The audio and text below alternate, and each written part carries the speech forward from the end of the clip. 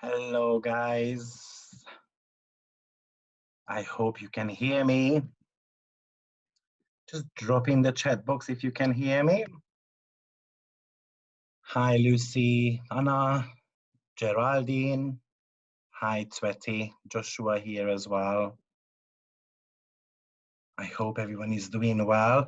I'm really hoping Mercury retrograde is going to be on our side today. I wanted to do it before Mercury retro, but then it turned out there was the human design course going on as well at the same time. And that was, anyway, so I've been asked to do that a week later. I'm like, who Mercury retrograde always finds me? It's either the computer, the phone, the bank card goes missing, something like that.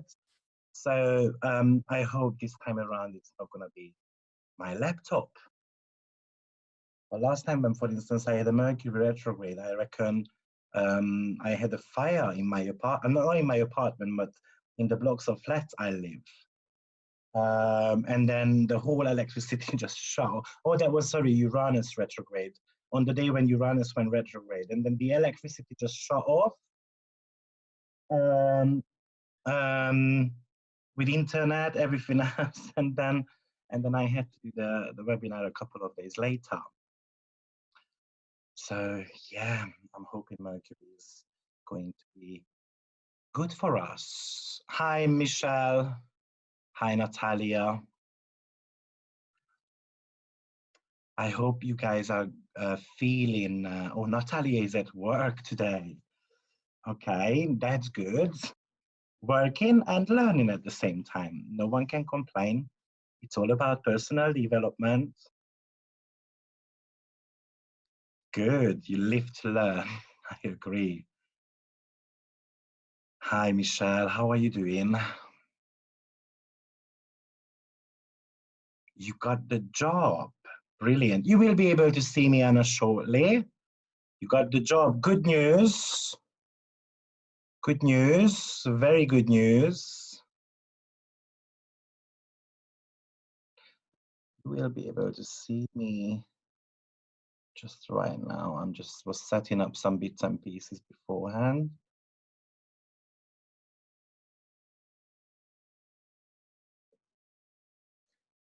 Yes.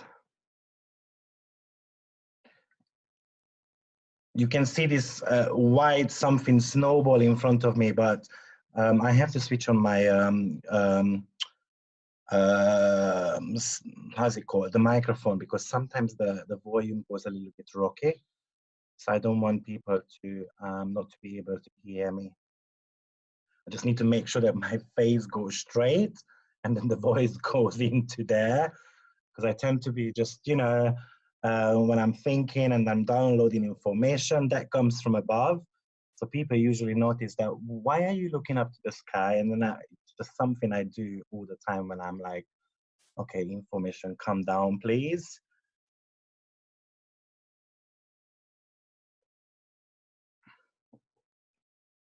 So I hope everyone is feeling adventurous, because I brought at least about a good 12 to 15 charts to have a look at. And if it's your first webinar with me, then I just let you know that I like calling out names. I like people raising their hands so we can read the chart together. I just want you to remember that there is no wrong answer. There is no right answer. At the end of the day, this is your time. You are here to learn. I want to make sure that you go away with a great sense of knowledge. So if you feel adventurous, just raise your hand when I'm asking someone to raise hands, and then let's just practice together. I'm going to guide you through. I do believe when you do a little bit of a talking, you're going to be remembering a lot more. So I think it's pretty important. Obviously, if Natalie is at work, maybe she won't be able to chit chat with me. But if the rest of you can, then just feel free. Okay, so just a couple of ground rules. So you can see there is a chat box where you guys type in. if I just can ask you to type things you guys talk to each other about, or just making some comments like, yes, that's right in my life. No, it's completely different. No, it doesn't work. It works. Whatever type of comments you've got, just put those down there. However, there is a Q&A box at the bottom. You can see it here. If you could please post your questions here, like which people would be interested in, um, then it would help a lot. And the reason being is because I want to stay a little bit more systemized. And if I have to be looking at two open windows, I don't want to be losing the plot. So yeah, so any general type of questions, maybe put them here in the chat box. If you've got any personal questions, I can see there are two great students of mine. I've got three great students of mine. Just pop it into the chat box like, oh, I've got Jupiter transiting Saturn, and one is a positive planet, one is a negative planet. Maybe actually Tsweti, Michelle, Julie could also give you a little bit of a hand there. But also, I'm going to be looking at this chat box as well. Just it makes it a little bit easier with the questions to be staying a little bit more organized. I've got Mercury in Capricorn, so I need to make sure that my thought process is organized as much as possible.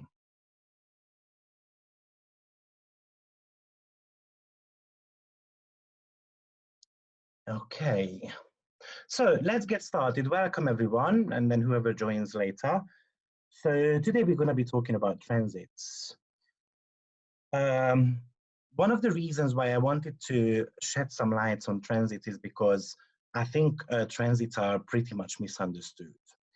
What I have really seen on the Facebook channel as well, you know, there are some generic questions such as, oh, what does Saturn transit in my 7th house mean?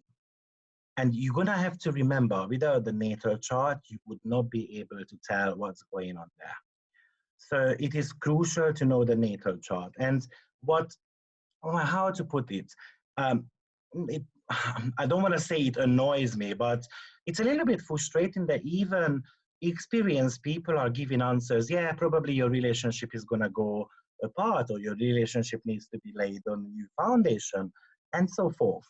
But actually, maybe your natal Saturn is in the 2nd house, and there is nothing to do. I mean, there is going to be something to do with relationship, but maybe it's something to do with you know, that your partner is struggling financially, and then you guys are going to have conversations about those and so forth.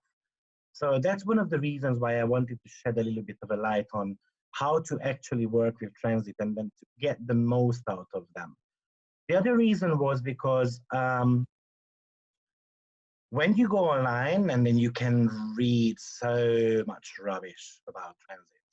And one of the things I usually tell my students are not to go online and don't read about transits, because it's not going to work out. I mean, it might be true for what, 5%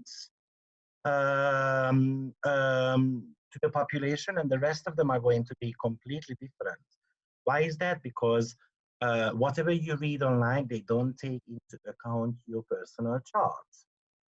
So I really hope today you guys can go away with a little bit of a knowledge on transits, and then you're going to feel a lot more comfortable about it.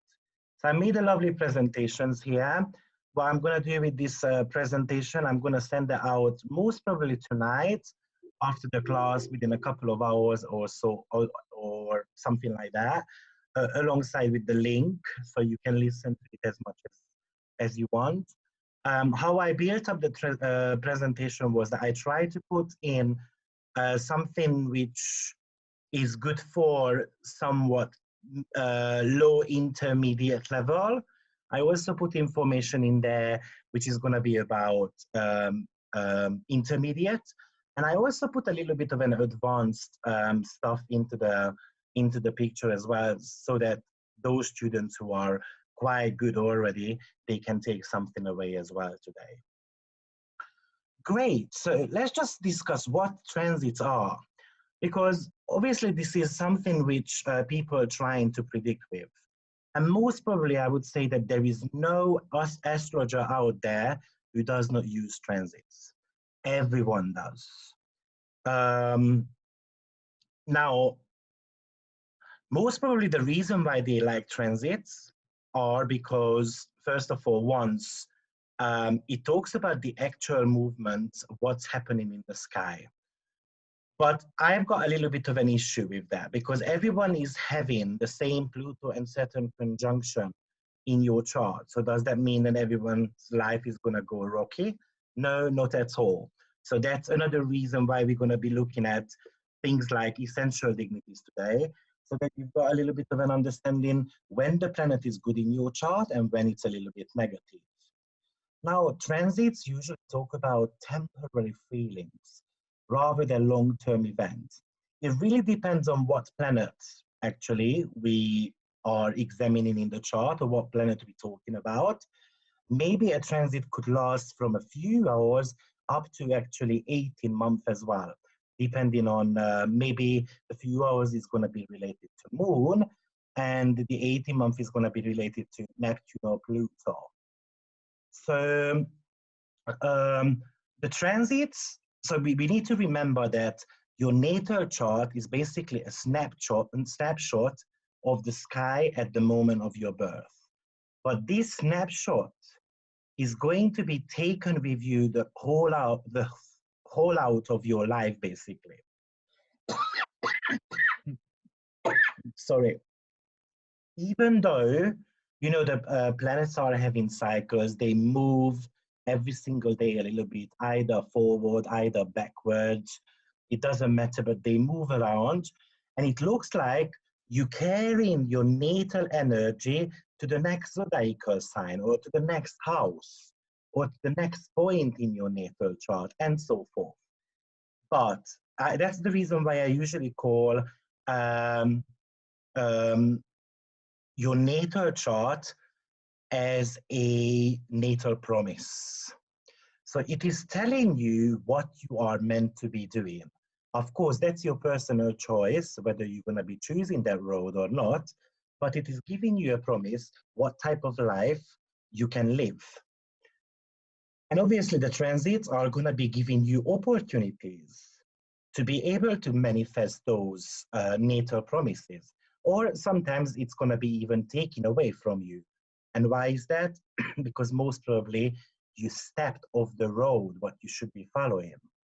So I'm going to be showing you examples today why we don't need to be scared of Saturn, because some people have got a very good Saturn in their chart, and usually Saturn is going to become the bestest friend for them. Now, I did mention in the description that you need to know a little bit of a meaning of planets and houses. And also it's good to know some bits and pieces about aspects as well.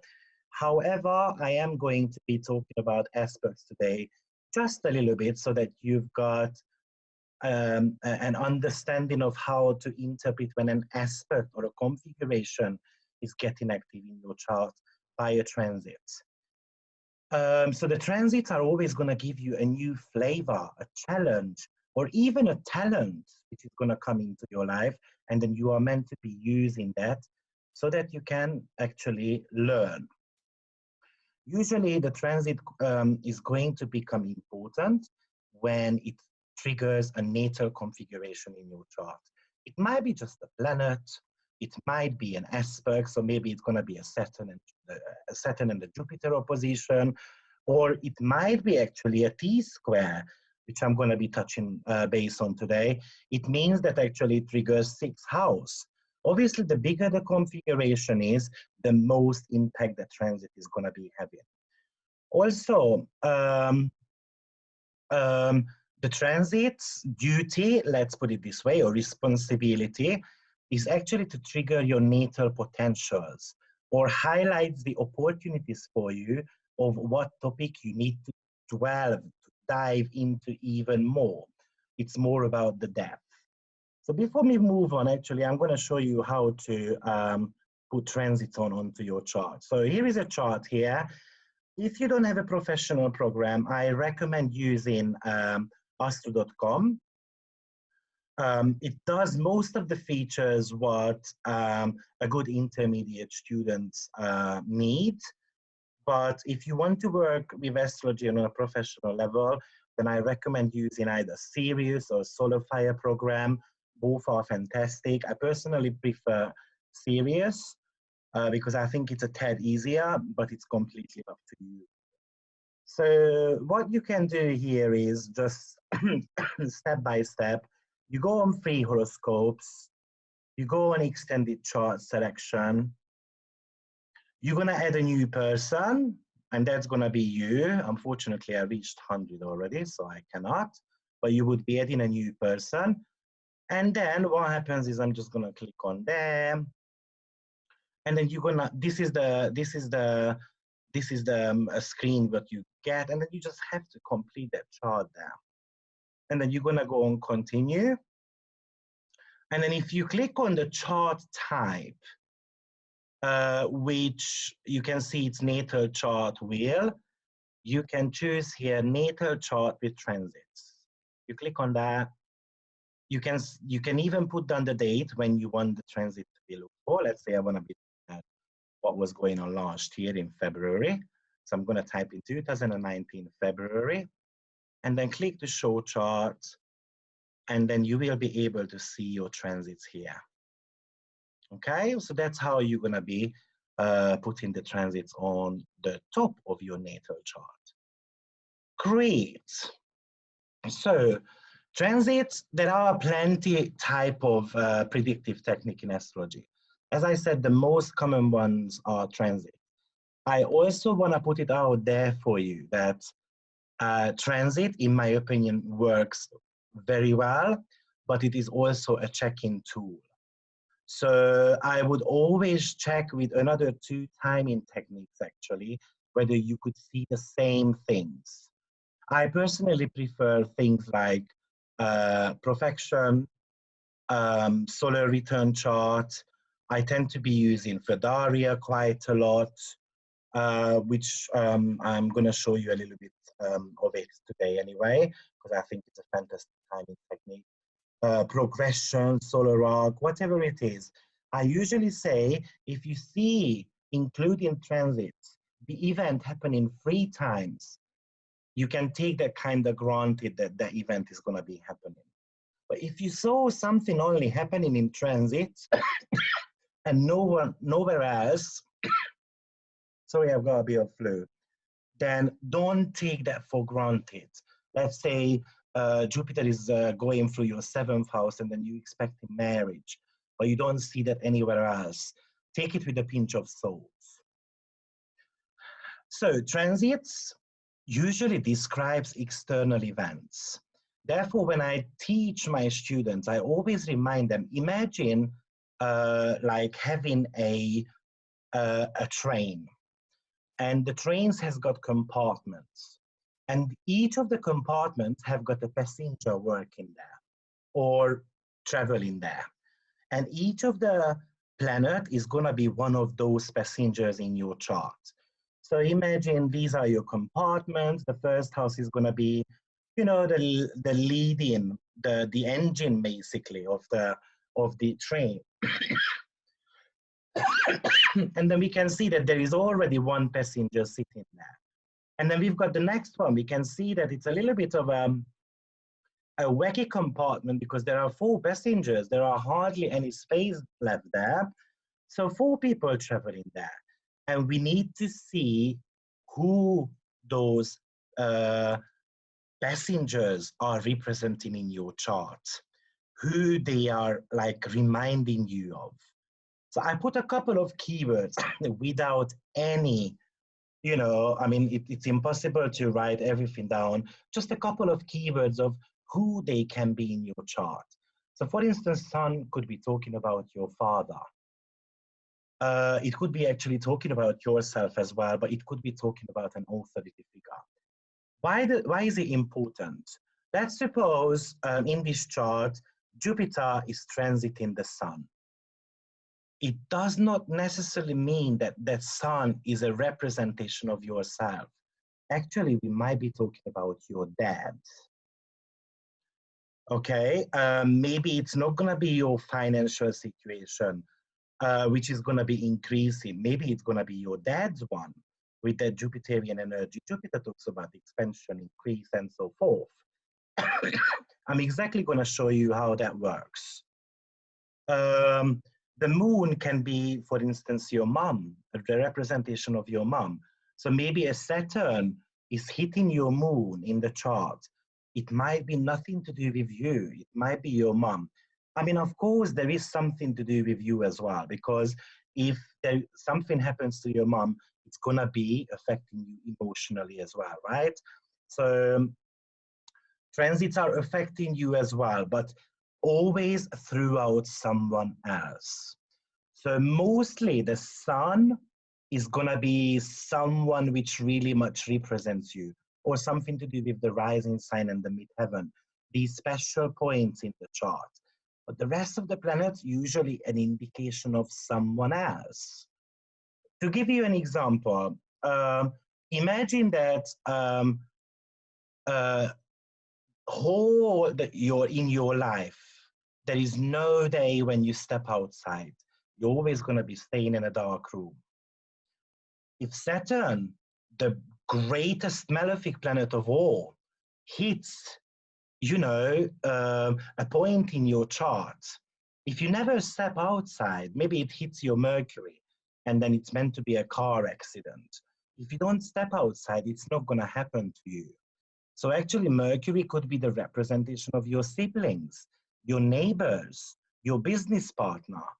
And why does that affect you? Because you never go outside, it's always dark in your home, and maybe your neighbor is doing the shopping for you, and the neighbor is bringing the food to you. So obviously, it's going to be affecting you to a certain extent. Venus is going to, it could be the representation of your sister, also your love interest. Mars could be a brother, a competitor, an opponent. For instance, in a legal case, Mars could be a representation for that. But also, maybe you go to a competition and you really want to win. Mars is going to be the representation of, of your competitors. Maybe Jupiter is going to be transiting your Mars, and then it might show, you know what? Maybe your competitor is going to win and not you. Jupiter could be your gurus, your teachers in life. It could even be your lawyer, people you usually look up to. Jupiter is the god, actually. It's the representation of Zeus in Greek mythology. So Jupiter would be the greatest person ever who overlooks the whole chart, basically. Saturn could be a father figure, it could be a boss, it could be even a judge. You might have got a trial case going on, and then you are asking a question like, am I going to win this trial case? And then Saturn is transiting your Mars. Actually, maybe the lawyer or the judge is, favorizing the opponent. So somehow there is always an external event happening in your life which is going to trigger events in your own one. To give you another example, you do a fantastic job, like it happened today with my friend, actually yesterday. He had worked 10 years in the company. His numbers were brilliant. They were so satisfied with his results, but he got dismissed yesterday for two reasons. One of the reasons was because he's getting old. Obviously, he wasn't told, but they wanted to hire someone younger.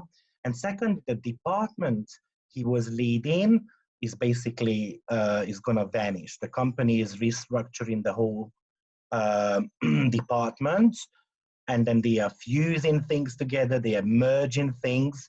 So they decided they didn't need him anymore. And then he got dismissed. Okay, which is most probably one of the best things it could have happened to him. But I'm also going to show you that chart as well a little bit later on. So always ask yourself, who are the planets represented in your life? To give you a very last example, one of my clients' chart showed that the father could get sick.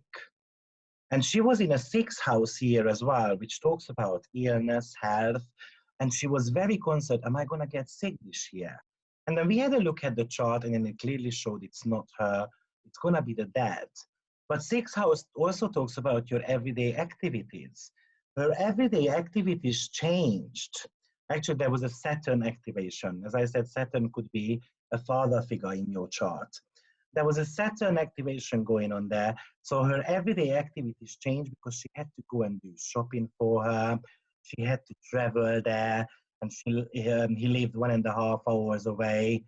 And then she had to clean, cook, and so forth. But she also has got 3-4 children as well.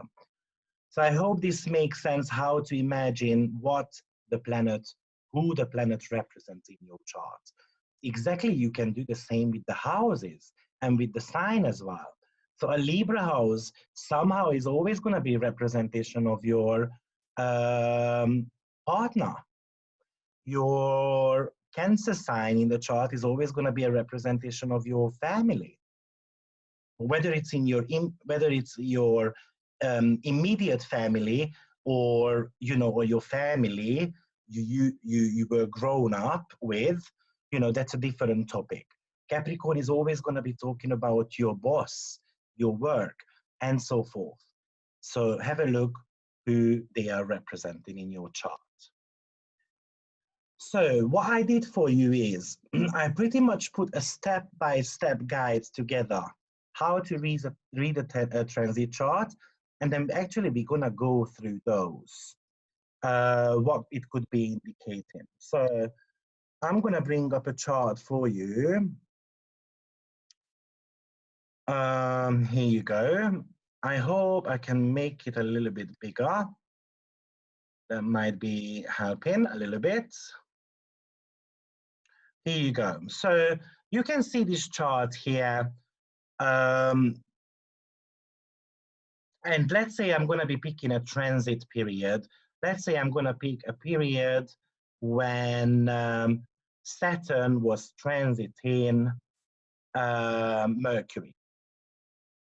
So I'm going to be putting 2008, and that happened, let's say, in January. It was about January because I checked that for you already.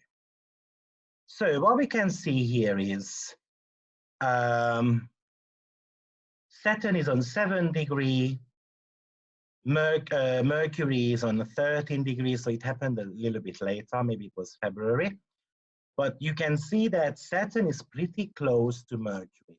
So that's what we call transit, because a planet is forming an aspect with your natal planet. It could be any aspect. It could be conjunction, opposition, square, sextile, trine, and so forth. But this is going to be forming a conjunction with Mercury. Now, pop in your chat box, please, whether you feel, oh, you can't see my screen, I'm sorry. Sorry, I did not spot that, but okay, so let me just go back very quickly and then show again. So you go on free horoscopes, that's what you missed so far. You go on free horoscopes. Here you go, extended chart selection. You're gonna go on add a new person. That's where you're gonna be able to add your chart. You just have to fill out the spaces here. Once you have done that, you just click on continue. And then there is a chart type selection here. You click down there. And then you're gonna click on natal chart and transits. That's how you're gonna be seeing your transit chart. Now, you need to know that I work with horses. Guys, I'm here. Can you hear me, hopefully? I'm here, sorry. So, as I said, a little bit of a Mercury here. So let me reshare my screen. So you need to know that I work with Holstein house system, but you can use this technique with any type of house system you believe in. And then you just click and show chart, and then you're gonna be able to see where the transiting planets are. Okay, so going back to the presentation, going back to the chart I was showing. So as I said, we're gonna be examining this Mercury and Saturn transit here. Now we can see that Mercury is placed in the 7th house, and then Saturn is 6 degrees away from Mercury. It has already perfected beforehand. You can see there is an R there, which means retrograde. So somewhere in January, actually, or December, there was a lovely exact conjunction happening between those two planets. So the question is, how am I going to interpret this?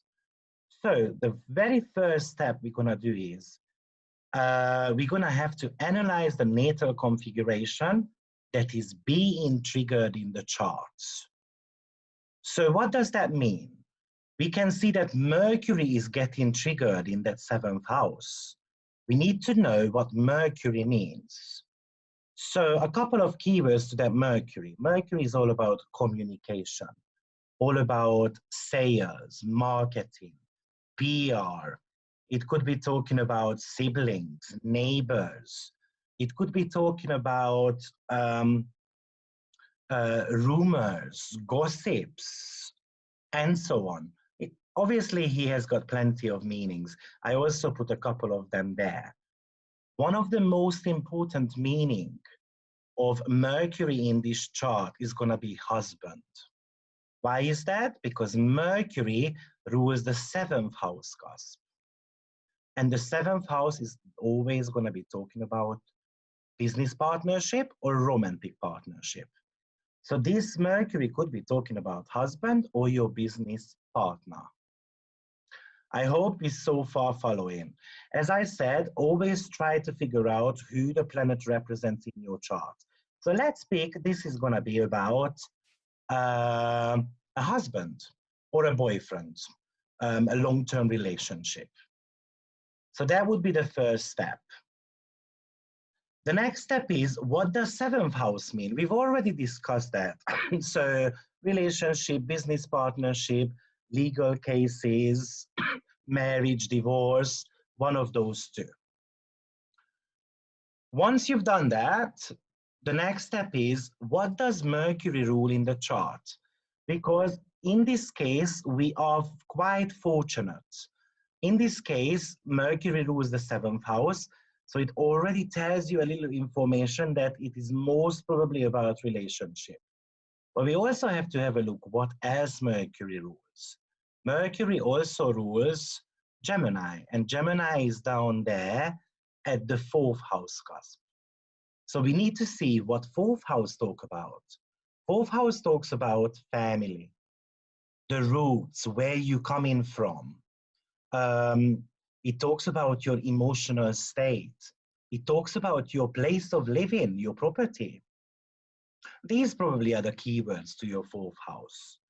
So we know that so far, what we know with this, without looking at Saturn, the relationship and the home environment is gonna get very, very active by that Saturn emphasis, which is coming through. Now, I also put a couple of keywords here for you in regards to the 4th house. I also put as an extra, that's gonna be the father. And then I also put down as security, such as emotional security, such as physical one as well. So for instance, maybe with a Mars transit, someone can break into your property and so forth. But anyway, we know that mainly this transit is going to be talking about relationships. The very next step is we're going to have to analyze the influencing planets. So the influencing planet this time around is going to be Saturn. We need to know what Saturn means.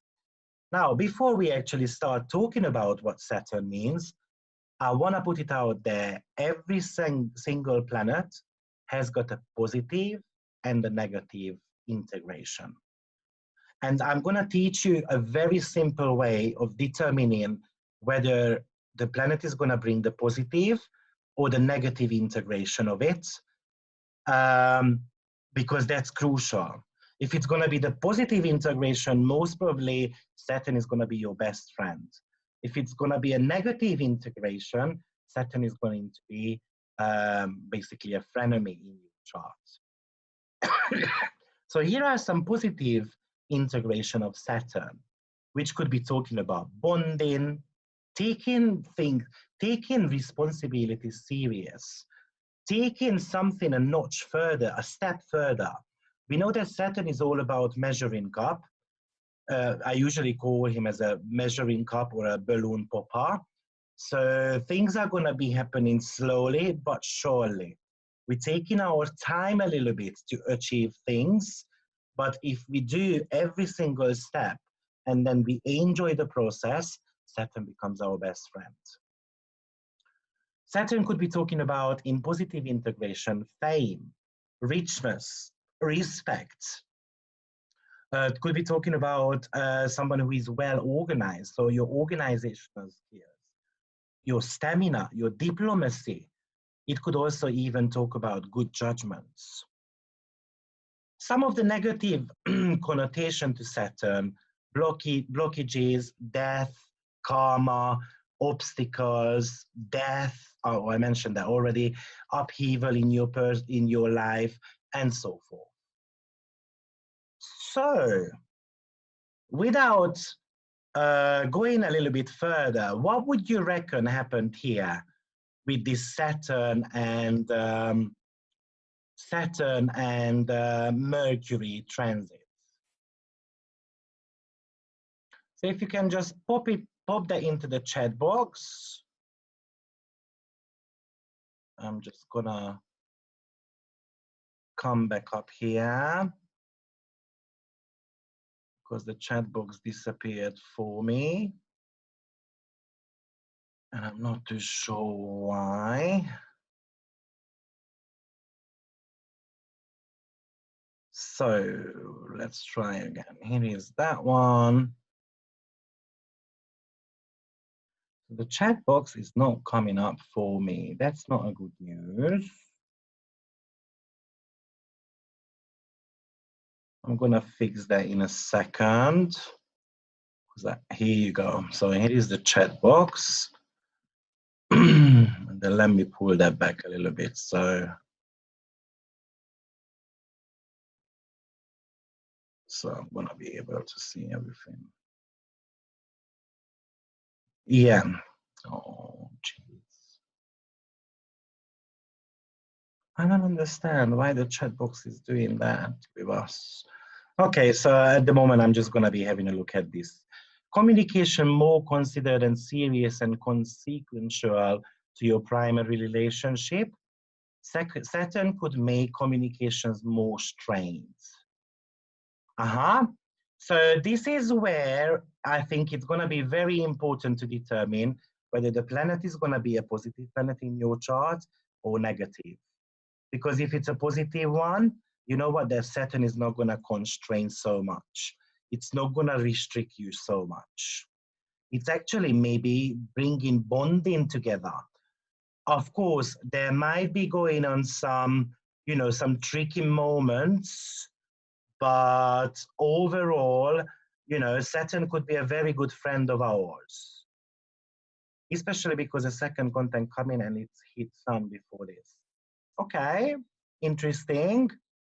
I just want to be seeing your opinion on it as well, because I hope you're gonna go away with a little bit of a different mindset today. Okay, so yes, all of you are right to a certain extent. Saturn could be bringing some communicational blockages. Saturn could be bringing obstacles in the marriage. Saturn actually could be bringing divorce here. But I'm going to give it away to you. Actually, this was a marriage. They got married. There was no delays in communications. They were actually very happy in the relationship. And I'm going to show you why. But also, they bought a property together. Look at that Mercury, which rules the fourth house. Fourth house talks about your property, your place of living. And there is also moon there. So that really talks about your property. And also, they had their first child as well within that period. I mean, they didn't have it, they got pregnant. Okay? So therefore, this is a super good Saturn transit. It did not bring them any hardship. Now, let me show you why there is before we move on. So I'm going to show the chart here. And I'm going to make this a little bit bigger again. Here you go. I'm going to exit at the moment. There is something called essential dignities. And I'm going to walk you through step by step what exactly, how to read this. But if I have a look at her Mercury, that's Mercury line there. You can see a score there, it's +9. Plus means that's a very strong planet. Usually a planet is very strong above about 6 points. I'm gonna show you how the points are coming together, so stay with me. If I have a look at Saturn, Saturn is +4. That's quite a positive Saturn as well. When a planet has got a score plus, it usually indicates that you are more, the planet is going to be showing the positive side a lot more than the negative one. Now, the good thing here is that two quite strong planets met. Can you see +9, +4? If I add those up, it's going to be +13. So actually, it is an indication here that a strong, great event can take place in the native's life. I guess you might not have heard this anywhere else. This is one of the ways how I work with transits. It proved to be working extremely well. So try it, play with it. But I'm going to show you how this essential dignity works. You should have already a little bit of knowledge over this, I guess, because there might be a couple of things which is going to be new here, and there might be a couple of things which is going to be already familiar. So here is the science. This is the essential dignity table, which is, by the way, also going to be available in your presentation as well. You can see, let's pick Aries, Aries here. What happens with Aries? We know that Aries is ruled by Mars. So when a planet is at home, we also call it as a domicile position. Then that planet has got that sense of happiness because I'm at home. I can do the way I want to do things. I don't need to be pretending to be someone else. So I'll give you an example. You know, you might go to a party, you're gonna be putting on makeup, or maybe you've got, for instance, a job interview to attend. You're gonna put makeup on, you're gonna put a nice dress on because you want to impress people. But as soon as you go home, you're gonna wash off your makeup because that's not really you. You are not really happy about wearing a makeup. That's exactly what domicile position means. The planet can act to its liking. If I want to be throwing my socks around, I'm gonna throw it away. I'm just gonna, you know, chuck it all over the place. And then when I feel like it, I'm gonna clean up my apartment because I just feel like it. So that's the domicile position. and the planet is considered to be the strongest position ever. Therefore, we would be given +5 points to the rulership, to the planet which is in the sign where the planet naturally belongs to. Okay, so that's the rulership. The exaltation position, that's the next table there, is also a very good one, but I'm only going to be giving a +4 to it. And the reason being is because exaltation is exactly like what I've just described. I'm going to go to a job interview, I put my makeup on, I put my best dress on, I put my best foot forward, and I'm going to be enjoying that time. Imagine I'm going to go to a party. A party only going to last for 8 hours or 6 hours. You're going to be impressing people, you're going to be having a laugh, you're going to have a glass of wine or champagne or whatever you feel like it. But then after you went back home, you're going to just wash all that off, and then you're going to return to your nature. So the exaltation is meant to be something which is super good for the planet, but not as good as the domicile position. Exaltation does not necessarily last too long. You know, how long can you pretend walking in a tight dress when you can't even breathe? You look beautiful, you look perfect. Everyone is going to be telling you how sexy you are. But how long can you be? How long can you put in your belly? You can't do that too long. Eventually, it's going to pop out, right? So that's how I would describe exaltation position. That it's a little bit of a pressure what you put on the planet, because I need to be showing my bestest face. But overall, the planet enjoys it because the reward, the attention is coming. I'm getting that, you know, positive feedback. Oh, Victor, you look so good today. So that would be the exaltation position. And as I said, we're going to be giving +4. So we can see that in the sign of Aries, actually Sun is going to get, or Sun is going to be exalted. Triplicity. And then after, I'm going to take questions if you have got any questions on essential dignity. Triplicity. So you might be aware what we've got four energies in astrology. We're talking about 4 elements.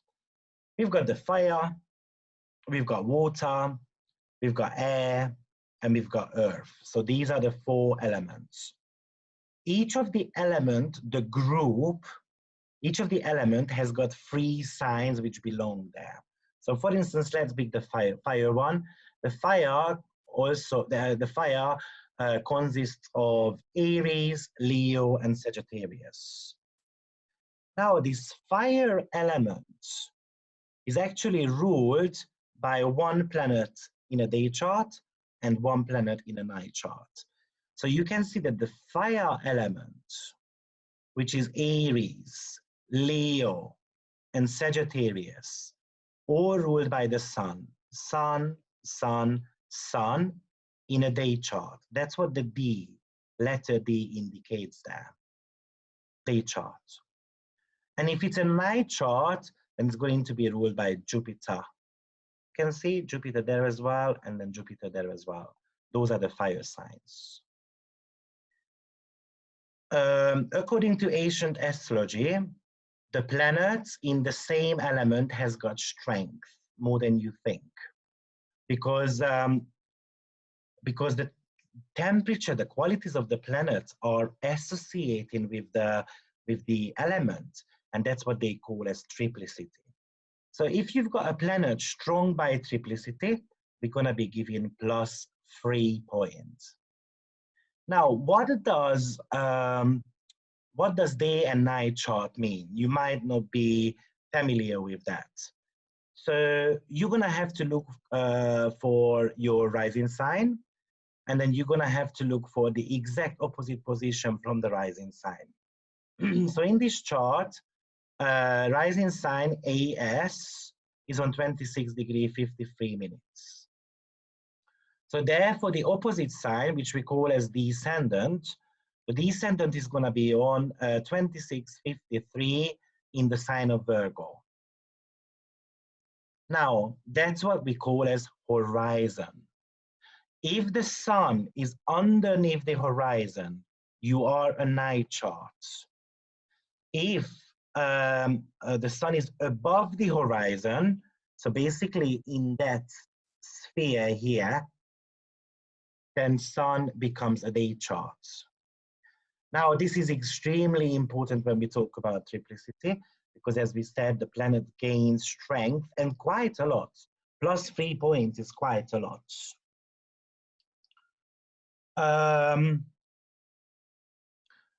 Now, the next one, where the planet gains a little bit of a strength, is going to be called as terms. Now, the terms, you can see that there are 5 columns here. So basically, each zodiacal sign has got 30 degrees. Each of the 30 degrees is divided into uneven portions. And each portion or segment is ruled by a different planet. Now, these portions or segments, as I said, are unequal. So, for instance, here, Mercury is on 13 degree 23 minutes in the sign of Virgo. What I do is I go on the Virgo line and I'm going to be seeing whether within that degree, what planet rules, yes. So we can see in Virgo between 0 to 7 degree, it's going to be talking about Mercury. Between 7 to 13, it's a Venus-ruled energy. Between 13 to 18, it's a Jupiterian energy. So what did we say? That's a 1323. Therefore, that means that it is going to be ruled by Jupiter. What does that mean? Mercury doesn't have strength there, because we would want to see Mercury here. If Mercury was between 0 to 7 degree, Mercury would have strength through term as well. But Mercury is not there, so Mercury does not have a strength. Believe me, it's gonna get together in a minute. When we get to the end of it, and then I show you an example, I think you're gonna understand it really well how to do this quickly. It might sound a little bit more complicated at the moment, but believe me, it's not that complicated. Okay. Now, what terms indicate in your chart? Terms talking about your hidden talents. Well, today I don't really want to talk about hidden talents, but actually by transit it might appear. So what you can do within your term, once you figured out, you can count how many times, let's say, Mercury appears, or how many times Venus appears. Now we can see that Venus appears in term 1, 2, 3, 4, 5 times. Term talks about your hidden talents. Therefore, this person has got hidden talent around their Venus. So in transit, when Venus gets hit in the chart, actually it could be talking about that hidden talent comes out. Venus in this chart is in the 8th house. Who can tell me what type of hidden talent this person could have? So Venus is in the 8th house. What type of talents this person could have, you reckon? So just pop into the chat box, and I'm going to be answering questions, as I said, after I finish the table.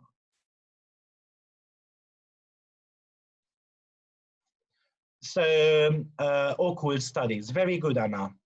You've got a question there. Rulerships are based on ancient or modern rulers. Absolutely ancient rulers. Astrology, occult studies. Lucy, very good. I like that.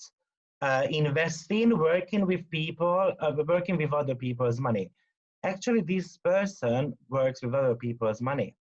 This person is a mortgage analyzer, selling pensions, mortgages, and so forth, trying to figure out the best possible ways for you to get a loan.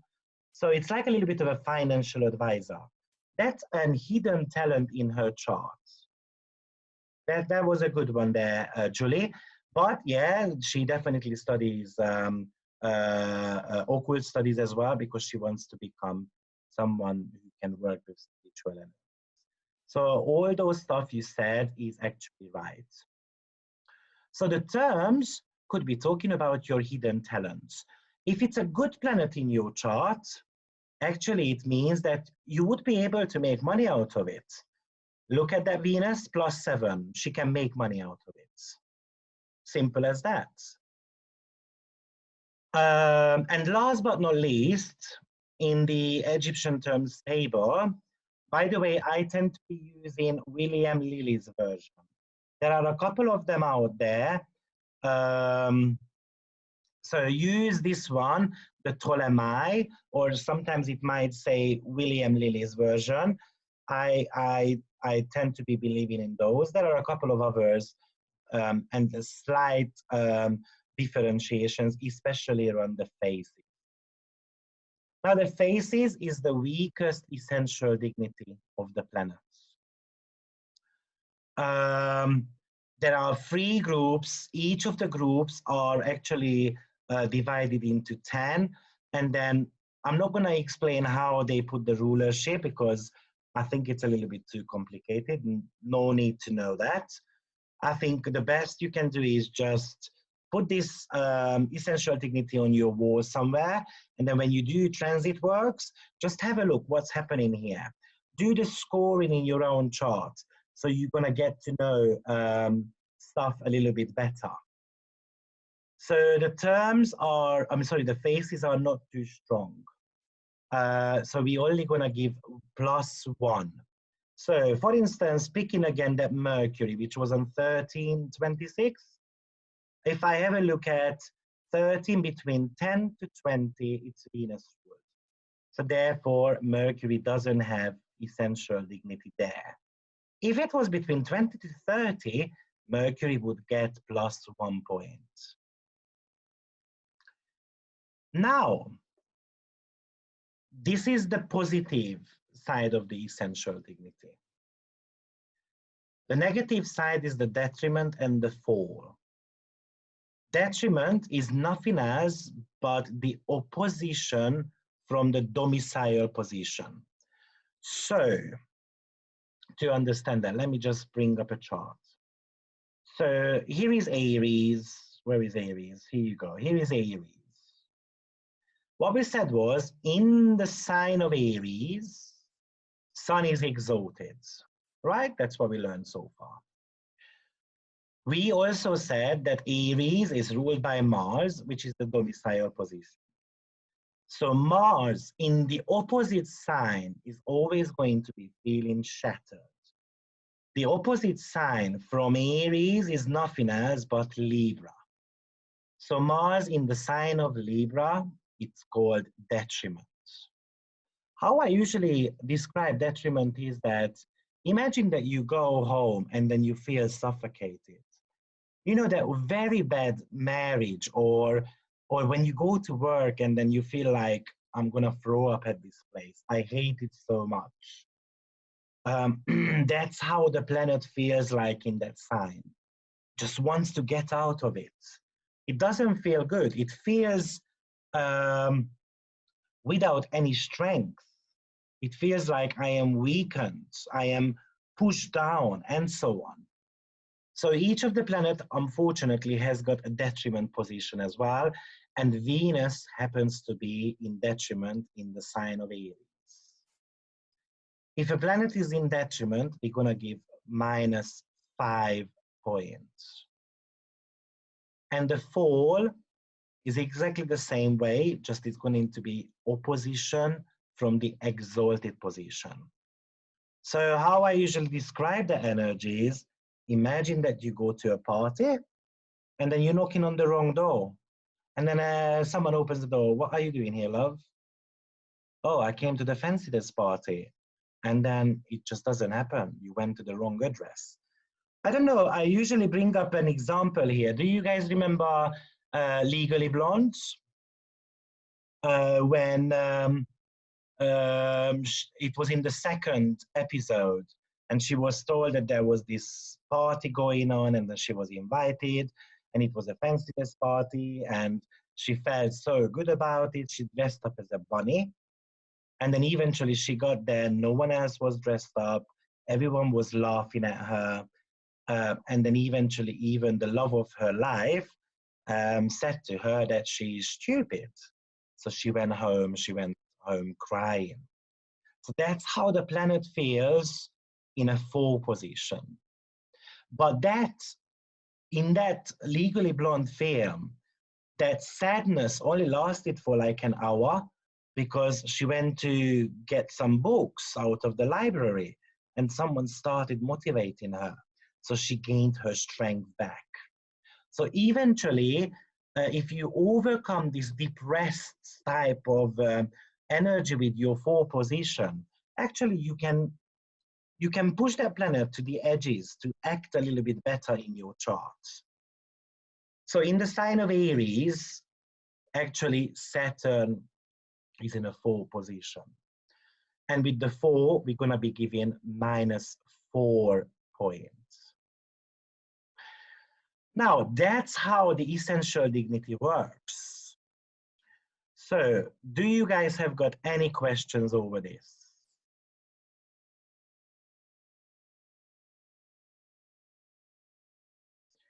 So, Natalia is asking, so let's say someone is having the natal Saturn and Lord in Capricorn in the 7th house with Jupiter transiting there.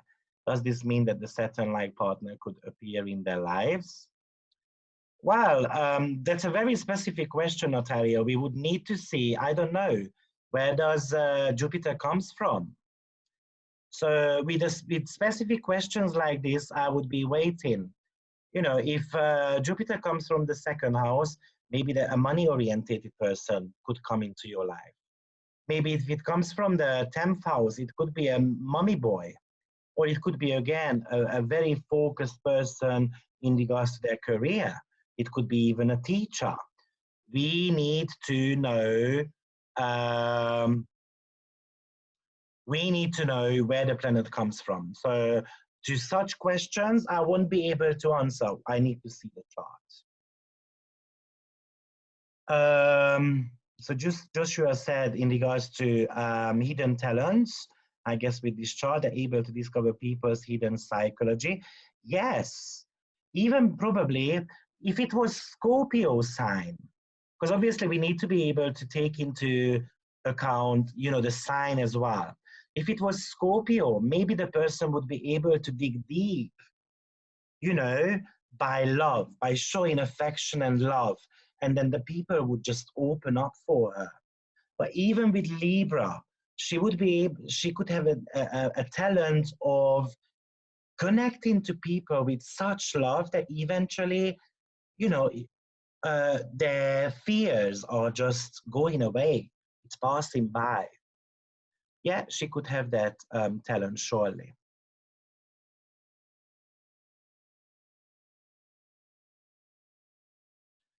Remedies. Anna, I'm going to talk about remedies a little bit towards the end. I'm not a huge fan of remedies because I don't think we can specialize. So I don't believe in such thing that I'm going to give you a medal and then it all going to disappear. Let me put it out there. I think everyone is a unique person. Everyone has got a unique chart. So how I feel about remedies are that use the positive manifestation of the planet. And I'm going to show you a couple of examples on that, actually on my own chart, what I mean by that. So can you briefly review the phases of the planets as to how each third section affects a planet? It really depends what section is ruled by what planets. So, you know, maybe to give you an example, maybe I'm going to be having a look at the Saturn line, okay? I mean, a Capricorn line. And then maybe there is a Mars. So let's suppose that you've got Saturn ruling your Capricorn, okay? The sign of Capricorn. And Saturn is going to be between, let's say it's going to be on 8 degrees. Now that Jupiter is going to moderate Saturn a little bit, because Jupiter is a benefic planet, no matter what. Even if it's weak in your chart, it's poor guy is really trying to do its best to bring you luck, success, fame, whatever you are meant to be. Obviously, if it's so restricted, like unable, then don't expect a lot from Jupiter. But Jupiter is going to try to like sweet talk Saturn a little bit there. So Saturn is not going to be that cold. Jupiter is more like a hotish planet.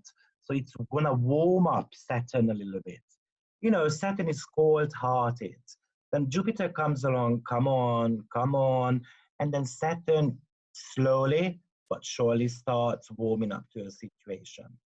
Think about another way. Jupiter is optimism. Saturn is all about pessimism. So if Jupiter has got a little rulership over that Saturn, it's going to make it more optimistic. Think another way.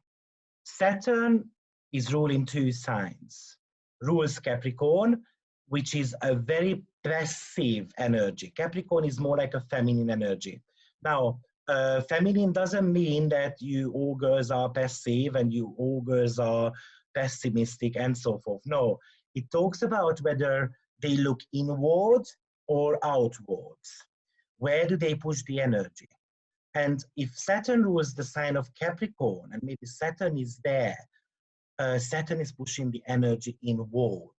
So you tend to be living inside, more like, you know, you cope with your feelings inside.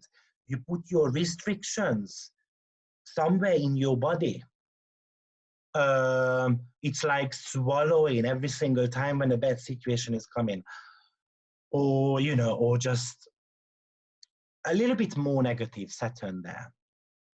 But when Saturn rules Aquarius, and let's say Saturn is going to be in the sign of Aquarius in your chart, that's more like a positive energy, because Aquarius is a male sign. So what does a male do when there is a situation? They fight about it. They're going to be, okay, who is the stronger? Muscles up, arm rest. Haha, I won.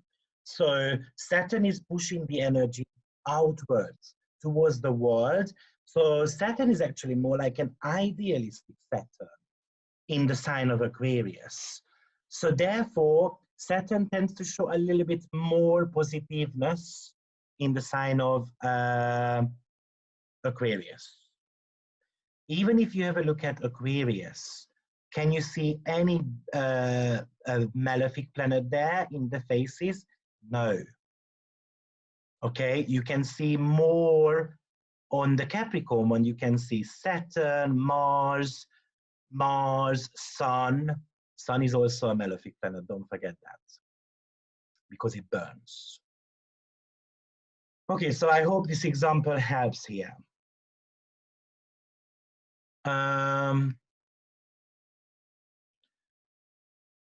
So what if Saturn is in Aquarius in the natal chart, and then a Saturn transit in Aquarius would be a good thing? Cynthia, I don't know, because I don't know where the Saturn is in your natal chart. Oh, sorry, it's in Aquarius. I don't know what house. Okay, so I recommend waiting with the specific questions, okay? Because, you know, it's hard. If it rules the 7th house, I don't know what the dignity is of your Saturn. Well, it's in Aquarius. So let's have a look, because then in that case, it's a good example. So if Saturn is ruling the sign of Aquarius, so we can see that I'm going to be giving 5 points towards rulership. I'm going to be, if it's a day chart, I'm going to be giving +3 triplicity. So Saturn already has got 8 points.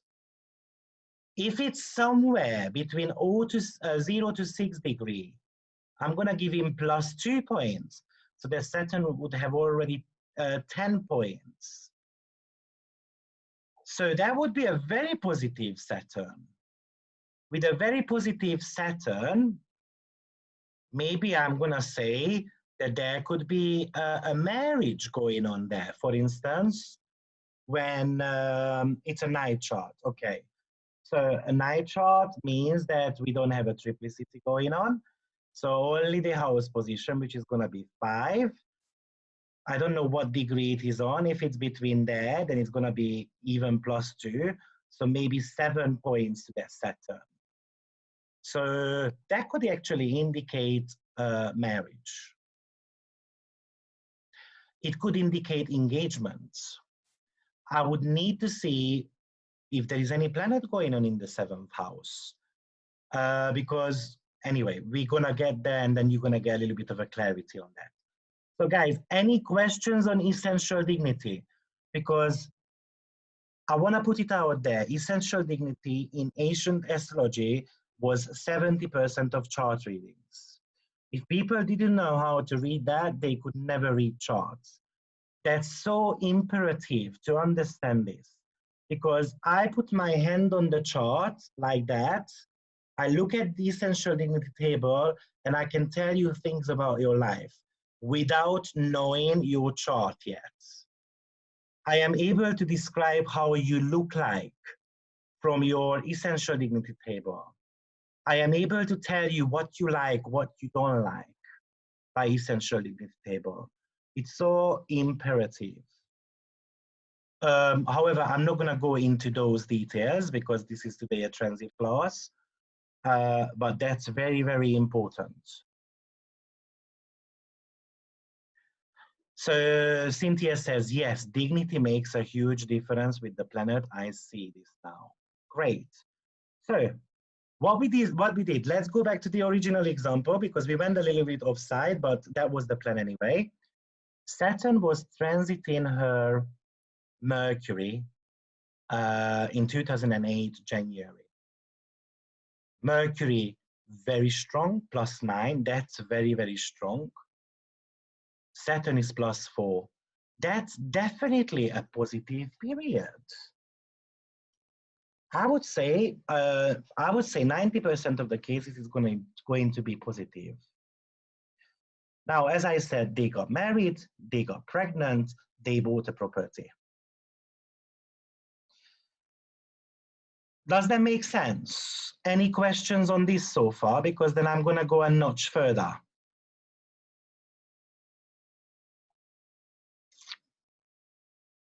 It looks like everyone is all good, so let's take it a notch further. Because we had a look at 2 very positive ones. Now, let's see what happens when Jupiter hits Mercury. You can put your hands up and then let's discuss if there is anyone who wants to have a couple of sentences chat with me.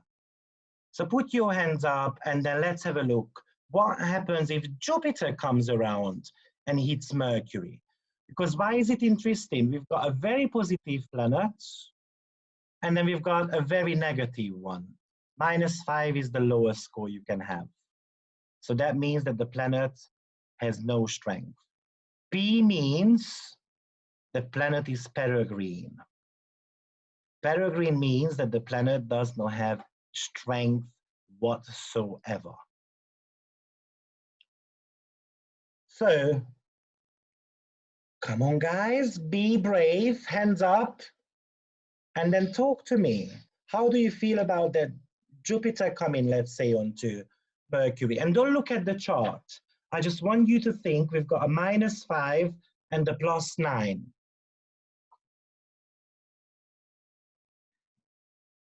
Oh, I saw Joshua's hand, and then after you lowered, what happened?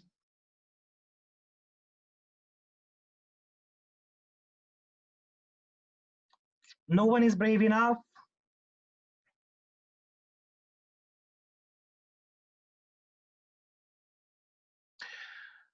So why would it be better, Cynthia, with Jupiter when that's a negative planet? Do not think for a minute that Jupiter is your best friend. Jupiter is a magnifying glass. It magnifies whatever it touches. If it's good, it magnifies the good. If it's bad, it's going to magnify the bad. So do not think for a minute that Jupiter has no negative sides. Jupiter could be very greedy, could be very cruel. We're going to go through Jupiter transit anyway. Jupiter can make you break up.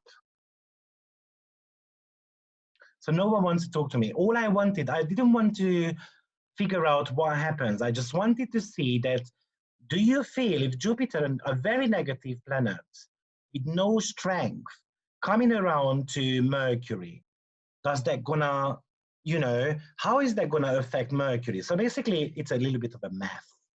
+9, -5. So the Mercury is gonna be +4.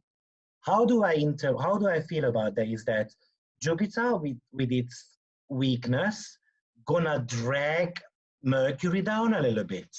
So Mercury is all about lucky planet this time around. Jupiter with no strength come around and then somehow breaks the faith within Mercury. So something goes a little bit rocky with it. Maybe, exactly, very good, Geraldine. So maybe there's going to be plenty of promises coming from the partner and then nothing happens. There could be some disappointments. Somehow the illusions are going to vanish because actually Jupiter acts now like a little bit like Saturn. So it's going to become a little bit of a balloon popper. Okay, so, but are they going to break up or not?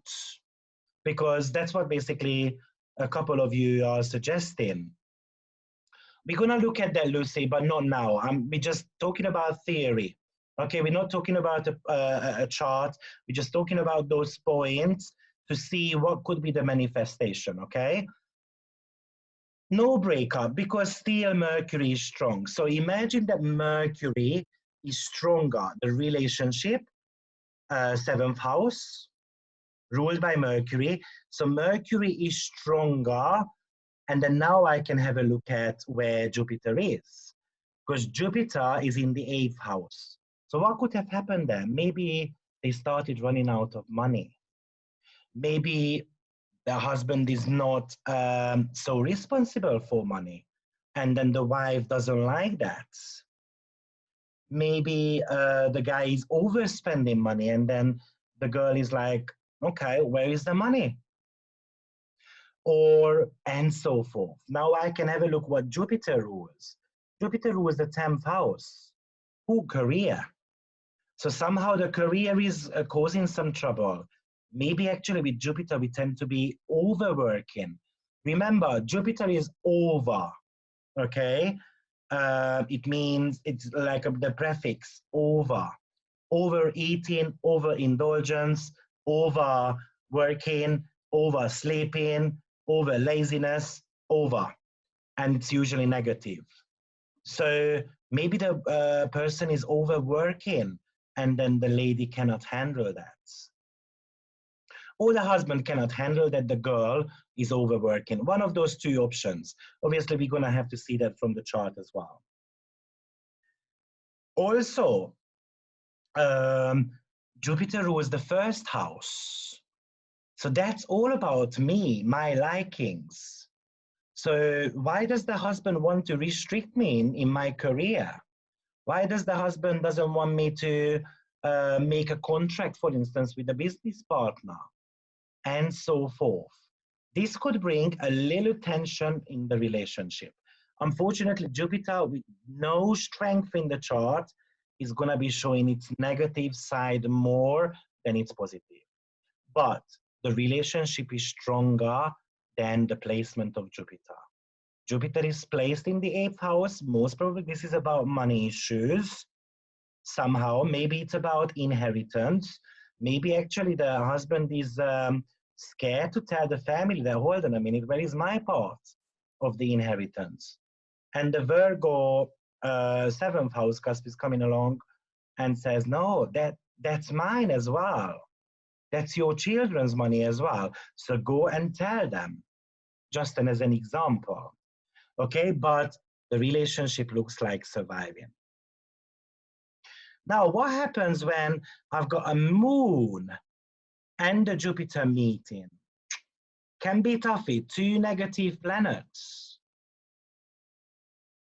Yeah, sure, Geraldine. Yeah, could be sexual intimacy problems as well, surely. Moon and Jupiter meets, two negative planet meets. Tough situation. Those are the ones we're gonna feel the most. Okay, don't look at the chart yet. Just think about the scores. That's all I would like you to do at the moment. And last but not least, the fourth option we can have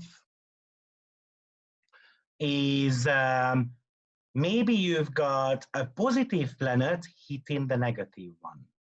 So maybe Mercury is going to be hitting Jupiter. Now, what does Mercury do? Trying to pull up the energies of Jupiter, trying to pull up the optimism. Mercury communicating. So Mercury is going to tell you, come on, boy or girl, you used to be so optimistic. You were so after your career. What happened now? Why are you not doing that anymore? Or maybe Mercury comes around here.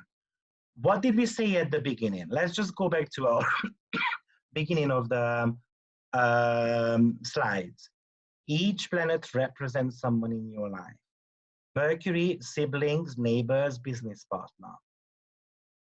Maybe a business partner comes around and tells Jupiter, you used to be so good at making money. Why did you get deflated? How can I help you to restore the energy? Because the Mercury is a pulling up energy, right? Tries to pull up your, tries to pull up your optimism. Tries to give you the lock back into your hands. I hope that makes sense. Or maybe actually it's the partner. Seventh house, cusp is ruled by Mercury. And so Mercury hits Jupiter. You know what, maybe the partner is going to tell you, why did you lose your faith? How can I help you? Do you want me to give you money so that you can invest that money into business? Or, and so on, whatever. Do you want to talk about sex? That could also be an interpretation here. We used to have so much. What is the problem now? Do you want to sit down and then solve the issue? Trying to pull that Jupiter up. Do you want me to teach you some new tricks or whatever it is? So these are the four possible version of the scores of the planets. Now you've got a great understanding of how to count those. If you've got a program, it does it for you.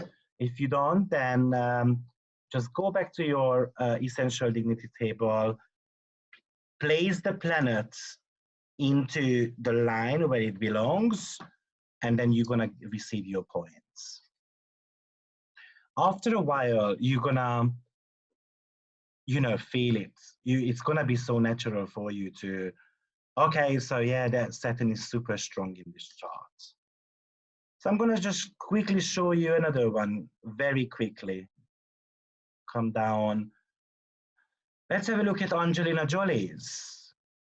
Can you see nothing special?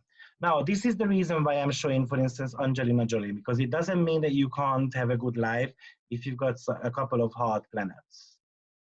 Look how many para-green planets she's got. She still made something out of it.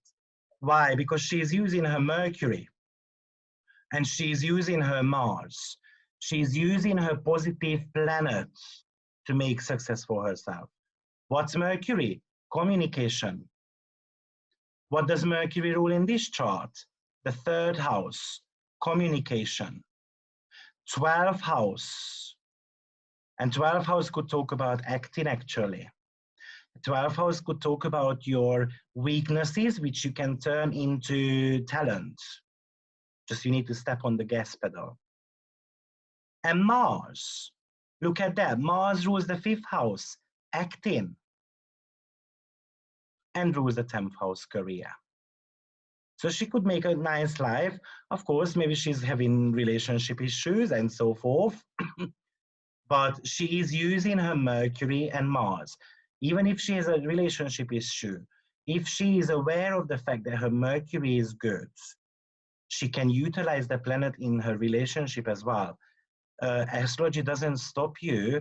Astrology doesn't tell you that you can only use Mercury in your 3rd and the 12th house.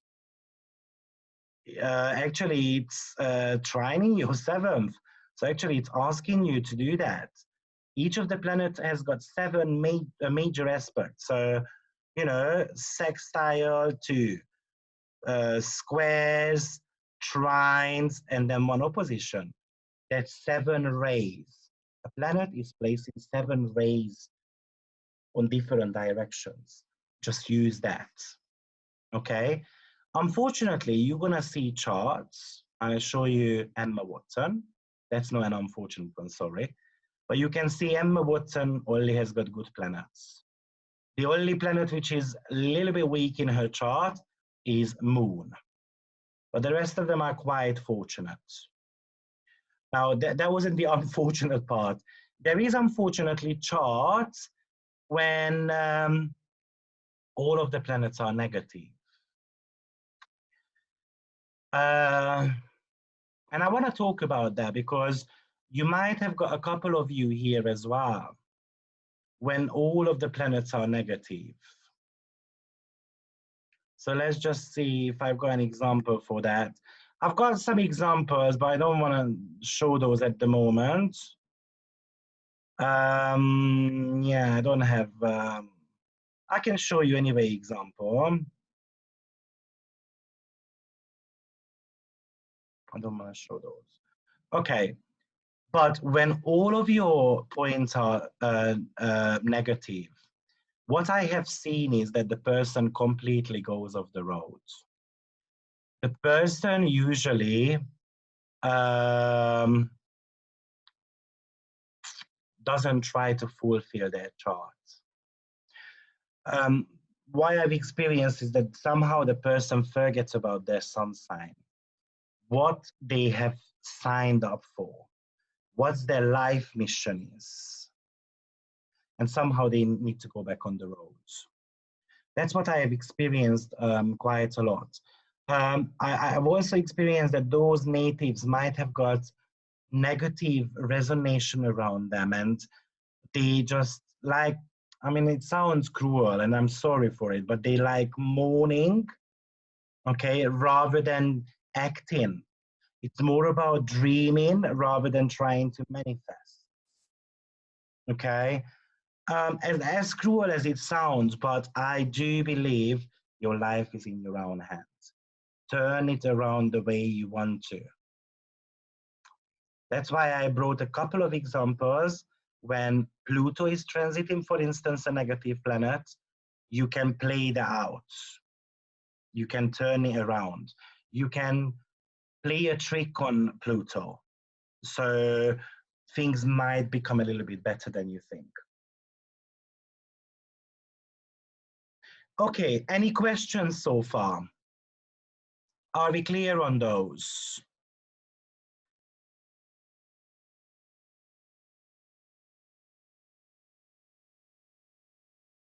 Can you guys hear me? Yes, okay, good. How do you identify a peregrine planet? Okay, so the peregrine means that the planet has no essential dignity. So let's have a look at a peregrine planet here, P. Look at Moon. Can you see Moon in that line somewhere? No, that means peregrine. So no strength at all. Not even, I mean, there is no detriment or fall either. Nothing, no essential dignity. That's how you can identify.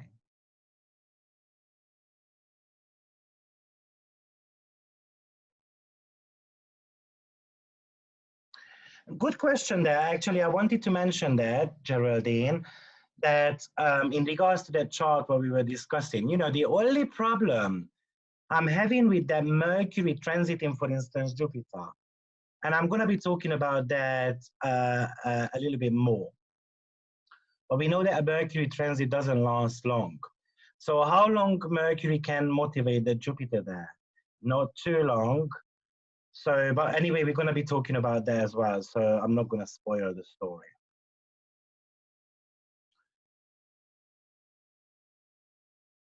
That's all right, Mary. Okay.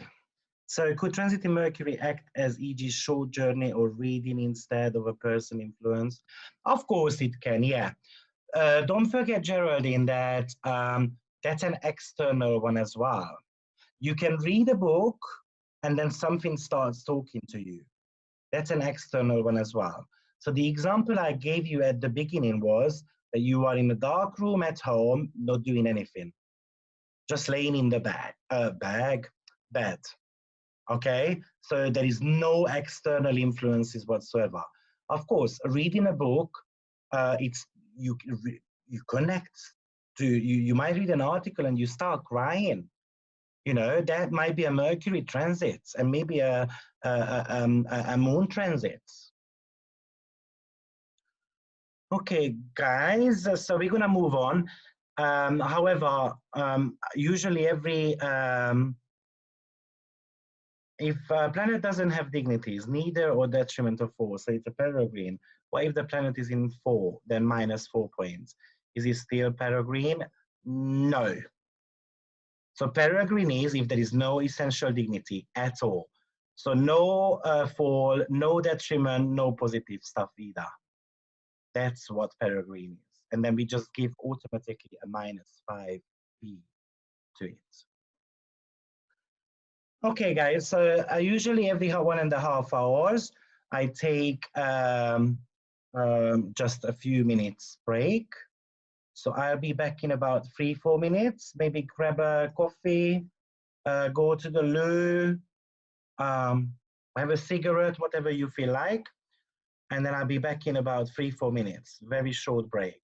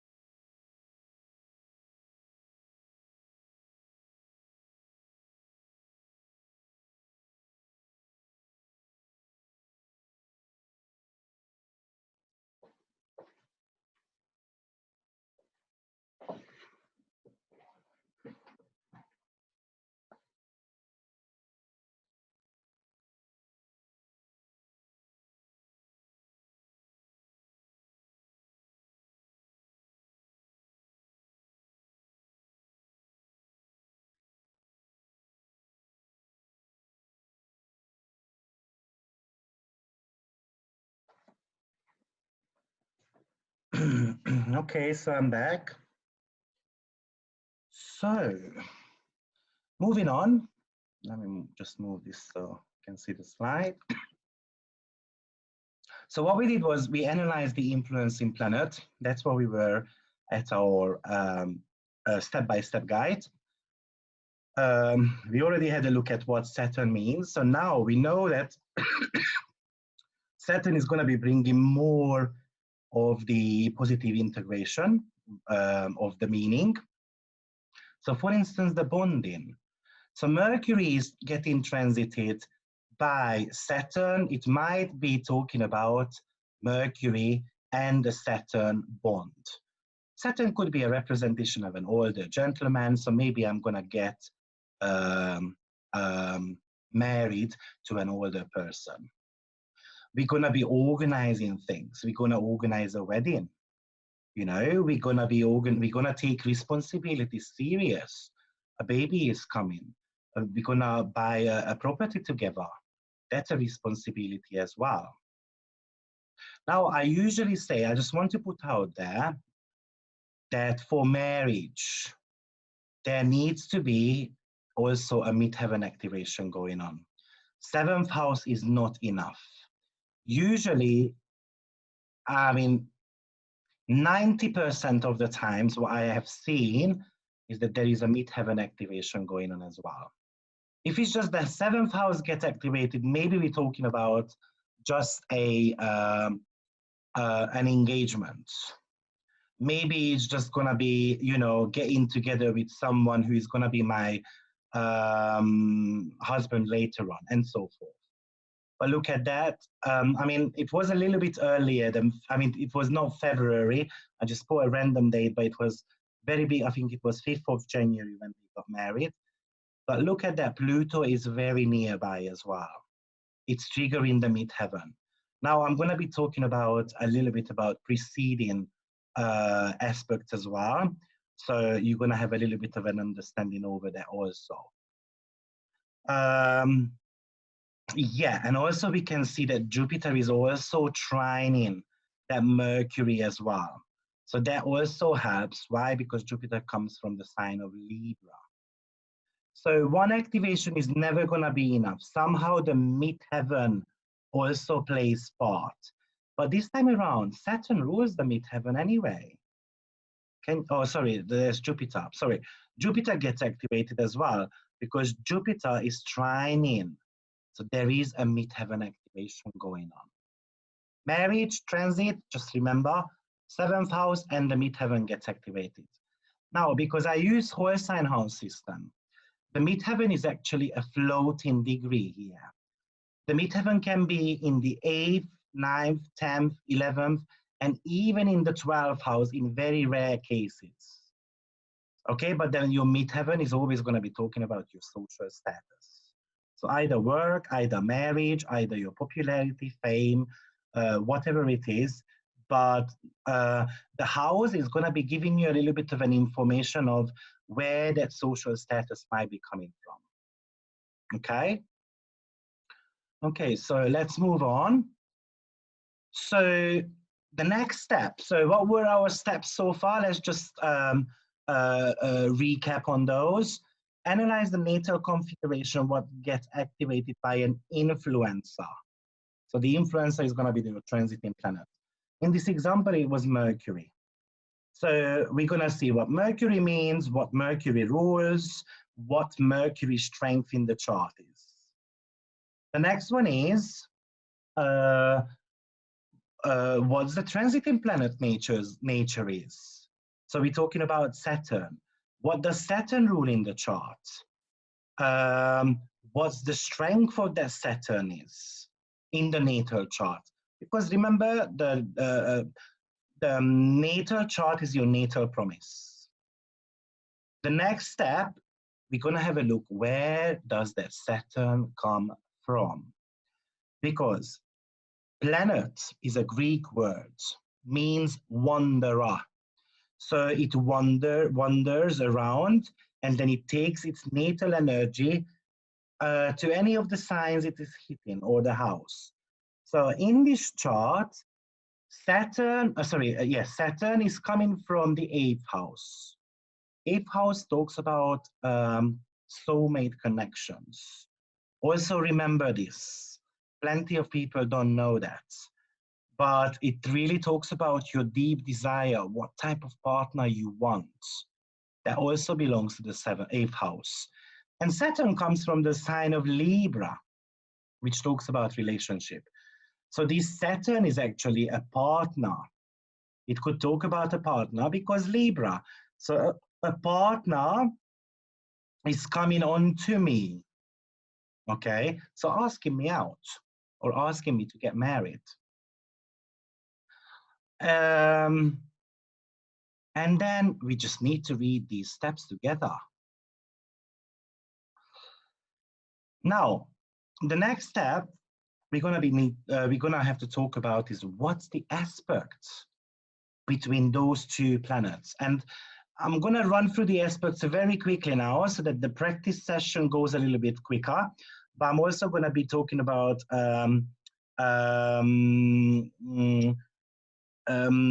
aspects a little bit deeper later on. But all aspects talk about integration. So usually the easy aspects, such as sextile and trine, talks about something which looks natural or simple. But also I usually call it a sleepy, because my problem with the trine and the sextile, I usually call them as lazy aspects. The reason being is because we humans are greedy and we expect good things to happen to us. Sometimes you don't even notice a good thing happening around you. I'll give you an example. Let's say you are walking on the street reading a text message, for instance, and then you want to cross the zebra crossing, you want to go on the other side of the road, and then a car almost hits you, but it doesn't happen. So there is a Jupiter energy there, or maybe there is a Venus energy there happening, kind of protects you. Or maybe there is a positive Neptune energy happening there, which talks about angels. But when you're gonna tell your friends, what you're gonna say, oh, just imagine I almost got hit. You're not gonna say that, oh, I think I was protected by an angel and you know, and then that saved my life and I'm so grateful and so forth. Because it's a minor thing, you kind of expect this to happen. So sometimes we don't even notice the good things happening in our life. That's why it's a little bit trickier to interpret good aspects. So just watch out for those. And we tend to be feeling the hard aspects a lot more, such as oppositions or squares. Conjunction, that's the next one. Now, conjunction is a unique combination between two planets. We need to be watching out whether the polarities of the planets. So what I mean by that is, so for instance, in conjunction, we've got that Saturn and Mercury getting together. Both positive planets, so that means it's a positive conjunction. However, if there is, let's say, a Jupiter, and let's suppose we've got a Mars energy coming together, both are negative, but I would be having a look at where that planet is, because, for instance, Mars is in a lucky house. Fifth and the 11th house are considered as lucky houses. So Mars is going to be getting a little bit, a very tiny bit, like a 5% extra to it. Also, planets love angular houses. So 1, 4, 7, and 10, because those talk about actions. Whenever a transit hits your angular houses, you're going to feel them the most because they are action orientated. Whenever a planet hits your cadent houses, such as 3rd, 6th, 9th, and 12th, you might not feel them because they come and go. They are like mutable energies. So sometimes positive, sometimes negative, never consistent. So conjunctions talk about actually unity. It talks about togetherness. It talks about bond. No matter whether we've got a positive or a negative planet, they are trying to fuse their energies somehow. And it's like trying to find a way which satisfies both of them. A sextile is an easy energy. It's considered to be the creative energy, and because sextile is number 6, 360 divided 60 is 6, right? So it's number 6. Number 6 is the number of choices. So with sextile, I always say that you've got 2 choices. Which planet are you going to pull towards to? Have a look at which planet is stronger in your chart, either by essential dignity or accidental dignity. Today, I'm not going to be talking about accidental dignities, but such as it's in an action house, it's in a good house, it's in a bad house, and so forth. That's what you're going to have to look out there for. The square usually talks about friction. Tension between the 2 planets. So basically, they have got different viewpoint on the subject. You know, maybe it's a Saturn and the Venus. Venus loves expensive things. Saturn loves cheap things. So which one shall I go for? There is this hesitation. There is this friction going on between the 2 planets. Saturn wants you not to spend money. And Venus, come on, but I deserve it. My self-worth needs it. And there is going to be a friction going on. Have a look which planet is the stronger. Because in my opinion, when Saturn is the stronger one, it's going to push Venus down. And then Saturn is going to win over Venus. And most probably you're going to feel that a lot worse than you should. If it's Venus, the stronger, probably it's going to regulate Saturn a little bit. Come on, I need that for my self-worth. Aspect, it's a Greek word, and it talks about, what it means is glance. So how the 2 planets see each other. That's what aspects are about. How 2 planets communicate to each other. The trine is all about teamwork. It's very cooperative. Probably this is the most beneficial aspect of all, but I have seen charts where there were only trines. There was no negative aspect in the chart whatsoever, and that was a pedophile's person's chart. And his life was all over the place. You know, but because so many good influences, rich mom, rich dad. He had the sports car. He had the villa boat on a hill in a very expensive area. He never had to work, and then his life just fell apart with all those trines. So don't think that trine is always that good. That's all I'm saying. And opposition talks about learning and accepting differences. Oppositions usually talk about having that balance, that the scale has got 2 sides. How are you going to be making the 2 planets aligned? We need to find that halfway. Usually, oppositions talk about relationship problems in your chart. But I'm going to be talking about I'm going to talk about oppositions a little bit deeper later on. So I put a table, an essential dignity table here as well.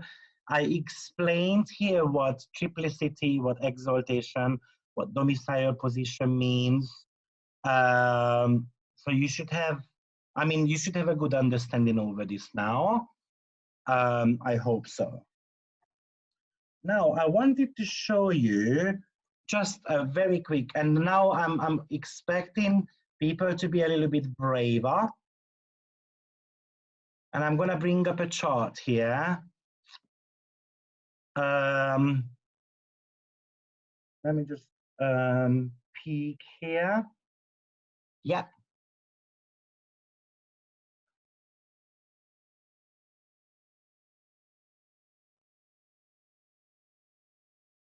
Yeah, that's fine. We can actually, sorry, that's January. So here you go. We've got a chart going on. We can see that Jupiter is conjunct in the midheaven. Okay. And I would like someone to raise a hand and then discuss it with me. Great, Mary. Hi, Mary. Can you hear me?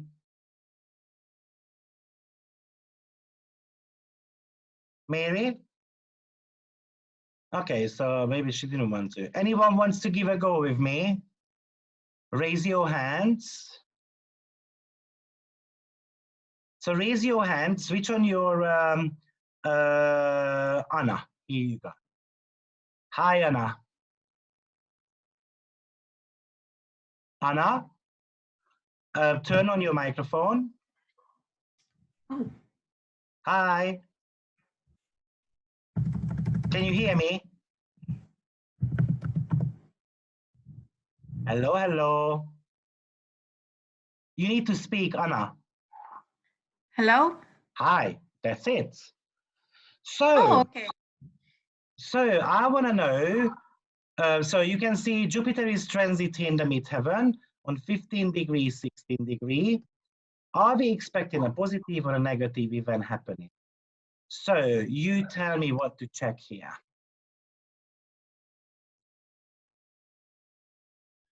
I would look at the Jupiter score, which is a +7. +7. What does that indicate for us? Is it a positive or a negative event? A positive. A positive event, right? So because it is transit in the midheaven, what type of positive event shall I expect? What's going to be the main topic? Maybe a promotion at work. Maybe a promotion at work. Yeah, something to do with career. What else is midheaven talk about?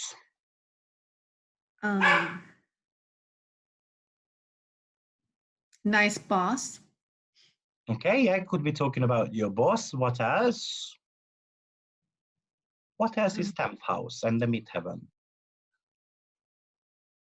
It could talk about your mom, right? A positive relation with your mother. Yeah, for instance, maybe there's going to be a shift in the relationship with your mom. Midheaven is also the highest point of the sky. So maybe something to do with your visibility and increased visibility. Reputation and career. Yeah, exactly. Also that Jupiter is transiting the part of fortune. Do you know what part of fortune is? No. Part of fortune talks about joy, happiness, and money. Okay. So what could that Jupiter do to that part of fortune? You could get a nice raise. A nice raise, exactly. Or joy and happiness. How does that come together with work? You land a good client. You have a huge sale. Yeah, for instance. Or maybe you just start a job which you enjoy very much. Midheaven talks about your life path, your life direction. So maybe you step on that road, what you should be doing. Does that make sense? Yes. What else does Jupiter rule in the chart apart from the 10th house? Because now we know that it rules the 10th house, right? It rules something else as well. Where's Pisces? The 12th house. No, that's the first. The first, I'm sorry. So what's first house about? It's all about you, your physical body, Yeah. your aspirations, for what you want to do, maybe. Yeah, exactly. So it could again talk about your life direction a little bit. Midheaven is also how other people see you. Now, because Jupiter rules the first house, and you mentioned something like body, what could that Jupiter do to the body? Well, maybe it can expand something, hopefully not the waist, but it could expand good health. Unfortunately, it's bloody expanded the waistline as well. Ah, Okay, so there is a little bit, we know that Jupiter has got a greedy element to it, right? It talks about so much good going on in my life, so let's just expand my body wise as well because I need to keep grounded. So I need to keep myself somehow grounded. Great. Does that make sense? Are we good? Any questions? Anna, are you good? yes, I'm good. What would happen if you had, let's say, besides Jupiter, Saturn next to it? So Because let's have a look at Saturn. Saturn is -5. Now you've got a positive and a negative planet. Jupiter is the stronger one. So I would say still something good happens, but you get hot and cold at the same time. So how I would say that is, most probably you're gonna be, let's say, losing your job. I'll give you an example with Saturn, because it's a very negative planet, but it turns out to be the best thing ever happened in your life. Also, having a look where Saturn comes from. So Saturn comes from the 9th house, which talks about your higher education, your opinion. So maybe actually you can have opinion differences with your boss, because the midheaven could talk about your boss as well, right? So you can have different opinions about business, for instance. And then maybe Jupiter is coming there as well. And then the boss says, you know what, you were right. Well done. Here is a bonus, for instance. So it brings a little bit of a negative event, but it turns out to be good because Jupiter is the stronger one. Or if it's the mom, then maybe you have got different opinions with the mom. 9th house talks about opinion, belief system, publishing.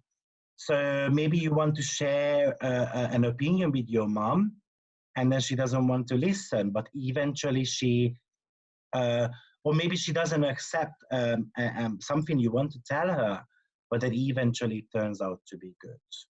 Maybe it's a secret with Saturn, because Saturn rules the 12th house.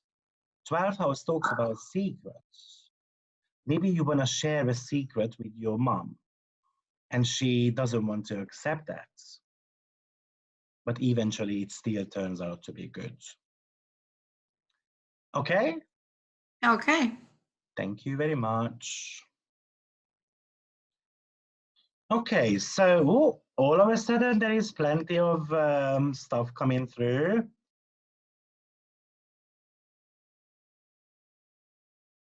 Okay, so first as well, happiness in Korea makes sense. Husband, air persona, I'm not sure what that is. Higher education, religion, spirituality, public expand. Yeah, so maybe, I mean, yes, Jupiter talks about those as well.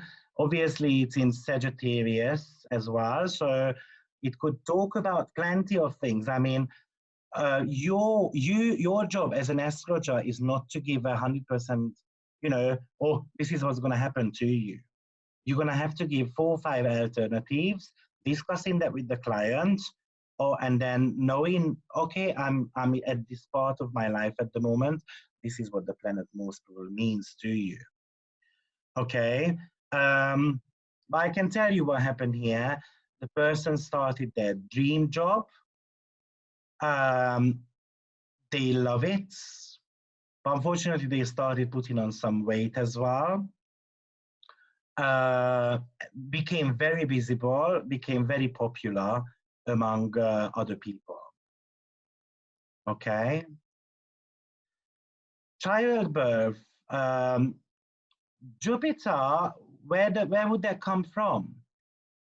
Does Jupiter rule the 5th house? No. The 1st house could talk about pregnancy, but not so. Does Jupiter rule the 8th house, which is also pregnancy?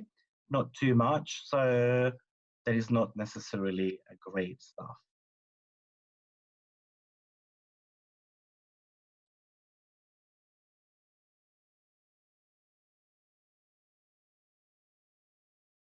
Great. Good. Let's have a look at another example here. With the same chart. And that's a recent one as well. So let me bring that up for you. I'm gonna put that on, I think it was January around the 29th, if I'm not mistaken. Apply dates.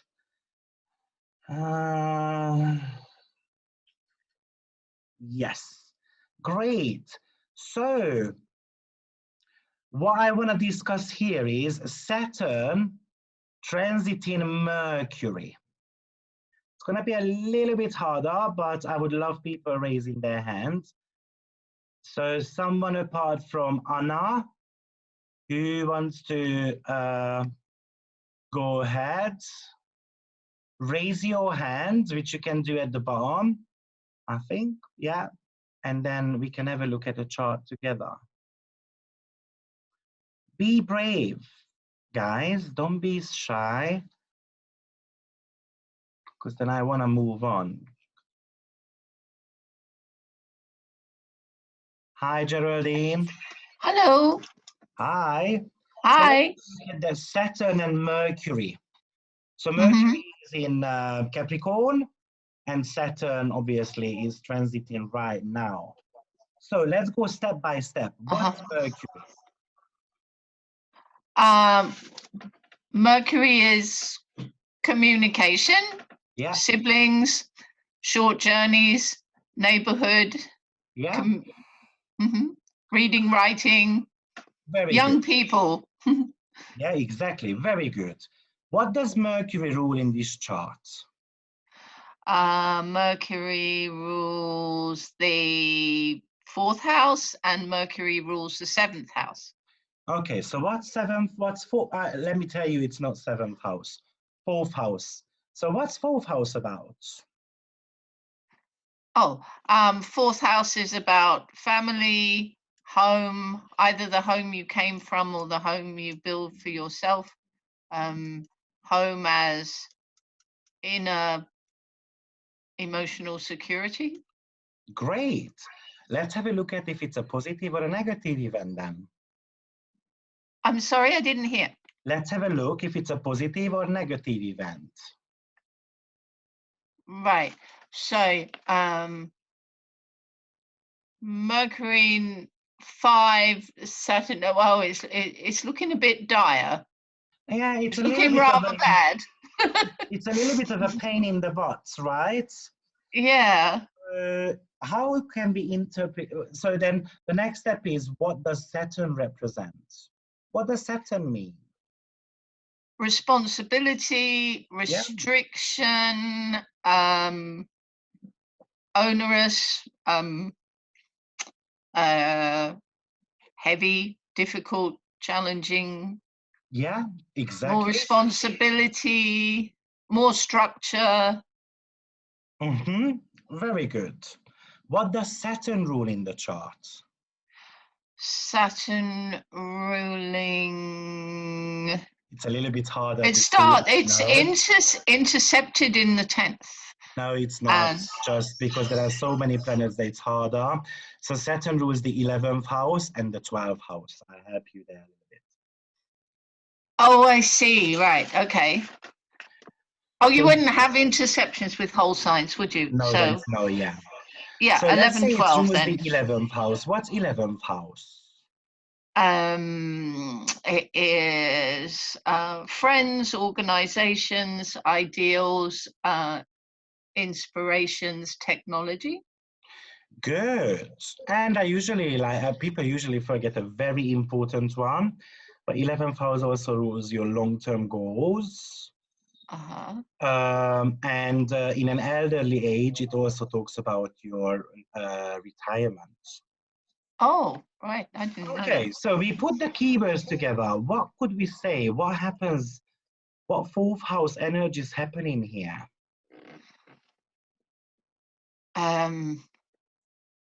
Because I gave you a clue that it's going to be fourth house energy.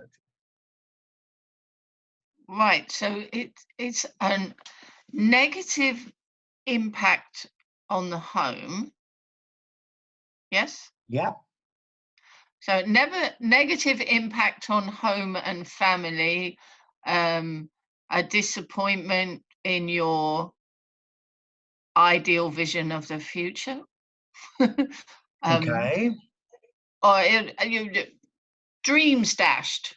Your hopes and dreams for the future are dashed, and Yeah. this is somehow related to your family or the place where you live.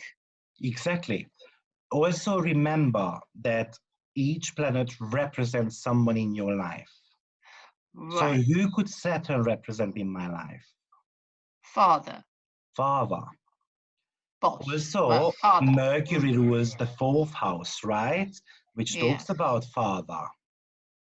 So Right.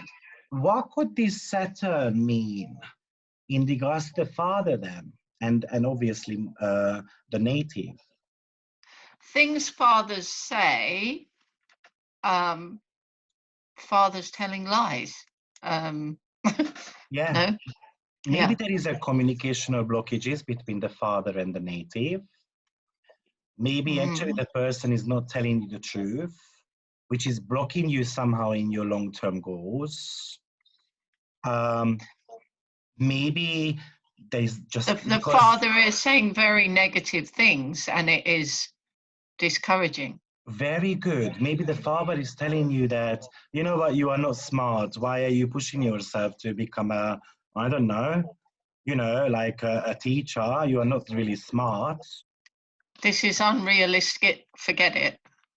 Oh no, and we just Or exploring the if possibility. it, yeah, or they say, our people in our family don't do that. It's very good. People in our family don't do that. Very good. That's also a possibility. Because Saturn is the planet of tradition. So it's a little bit restricted mind as well. Restricted, Saturn, Mercury mind. Mm-hmm. Maybe Yes. actually, now let's have a look where Saturn comes from. Saturn, I've lost it. It's gone. There isn't. Saturn coming from the 9th. So that's a belief system or a religious restriction. Maybe sort of that's against our religion. Yeah, You can't do exactly. that because you're a Zoroastrian. They never do that or whatever Yeah, it is. exactly. Very good. Now, I give you a little bit of a hint. Ninth house also rules exams. Exams. Yeah, if the person fail an exam, what exam could it be with that Mercury?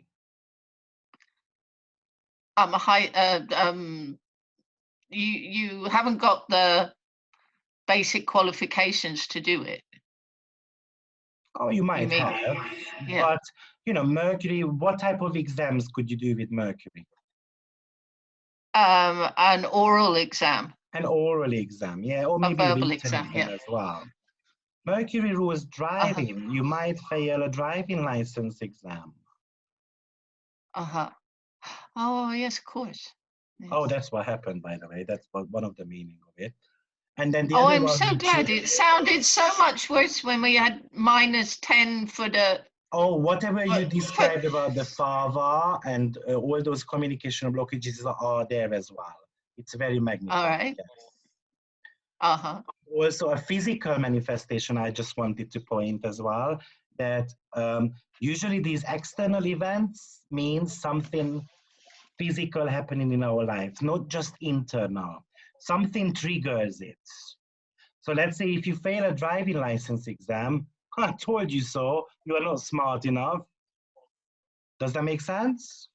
So something needs Yeah. to trigger an external event so that it happens within you as well. Uh-huh. I Okay, see. Mm-hmm. great, very good job, well done. Thank you. Thank That was you. fun. Okay, so the very last example before we move on. I mean, this was the last example. So let's see what you guys are saying. Good job from Geraldine Shirley. I would, but I'm at work. Okay, I have to leave for a bit. Okay, Joshua, no worries. Great. But another explanation could be here. Ninth house is teaching. So maybe the person feels blockages in regards to learning and teaching, and so forth. Okay, so that's what it could be talking about. Any questions on this? Do we understand the steps? If you don't understand the steps, please let me know now. We can go and revisit them, but that's hugely important. So drop me a couple of yeses if you understand it. Good, good, good. Good. Okay, let's move on then. So we covered that. So recurrence transits. I wanted to touch base on, yeah. So it's just like with a couple of words. We're not going to be dragging on that too much. Recurrence transit is basically when the transit mirrors the configuration between two planets in your natal chart. So what does that mean? And I think this recurrence transit is pretty much forgotten as well in modern days. However, I do believe it's an important. So what do I mean by that is, you've got a chart, let's pick this chart here, and then you can see a Saturn trining Venus, right? It's on 4 degree, it's on 9 degree, 5 degree difference. I'm going to be talking about orbs as well, don't worry. So that's a trine. Now, maybe let's suppose today there is a Saturn and the Venus trine going on. And maybe Saturn is going to be here, okay? And then Venus is going to be here. Now you can see that it's not touching any natal point in the chart at all by conjunction, and it doesn't need to. But there is a repetition going on between like the same event, celestial event happens in the sky when you were born. Now the ancient people thought that it was very, very important. Something is going to be happening around those houses, what gets triggered. So it's, in this case, it's in the 7th and the 3rd house. So 3rd house is communication, 7th house is all about partnership, for instance. And obviously we're going to have a look at the natal stuff as well. So 9th house and the 1st house. Okay, so it's definitely something to do with communication because 9th house, and it's definitely something to do with relationship because it's the 1st and the 7th house. So maybe that's going to be a time when you get engaged, for instance, or when I'm going to be meeting someone and I'm going to ask the person out for the first date. But somehow this aspect got repeated in the sky, and then it's happening, let's say, in the 7th and the 3rd house. If it's not in the 7th and the 3rd, nothing to do with relationship. Maybe it's going to be happening in your 8th house, and it's going to be happening, I don't know, maybe it's going to be happening, I don't know, maybe in Cancer. Then you're going to have a square going on. So in that case, there is a repetition going, oh, but we want to trine. So yeah, okay, let's suppose the 4th and the 8th house getting activated there. So maybe it's going to be something to do with the family and money. Maybe I'm going to be receiving money from a member of the family. 9th house, maybe actually it's an uncle. The uncle, I'm going to be inheriting money from the uncle. 8th and the 4th house. Okay, so you're going to be having a look at an aspect between 2 planets in your natal chart. Where does that get repeated in the sky at any moment? And those houses are going to be pulling energy towards the natal position. So I brought you an example for that. So I'm going to show you that.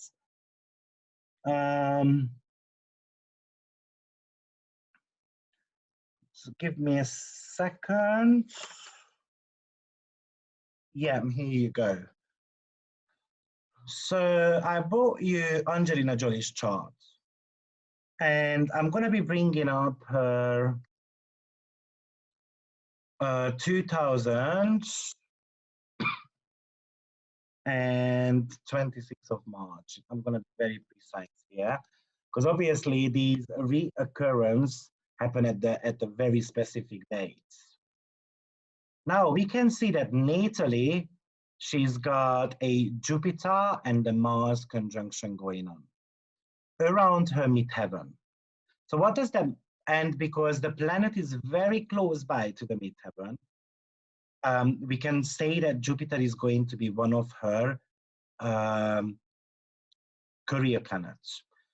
Obviously, Mars is going to be talking about her career as well, because Mars is ruling the 10th house.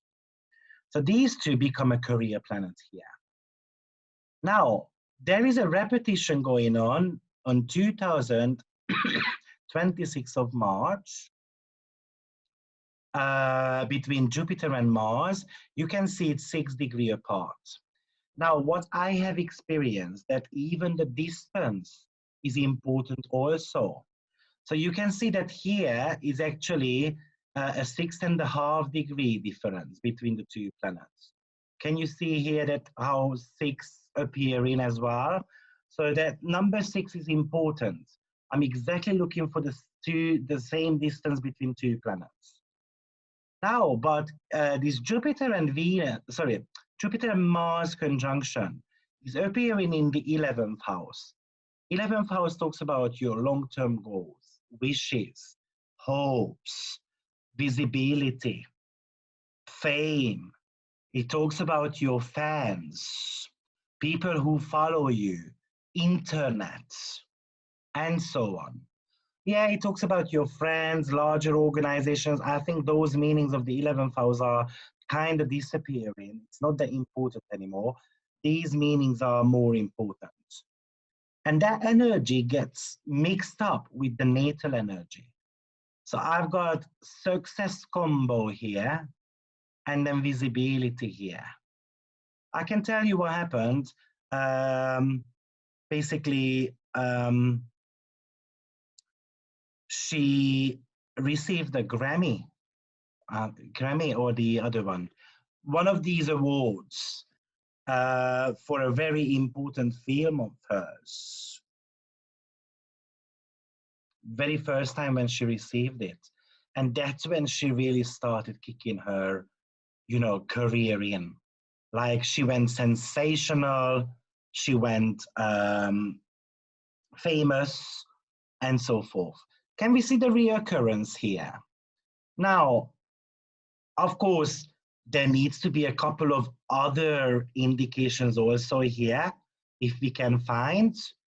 But to be honest, let's have a look at Saturn in the 11th house. Okay, yeah, it's not conjuncting anything. However, Saturn is already sextile in the 1st house, the natal Saturn. I can have a look at how the score's playing out here, because that's important one as well. Mars +5. However, Jupiter is -5. But now this is a good example here, because we're going to have to decide who is the stronger. And it's definitely Mars. And why is Mars? Because Mars rules the 10th house. He is responsible for the career. And obviously Mars is in an angular house as well, just like Jupiter. Jupiter also has got a little bit of a strength here by accidental dignity, because remember what I said, angular houses, planet love it. And Jupiter is a fiery planet. It's not necessarily bad in Aries, but we know this is a day chart, and in the day chart, Sun is the ruler of the fire triplicity, but still Jupiter is okay. I tell you something else. This is a day chart. Bisect. Jupiter is the most benefic planet. If it was a night chart, Venus would be the most benefic planet. So those planets are always pushing you to do a little bit better. Because Mars is giving strength to Jupiter to overcome all these negativity, what's going on here. It just happens. Great. Do we understand what's happening here with this reoccur? Oscar, yeah, that's the one. Thank you. I always mix them up, these bloody awards. Yes, Yolanda, I'm going to send out the link tonight, so you will be able to. Your lifelong responsibility attitude to money is acknowledged as positive by your partner, so you are more aware of this quality in yourself. Okay, yeah. Great, and please explain accidental dignity of Jupiter. So any planet which is in angular houses has got receiving a little bit strength. First, 4th, 10th, and the 7th. Also, planet gets strength in the 11th house. 11th house is the luckiest house of all. That talks about good spirits, and also gains a little bit by the 5th house as well, which is again a minor lucky house. Each of the planets has got a favorite house as well. Jupiter's favorite house is the 11th. So even by transit, for instance, for Pisces rising people now, Jupiter is transiting their 11th house. Even in Capricorn, where Jupiter does not have so much strength, still not extremely bad, because Jupiter is in its favorite house. I can tell you, Jupiter is going through my 11th house. 12 years ago when it happened, that was one of my best year ever, because Jupiter loves being in the 11th house. The reason why is because 11th house could rule charity organizations, and Jupiter is very generous. So when Jupiter goes for your 11th house, be generous, even if it's in 4. Give a little bit of money here and there. Give a couple of free lessons or whatever you want. Just be generous about it. Okay, so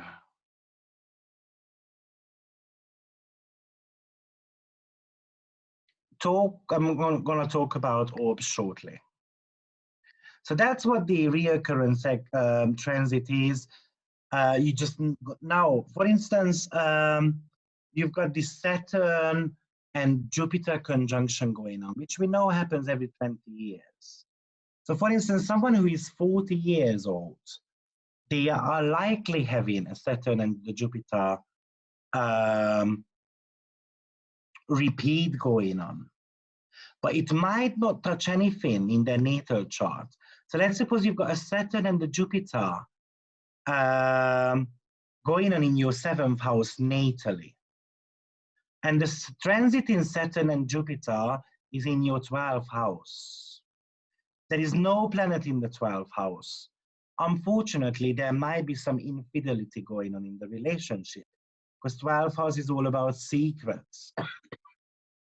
Okay, and maybe that veil is going to drop in the relationship, just as an example.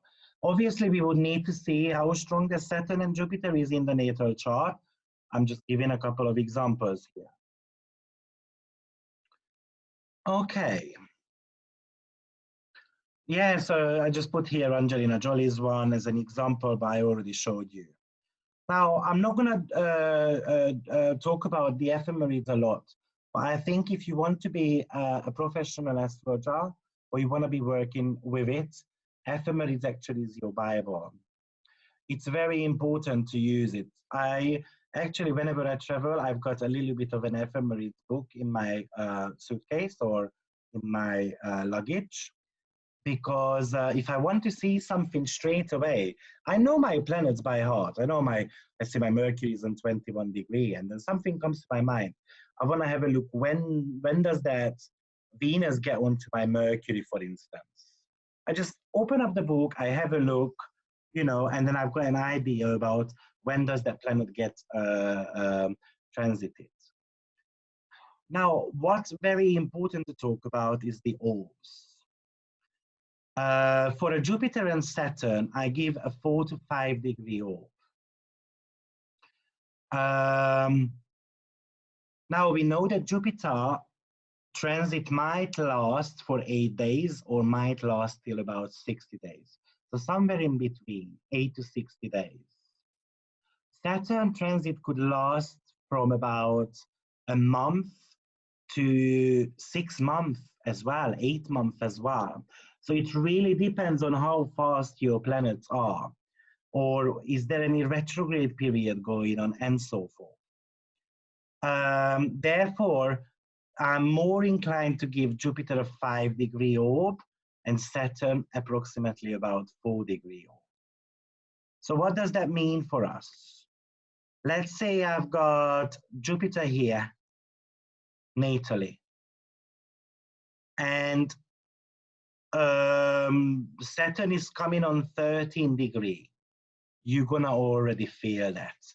And you're gonna feel that Saturn transit between 13 to 21. Now, why events don't necessarily happen when actually the planet hits exactly?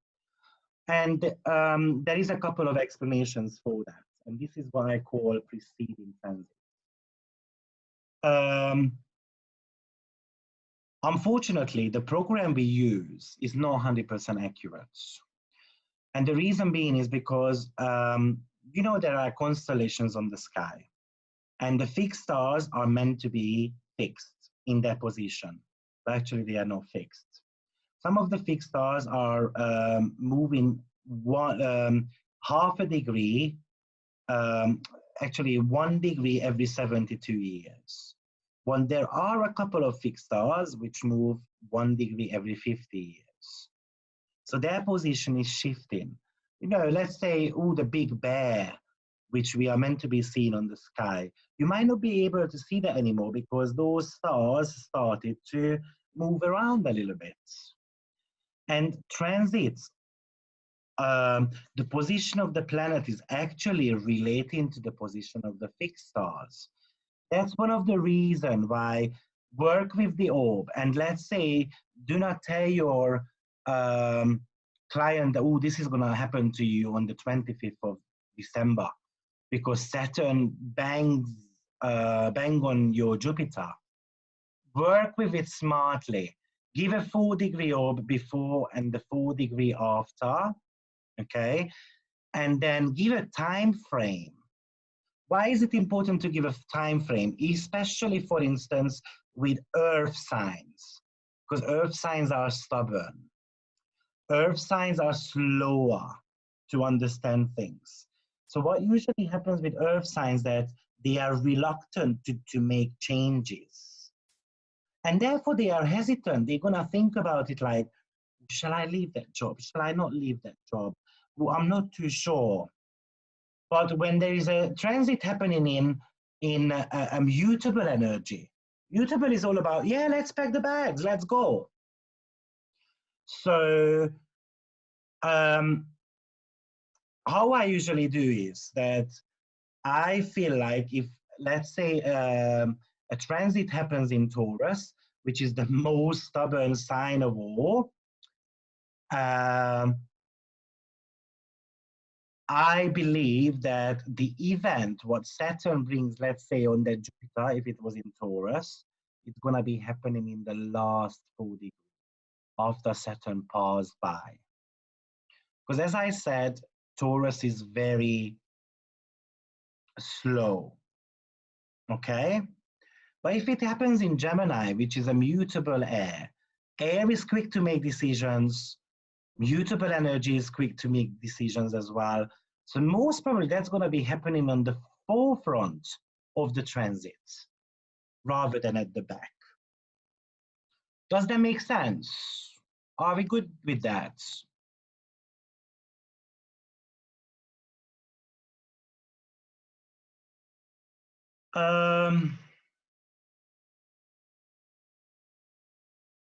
So I'm using True Nodes, and I'm using all the whole sign house system.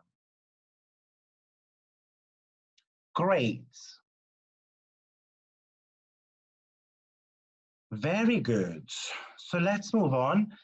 With Uranus, I'm going to be a little bit stricter because Uranus has got a 7-year cycle. So he tends to be spending 7 years in one sign.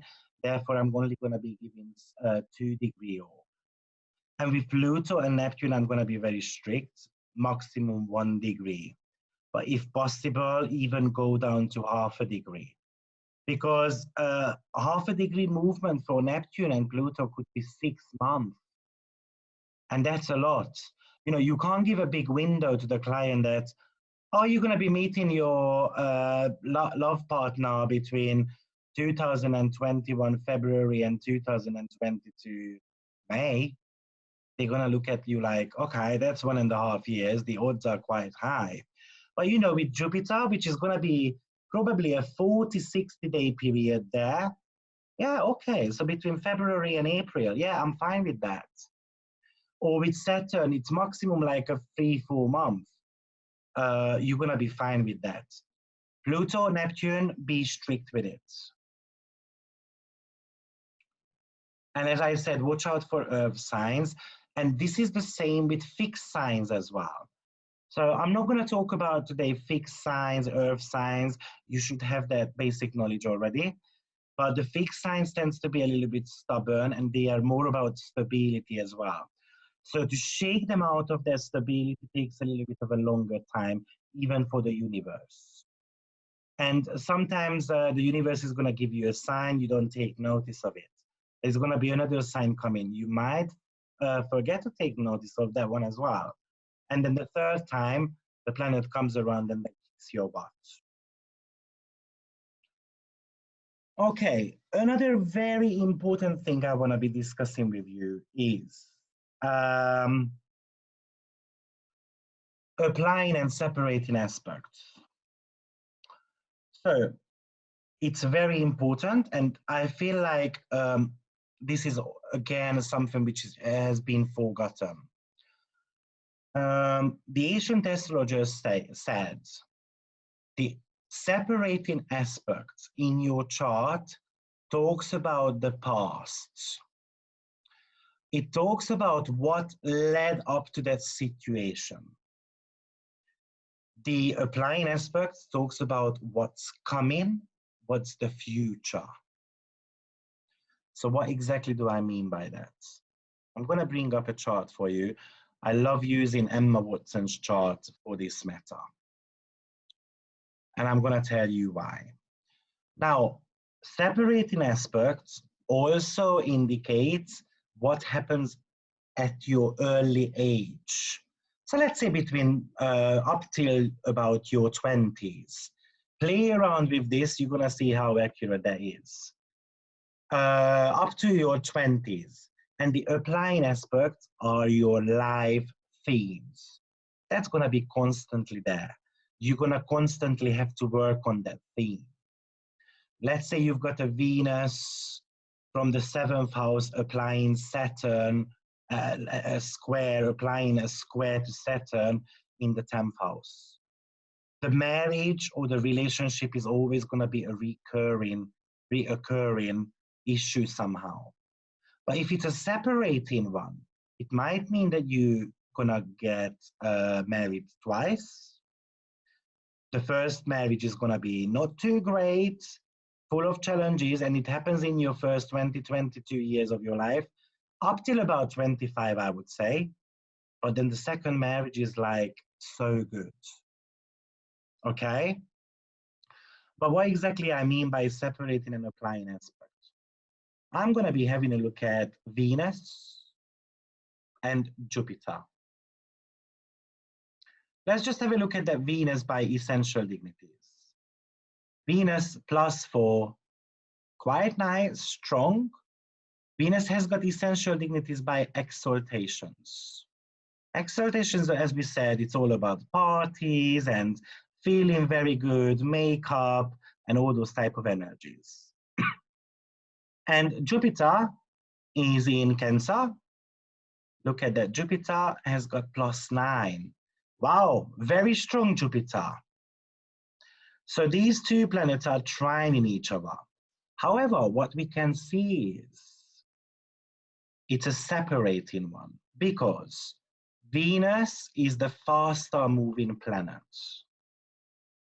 Jupiter is a lot slower, obviously. So it would have been a perfect trine between those two planets if Venus was on 4 degrees. But Venus is on 9 degrees already. So that Venus passed Jupiter's speed. So how to imagine this? Let me try to visualize for you a little. Oh, I don't know what I've done. Yeah. So imagine this is your Venus here. That's your Jupiter. This is the natal position. What's going to be happening tomorrow? Venus is going to be going, let's say, maybe 1.5 degrees ahead. So Venus is going to be there. That's the 1.5 degree now, okay? Jupiter is only going to be going 0.05. So it's going to be here. Then Venus goes again 1.5 degrees there. Jupiter is going to be only here. And again, and again. And eventually Venus catches up to Jupiter. So therefore that trine is a separating trine. A trine would be 120 degrees between two planets. But it is shrinking, right? That's Venus, that's Jupiter, shrinking like that. And then eventually it becomes a conjunction. Now, what does that mean is, as I said, separating means it might happen in the first 20, 25 years of your life. And then after, doesn't become that important. Or it talks about what event led up to what. Now let's just dig into this a little bit deeper. Venus rules the second house. Money. Good money situation here because Venus is strong. Jupiter rules. Let's just have a look what Jupiter rules. Rules the 4th house and rules the 7th house. Let's just stick with 7th house at the moment. 7th house talks about publicity, television, radio, other people. What happens here is she started when she was 9 years old. She started auditioning for Harry Potter. 2001, she became a huge sensation. By the age of 17, she became so rich that she said on a TV interview, I don't want to be sounding big-headed, but I've got so much money that I don't need to work till the end of my life. And that happened in the first part of her life. That's why I like using her chart, because this is a great chart to show you what applying and separating aspects are. But let's just have a look at an applying aspect. So maybe I've got a, oh, that's a That's a separating one. So maybe Venus and Saturn. By degree, sorry, I just need to drink.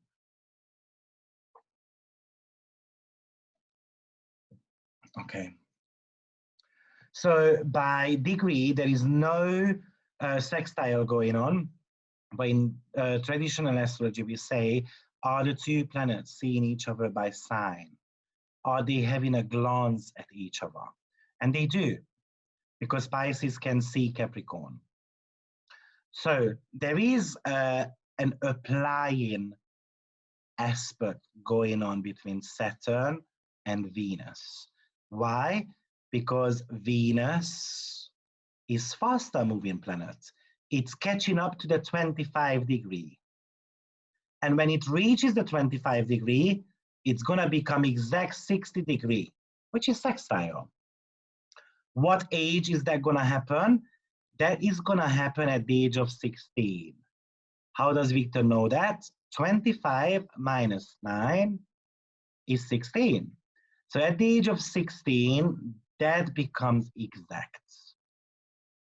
Now the question is, what happens? Saturn and, Venus. I'm gonna have a look. Saturn is a positive planet. Venus is a positive planet. It's probably a positive event. But does it mean because all her planets are positive that she's never gonna meet negative stuff? No, it doesn't. Maybe with this Saturn and Venus, she's gonna have issues with the first boyfriend. They're gonna be breaking up. But eventually, somehow she realizes that, you know what, this was the best breakup ever. Give you an example. Maybe maybe the guy gets arrested, for instance. That's just a silly example.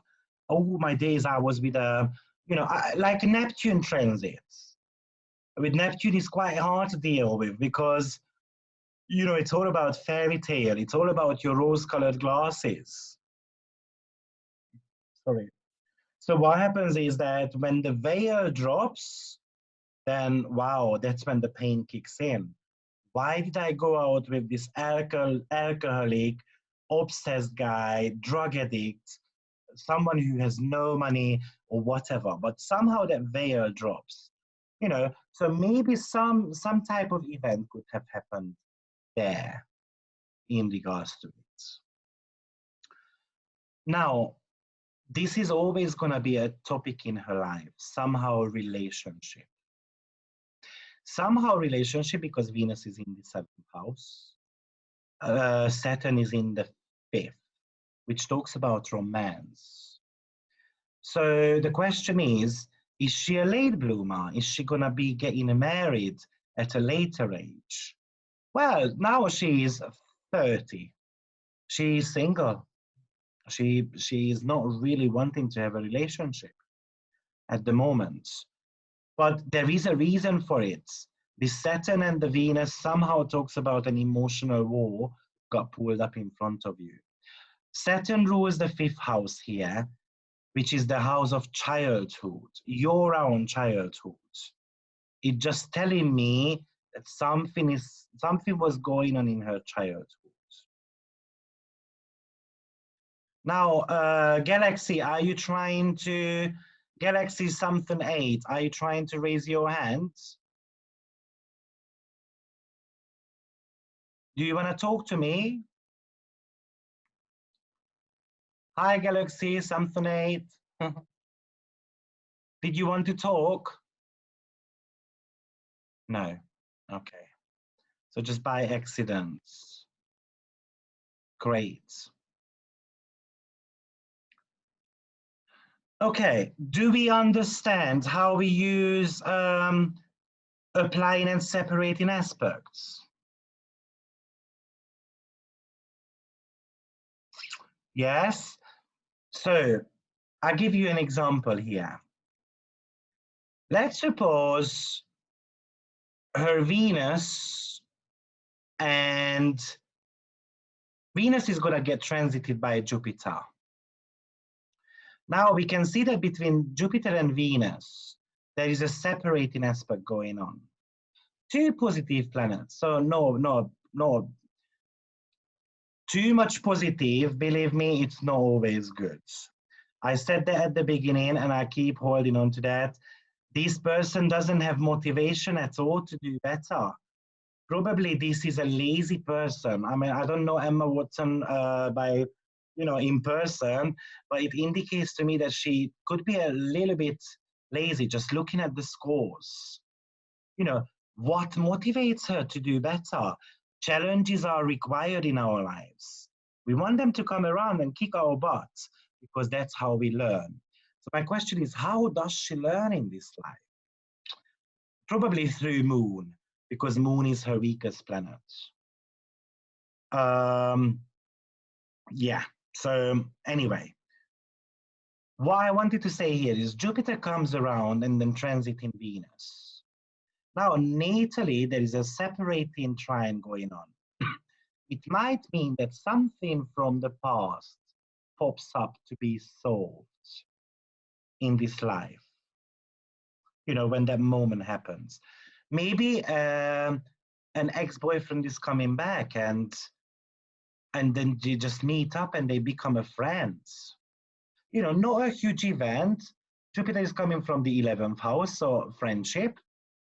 And then, you know what, I've sorted my life. I know I got to prison when we were together, but now I'm a father of 4. I'm an executive officer of whatever, so maybe something pops up. Maybe actually that Venus rules the 9th house. Maybe I'm gonna I'm gonna be meeting a university mate, which is gonna be a pleasant feeling. Okay. Sorry. And then I'm gonna have a little bit of a, like a memory coming up to me. But this is a life past event. I mean, it's not necessarily bringing you a physical event, which is gonna be causing turmoil or anything positive. It just may be a good memory. Okay, great. So how I usually work with, I'll just give you a little bit of a tip here. When I will look at just a natal chart without any transits, I look at the applying aspect because I know those are going to be the focal point of the person. And I'm going to be looking at the past events, what was going on in their childhood, in their teenage era, or even what happened in their past lives. And then this is giving me an idea of, what type of obstacles they had to overcome, and then where are they heading? And that's going to be the applying aspect. Great. So I hope that makes sense. Now we get in there,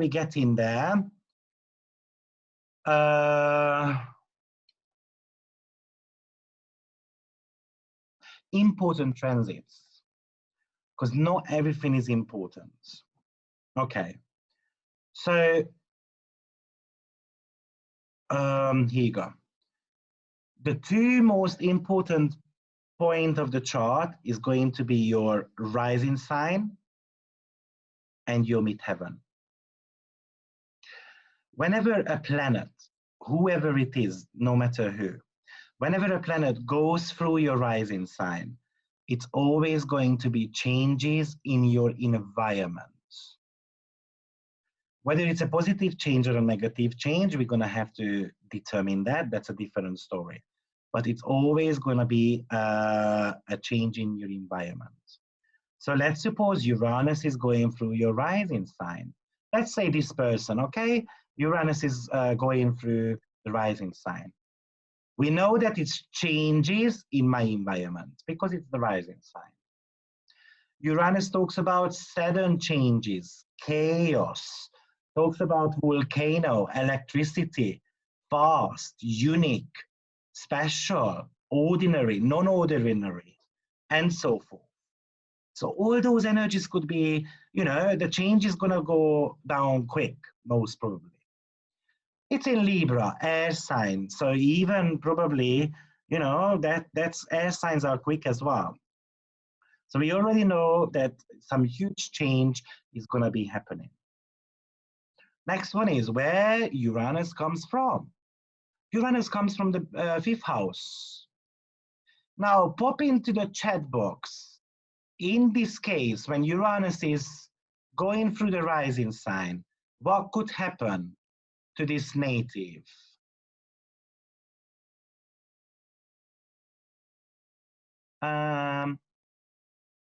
Give me a specific one. Now, I also want to point out that because transit talks about external events.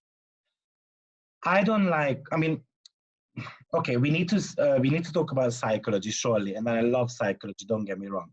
I think some of you know me and you know that I love psychology. But if I work with a client, I also need to give them a little bit of a concrete event as well. So I want to give you a concrete external event. What could happen here if Uranus hits her rising sign? Pop into the chat box. Lucy, very good. Getting pregnant because Uranus is coming from the 5th house. Very good. Anna, it can be change in appearance because the Uranus is coming from the 5th house. Lucy, it can be not much changes in, I mean, changes in the body, yes. Changes in the appearance, yes. But why? Why is my body changing? Because I'm putting on weight, because I'm pregnant. Okay? So when I ask just these examples, because that's what you would be reading online. Oh, yeah, there is going to be, you know, watch out for your weight because you suddenly put on weight. But why? Uranus comes from the 5th house because I'm pregnant. Baby bump, exactly. Okay. What happens if Jupiter comes around my rising sign?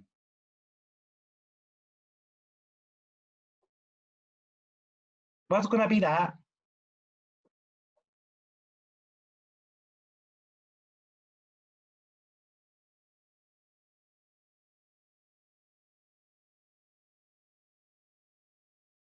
Cynthia, where does Jupiter come from?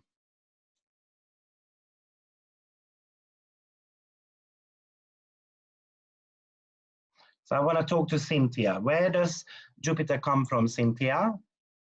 Natally.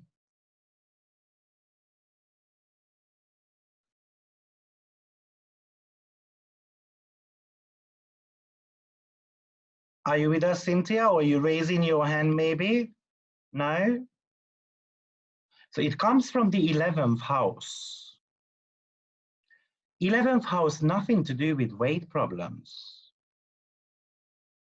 11th house talks about long-term goals, talks about friends, dreams, wishes, retirement. So maybe actually I go retired when Jupiter hits my rising sign. Yeah, maybe an opportunity to join a group. Maybe a long-term wish is coming to, you know, to light. Yeah, maybe I'm gonna do a website. Maybe I'm gonna start working on online. How am I gonna narrow that down? I'm gonna have a look at what Jupiter rules. Jupiter rules the 4th house. Oh, family. Jupiter rules the 7th house. Oh, partnership. I can get married with that Jupiter to a long-term partner or to a friend. I can get pregnant with that Jupiter because it's in Cancer, babies, family, expansion. And look at it, it's ruled the 4th house. So yeah, I can buy a property with that because it rules the 4th house and there is moon there, which is the place of living.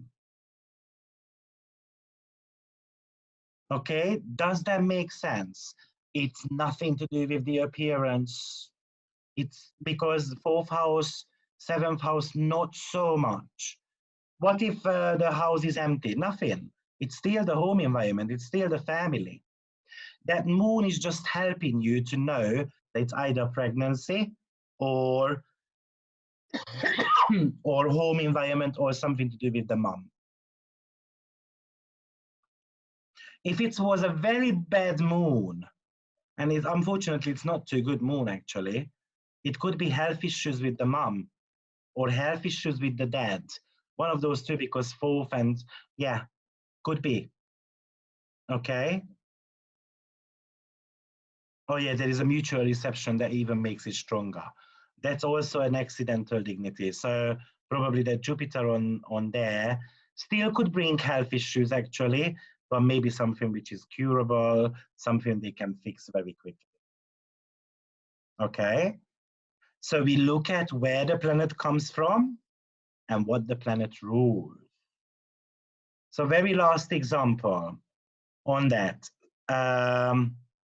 Saturn is going to be coming to a rising sign. It could talk about pregnancy, surely, but maybe it talks about the children is going to get sick if the Saturn is very weak. Well, it's a strong Saturn, so probably not. But hey, as I said, her chart is quite unique because everything is so good. So we need to think about the negative ones as well. So maybe actually a child who gets sick. Maybe actually I feel blockages in my creativity. What does Saturn rule? It rules my sixth house. Oh, there is Mars there. Maybe I'm going to have arguments with my boss, co-workers. But also I could get sick as well because Saturn rules the sixth house. But it's okay because Mars is there and Mars is protecting me there. Mars in the sixth house is very strong. So I can get sick, but I'm going to be able to cure that. But that sickness would be a reminder that something is not right in my life at the moment. Okay?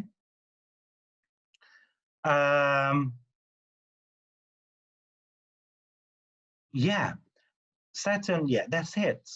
And also, you know, we can't interpret this Saturn that strongly. Exactly, Mars in the sixth house is like a warrior when they are sick. Because we didn't speak about the outer planets, but Uranus and Neptune is influencing Saturn there. So this is not a greater Saturn overall. So yeah, the sickness, issues with the mom, digestive system could be, the blood in the, how it circulates in the body, as health issues could be appearing. And she could feel creatively blocked as well. Great. So the midheaven is actually the culmination point of my life. When I get to the top or when I reach the bottom. So one of those two. So if it's a negative planet comes around, you might be hitting the bottom.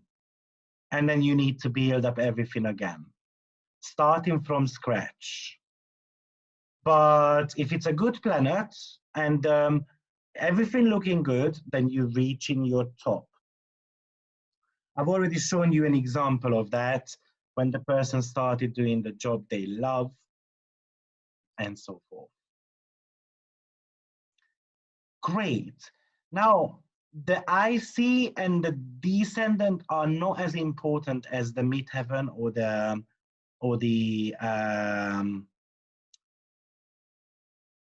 midheaven. Okay. But they are still important, you know. So the IC is where I am coming from, something to do with my roots. So usually it indicates changes in my roots, changes in my family, some environmental change in my family, which is affecting me as well. And the seventh house is going to be how I'm looking at other people, how I am seen by others also. and also relationship as well. Great. So guys, let's just take another 5 minutes. My mouth needs to rest a little bit of talking. I dry out quite quickly, so I need to stop talking a little bit. Okay, I'll be back in 3 minutes, very shortly.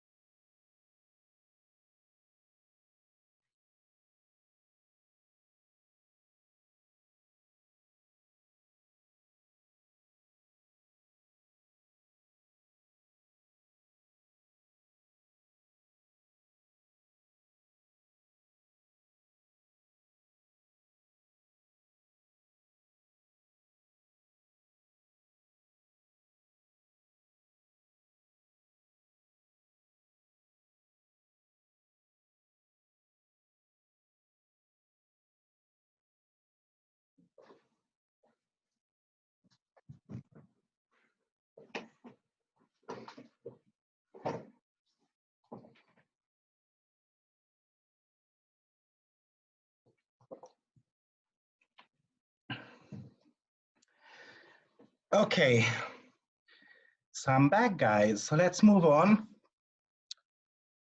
So the most important transit is definitely to your rising sign, to your midheaven. Also, Sun is and the Moon are also sorry. Sun and Moon is also the backbone of your chart.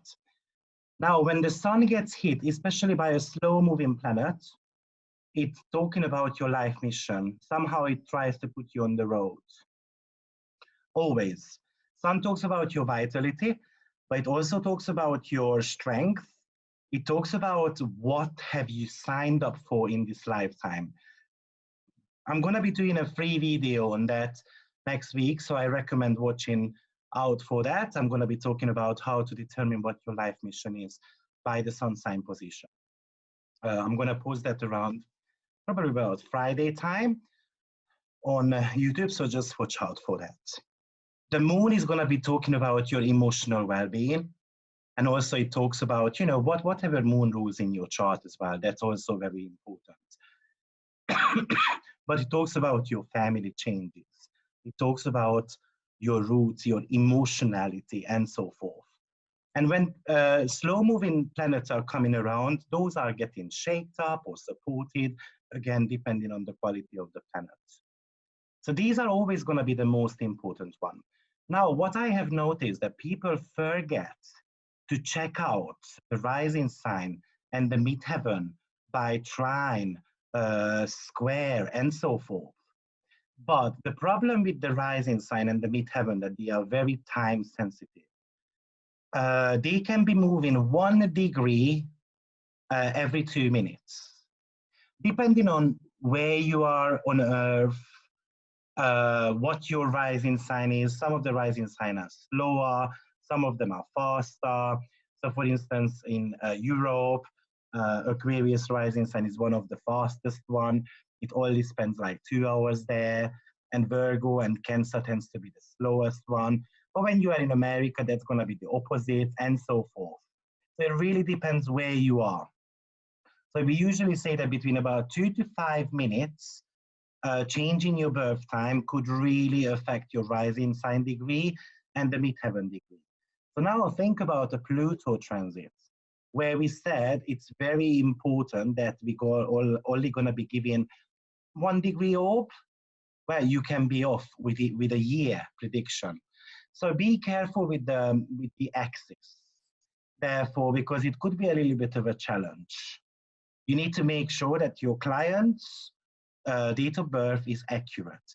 Some of the astrologers don't even start working without rectifying your chart first, which actually is a good practice. But on the other hand, you know, it could be time consuming as well for the astrologer, and it could be quite expensive for the client as well. So it's a little bit of a tricky one there. Also, so transit to the 1st and the 10th house we covered. Uranus, Neptune, and Pluto transits to natal planets. The natal planets are your personal planets. So the personal planets include Sun, Moon, Mercury, Venus, and Mars. The reason why I put a little bit of an emphasis on Mars, because actually it shouldn't be a personal planet, but in astrology we call it as a personal planet. Mars is actually out of the orbit of the Earth already, so therefore it's more like a social planet, outer planet, but in astrology we still say it's a personal planet. So when those are hitting a personal planet, that would be the second most important transits. Also, if Saturn hits something in your chart, he's going to be the third most important planet. Now, the most important aspect is always going to be conjunction. Second most important one, going to be opposition. Third most important one is going to be square. Less important ones are trine and sextile. Because as I said, the sextile and the trine are not really pushing you forward. You just expect the good things to happen to you, or it comes naturally with ease. Oh, okay, yeah, of course I won the lottery, not a problem, you know. But if you won only with 2 numbers on the lottery, you gain a little bit of the money, you're not going to mention it to anyone, but it's still a winning. Okay, so that would be the third most important transit. And then Jupiter, but be careful with Jupiter, because as I said, Jupiter's transit might last only for 8 days. So how I work with Jupiter transits, and maybe Saturn as well, to a certain extent. I'm going to be having a look how many times they are hitting the natal point in your chart. So to show you an example for that, let's suppose we've got Venus right there. And let's suppose Jupiter is coming around to transit Venus. Jupiter enters the sign maybe in September. About at the end of the September, it's going to be reaching Venus. But then Jupiter walks, goes ahead, reaches about 22 degrees, and then Jupiter says, okay, I'm going to go backwards now. So that's going to be a retrograde period, and it's going to go up to 14 degrees. Now, that's a 5-degree orb. It kind of touches Venus a little bit, but not so much. So it means that Jupiter only hit Venus once. Now, in my experience, when Jupiter only hits once, even Saturn as well, it's not going to be a big event. It's just going to be something tiny going on. Maybe a little bit of an internal work, maybe a little bit of a discomfort, or maybe something positive, but not necessarily a huge thing. But when a planet hits 3 times, now that's important. So, what exactly I mean by that? I can show you an example for that. I'm going to be showing you that one. So I'm going to go on 2014. Oh, it was December. So I'm going to put, let's say, 15th of December. Apply dates, and then we can see the chart. Now, we can see, we're going to be watching out for Saturn. We can see that Saturn is on 29 degree 10 minutes. Hugely important to talk about 29 degree, especially with the slow moving planets, because that's a summary degree. That planet is talking about, did you learn the house meaning? Did you learn about the planets which are in the house? Did you learn what the sign is about? So that Saturn, for instance, was talking about, did you learn your lesson? Did you learn about intimacy, Scorpio? Did you learn how to express your opinion, 9th house? Did you learn to believe in your belief system? Do you know what you're standing up for? Saturn is asking all that questions on 29 degree. Well, whether you learned it or not, if you learned it, you're going to be experiencing the next sign a little bit easier. If you didn't, then you're going to carry forward the lesson, and then you're going to get new lessons even on top of it. So it's going to be like a layer, you know, building up. And that's when people kind of just collapse and they become depressed, nothing works in my life, and so forth. Of course, because you are not paying attention to the signs. But anyway, what does Saturn rule? Saturn rules the 11th house. So long-term goals. Especially the 11th house is going to be important here because Scorpio is also a female sign. Saturn is also a female sign. So Saturn more talks about the Capricorn energy here. So Capricorn is all about achievements, promotions, long-term goals with the 11th house. And there is Mercury there as well. So did you learn to express your frustration and so on? Did you manage to express your opinion to your hierarchy, Saturn? Anyway, time goes on. 1 month later, Saturn pops onto the moon. Now, moon is a career planet here because it's in the 10th house. Also, moon rules the 5th house, which talks about your own businesses. So actually, Saturn is asking you, do you want to open up your own business? Do you want to be able to express yourself, your creativity, the way you should have done like I was teaching you in the last 2.5 years. 9th house teaching. Saturn is the guru, the master. So Saturn is asking the question from Moon. Well, guess what? Maybe the answer is yes, maybe no. We don't know, but Saturn is giving a sign that things are either working out or not working out. Now, because I know that Saturn and Moon is weak in this chart by essential dignity, unfortunately, it looks like it's going to be a negative event.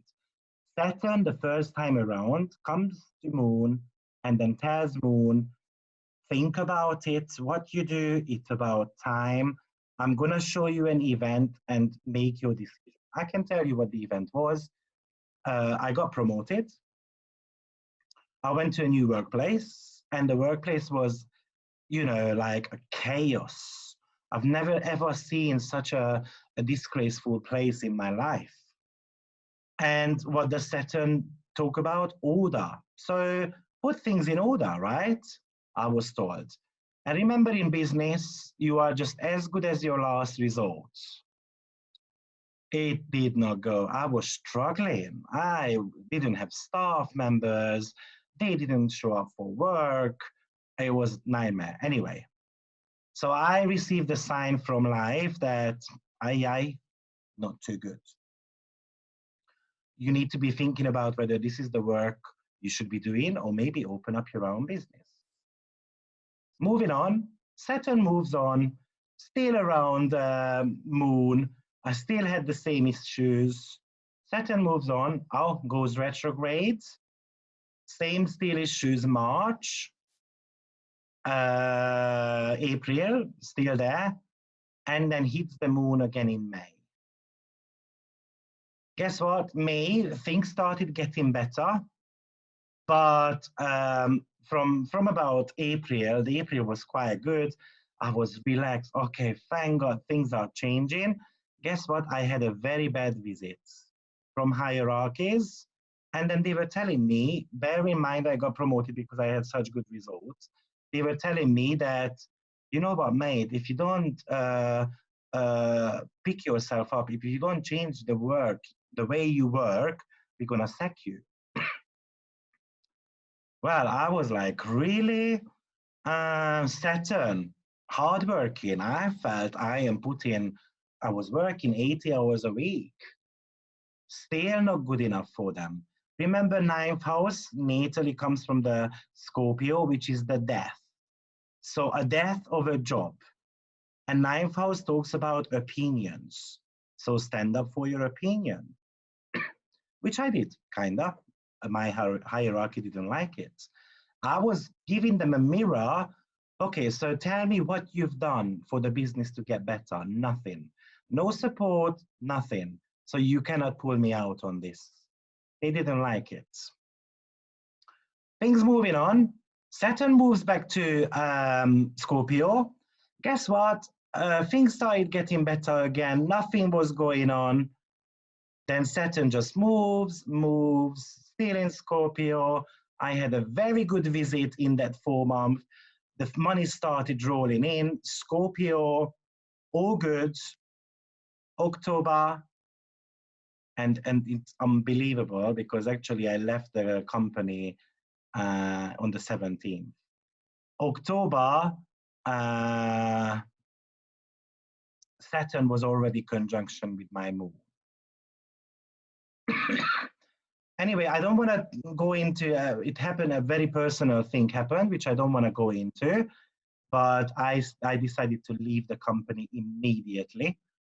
And they even paid me a compensation. So they left me with a little bit of a money, and then I left work. And Saturn was asking me 3 times before to open up a business. The question is, why did I not listen the very first time? So I started working for myself. Okay? Now, but Saturn was moving on. And then started hitting Jupiter, which is a strong planet. So my business started kicking on quite nicely. Actually, 2015, towards the end of the year, I was quite good, but Saturn rules my 12th house. Now it's more like a male sign energy, so the Aquarian energy comes in more. And remember, Saturn is weak in my chart. So Saturn rules my 12th house. My dad has cancer, a 3-stage cancer. And I had spent all my savings on him. Can we see that trend here with this 3 times hit? So what happens with the 3 times hit is, the first time you're gonna be receiving, Imani, I recommend you to drop me an email. So what really it does talk about is that the first time you're gonna be receiving a sign from the universe that something might not be going too good. And the second time, if you didn't take action, you can't see me. I'm here. I'm here. So the second time around, you have to revisit the topic. And if you didn't learn from the first 2 mistakes, the third time you get a kick in the butt. And usually that doesn't happen nicely. So that's how important the 3 hits are. What's invisible, guys? I should be on the picture. You don't need to see anything else. Yeah, I'm not showing a chart at the moment, just me. So, okay, then I put back the presentation. Okay, so that's what the 3 hits are all about. First, problem occurs or event occurs. Second, revisiting the topic. And the third one is the resolution, which could be painful, especially if the planet is negative in your chart. If it's a benefic things, like a strong planet, first time present comes around, are you taking it or not taking it? Second time the opportunity comes around again, maybe again a phone call is that, do you want to work for my company? Third time around, the job gone. So watch out for these 3 hits because they are very, very, very important. Any questions on that? Does this apply for Saturn in the North Node in the 29 degree? Any planet on 29 degree is a crisis degree. It's a summary degree. It's asking the whole house and the planet included whether you've learned your lesson or not. Can't see you. Guys, I'm on the screen. I'm here. You should see the presentation on the chart, on the screen. Okay, great. So these would be the most important transits. Any questions on the 3 hits? No? Okay. Another very important transit, most probably, is going to be the profected lord of the year. So I don't know whether you know about profection. I'm not going to go into so much detail. By the way, if you are interested in profection, I'm going to be doing a profection class 2 next month. In my opinion, that's the most amazing time in technique of all. Here you go. So profection is every single, at any age, I mean, at a particular age, a house is getting activated in your chart. And the ruler of that chart house is going to become the time lord of the year. that planet is going to become the most important planet. That planet is going to rule your whole year. So you can see here the ages. You just have to pick what ages you are at. Let's say I am at the moment 37. I'm in a second house profected year. So all my stuff is going to be about self-worth, financials, and so forth. Of course, there is a lot more to it, so but I'm not going to go into this at the moment. So if you've got, let's say, Mars ruling your second house, and you are in a second house profected year, then transits to Mars and from Mars going to become very, very important. Those are going to be bringing you events, surely. Let's say if you are in a Mercury year, transits to Mercury and the Mercury retrograde periods are going to be important. Why? Because Mercury is a fast-moving planet. Usually his effect is going to last for a couple of days only. But when she goes retrograde, and there are 3 hits from Mercury as well, usually important events happen around that time. Okay, so for instance, if someone has got the time lord for this year being Mars, cool, between September and November, expect events happening because Mars is going to be going retrograde around that time from the 27th of Aries till the 14th of Aries. Now, especially if you've got planets between those, it means those planets are going to be hit 3 times in your chart. Very, very important events. Okay, but I'm not going to be talking about that. So if you're interested in profection, just sign up for my next class. I think it's on the 29th of March. It's going to be a little bit more advanced. It's going to be the second part of profection. So I'm going to be digging a little bit deeper and then giving even more knowledge about it. Okay, so that was the self-advertising. Let's just move on.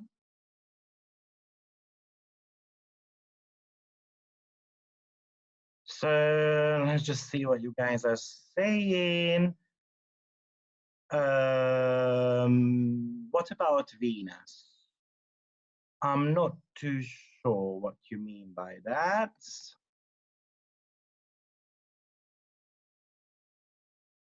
We can see, okay, so profection is very good to know. Yes, certainly. I think the most amazing timing technique of all. Great, I'm not seeing so much. So Libra is in my 4th, is what I'll be dealing with. Well, that's probably your immediate relationship with your partner, with your family. I can't tell you much. Where is Venus? Where is the ruler? You know, that house is going to get impacted as well. Geraldine is Mercury profected year. Yeah, watch out for Mercury retrograde period then this year. Yeah, Cynthia, just have a look where Venus is, that house. Or if you've got a 10th house profected year and Venus is in the 3rd, you're going to get busy through social media. It's going to be affecting your work through social media, communication, travels, and so forth.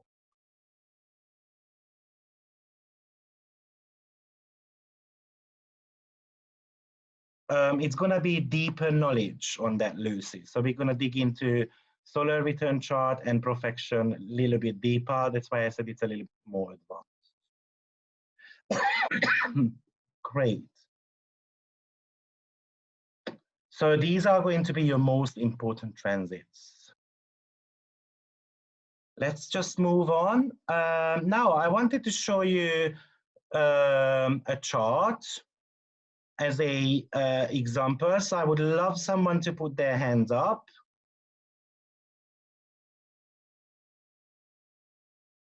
I love the hands up. Good.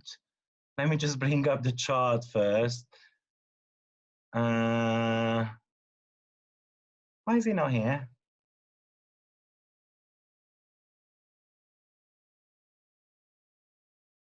That is strange.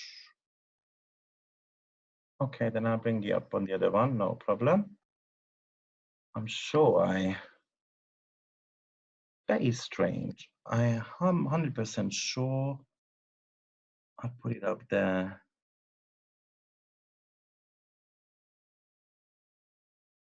I'm gonna recognize her chart within seconds anyway.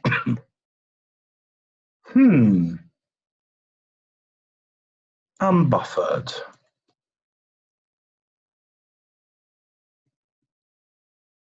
Here you go. Okay, so I wanted to bring up Billie Eilish chart. I did a video on her 3 months ago when I predicted that she would win the Grammy Awards. It really is visible from her chart. Actually, plenty of people said I'm crazy, but hey, that was not a wonder. As much as I don't necessarily like her, I don't think that but that's my opinion, don't get me wrong. She's not super talented. She's not a Whitney Houston for me. And Whitney Houston is always going to be my girlfriend, my etalon. So anyway, so what I want to see is, let's see who can spot to me why she won that. So let me bring up the transit that happened just a month ago. So let's see the brave ones. Okay, Imani. Hi, Imani. Hi. Okay, how are you? I'm good. I'm out. Oh, Maybe good. loud where I am. So I would like you to have a look at that Uranus transiting her part of fortune down there. And walk me through how you would think about it. So what's part In of her fortune third about? house? I'm sorry, what did you say? What's part of fortune about? Okay, well, let me see where her natal Venus is. She has Uranus and Taurus in the third house, so I would be looking for her natal Venus. Very She's good. in the 10th house in Sagittarius. The third house representative of her immediate environment. Yeah. And the ruler of the third house is in the 11th house of communities and groups. So she's probably acknowledged there by others. Very good. Also, Jupiter is actually going through the 11th house. Oh, let's just leave Jupiter at the moment. We talk about Uranus. Okay. What's Uranus about? Well, let me see. Where is her?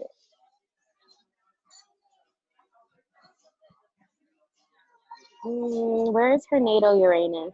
I'm 12. sorry, I don't use. Oh, it's in the 12th house. Yes. Okay. So with the moon, which rules popularity. Yeah. So, and Mercury is there as well. Okay, I see. So Mercury is also there. The transit Mercury was there hitting her natal Uranus, which happens, it almost like coincides with the third house Uranus hitting there as well. Mm-hmm. Now, because that Uranus is hitting the part of fortune, overall you could say that the sudden luck in your life. Part of fortune is luck, no matter what. Money, luck, joy, happiness. It doesn't have any negative connotation whatsoever. Okay, and that would be... Uranus could be coming through as a surprise. So a surprising, shocking event which makes you happy.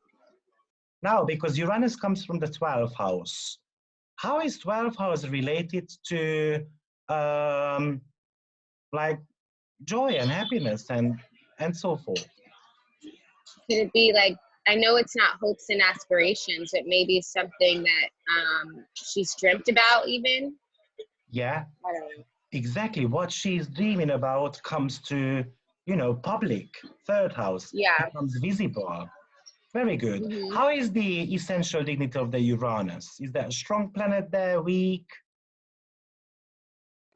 We can't use the table for it, but how is Uranus doing in Aquarius? It's strong in Aquarius. Exactly. It's Uranus. It's rulership, its right? home. Yeah. Yeah, second rulership. So we've got a good point coming together with a good planet. It's a sudden exchange in your social media status, which is gonna give you luck. Good job there. Thank you. Thank you. Thank you. That's it, guys. So it's not just, as I said, what usually happens is we forget to check where the planet comes from. Now, we,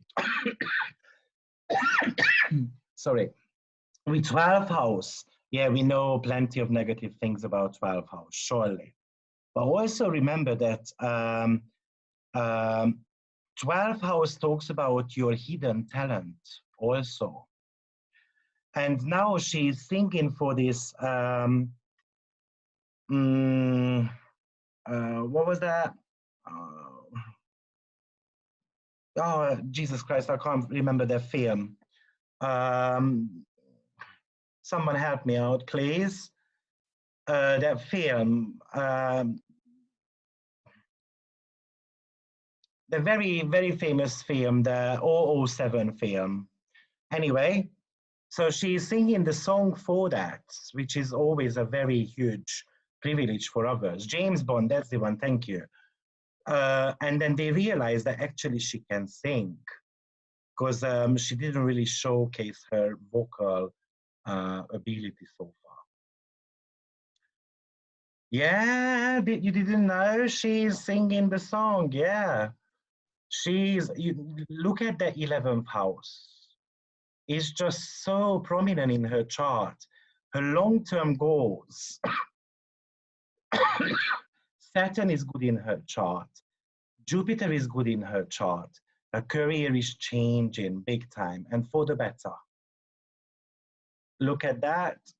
Saturn +8, Jupiter +6. This girl is unstoppable at the moment. Oh, there's going to be a period when she's going to get stopped. But yeah, at the moment, she's unstoppable with that manifestation house. 11th house talks about manifestation, especially in Capricorn. That's why I said Pisces rising could be experiencing good stuff this year, but they just need to work for it. Okay? Very interesting chart, I think. So I just put it there. Part of fortune, which we usually use an acronym for, like POF. It talks about luck in social media, luck with siblings, money through marketing, social media, siblings. That's what it could mean there. So what is the additional theme, which Imani has done very well? She had a look at the ruler of the part of fortune, which was Venus. And Venus is on the midheaven. So definitely career, how I am seen, my life direction, the highest point of my chart. Even if I have a look at her Venus, which is -5, but the rest of them are good. I think she gets a little bit of a hot and cold though from others. So maybe it's the public, maybe it's colleagues, misunderstandings. I think she's gonna get a little bit of a hot and cold though. What does Uranus transit mean? Sudden changes, shock, electricity. Where does the natal Uranus come from? How is its natal condition is? Its domicile, and have a look. Oh, sorry, not that one. There is a very tight support also coming from Venus, which is a sextile, and that's one of the benefic planets in the chart. So it just shows that the event is going to be good for her. There is no restriction from Saturn or Mars, so overall, very, very good for us. Now, I had a look when the part of fortune was hit by Uranus beforehand, and it happened 2019 April till May. So it would be interesting to see what type of events did that bring for her, but it might not have brought anything. It might have been just a sign that something is coming up for you. Maybe she was asked to sing that song. And if the song is asked to be sang, then, hey, you know, it might be an indication that you're going to get a couple of Grammys. I don't know. Then again, there was an activation between November 13th till January 3rd by Uranus, and then there was one on January 3rd till March 9, again by Uranus. So this is the three-part transit process. The first is intense, dramatic, sign of what's coming. Second, revision. Try things. You make errors, make adjustments. Third hit, you're going to see the outcome. You're going to get to an end of a cycle, basically, so it's all about completion. Great. Now, before we go into that, I want to show you something I really, really love using, and this is going to be a little bit of an advanced technique here. So the beginners, maybe, you know, take a coffee if you're not interested. I'm just going to spend 5 minutes on it, 10 minutes maximum. But there is something I love using, and that's called midpoints. You can type in midpoint calculator astrology, and then you're gonna get this lovely midpoint calculator here. And then let's just enter a birth time. I'm gonna be just putting through 1. Because in transit, it works beautifully. And this is the time when I want to be talking about a little bit of a remedy thing as well. So it's going to be calculating the midpoints for you. Don't worry about that chart. This is going to be the most important thing here. Now, what are midpoints? It's very easy. I'm going to be picking 2 planets. Let's say I'm going to be picking Pluto and Venus. And I'm going to be finding the halfway distance between those 2 planets. And that's going to be somewhere 17.5 degrees, let's say, 17.5. I can also do that between Uranus and Pluto. So I can see that the difference between them is going to be a 66 degree. Why? Because 15 Sagittarius, so 15 Capricorn is 30. 15 Aquarius is 60 plus 6 degree, so that's a 66 degree. So the 33 degree is going to be somewhere in the midway. So that's 15.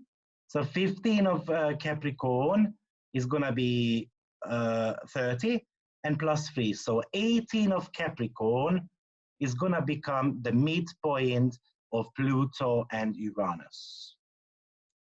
So you can calculate all of these, which this program does for you. Be very, very strict. We only work with conjunctions and oppositions. That is what's called direct midpoint structure. So here, let's say the sun and the moon midpoint, that's how they indicate the midpoint with the slash, is in Capricorn in the 10th degree of 18 in the 11th house. What you can do is activated by birth planets. You can click on there. You click on there, and then the table is going to be changing a little bit. As I said, only look out for oppositions and conjunctions. So let's have a look at which one. Conjunction here. The moon and Mercury midpoint conjuncting Neptune. The orbis is 0.54. Let me just show you. So that's a moon and Mercury conjuncting Neptune. Oh, that's not the chart. So which is this one. Moon and Mercury. The halfway is Neptune in Sagittarius. And the difference, the orb, is going to be 0.54. Now, going back to the table there. Close the tightest orb. Have a look at that. Moon and Venus, midpoint. So the halfway distance between the planets, conjuncting Mercury, 0.11. And that's going to be one of the closest one we can find here. Now, how, if someone uses Sirius program, then I'll show you. You click on midpoints, view change settings first. You're gonna have conjunction and opposition clicked, okay. And then I get exactly the same. It's easier to spot from here.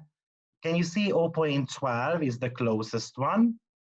Mercury, Moon, Venus. Now, why is the midpoint important? Midpoint is important because it talks about where your blockages come from. In my opinion, it really, really talks about your blockages. Whenever I have a look at it, I just say, yeah, this is definitely the blockages.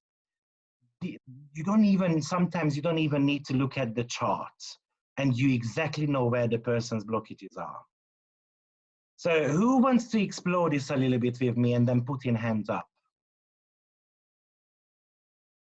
Someone, hands up?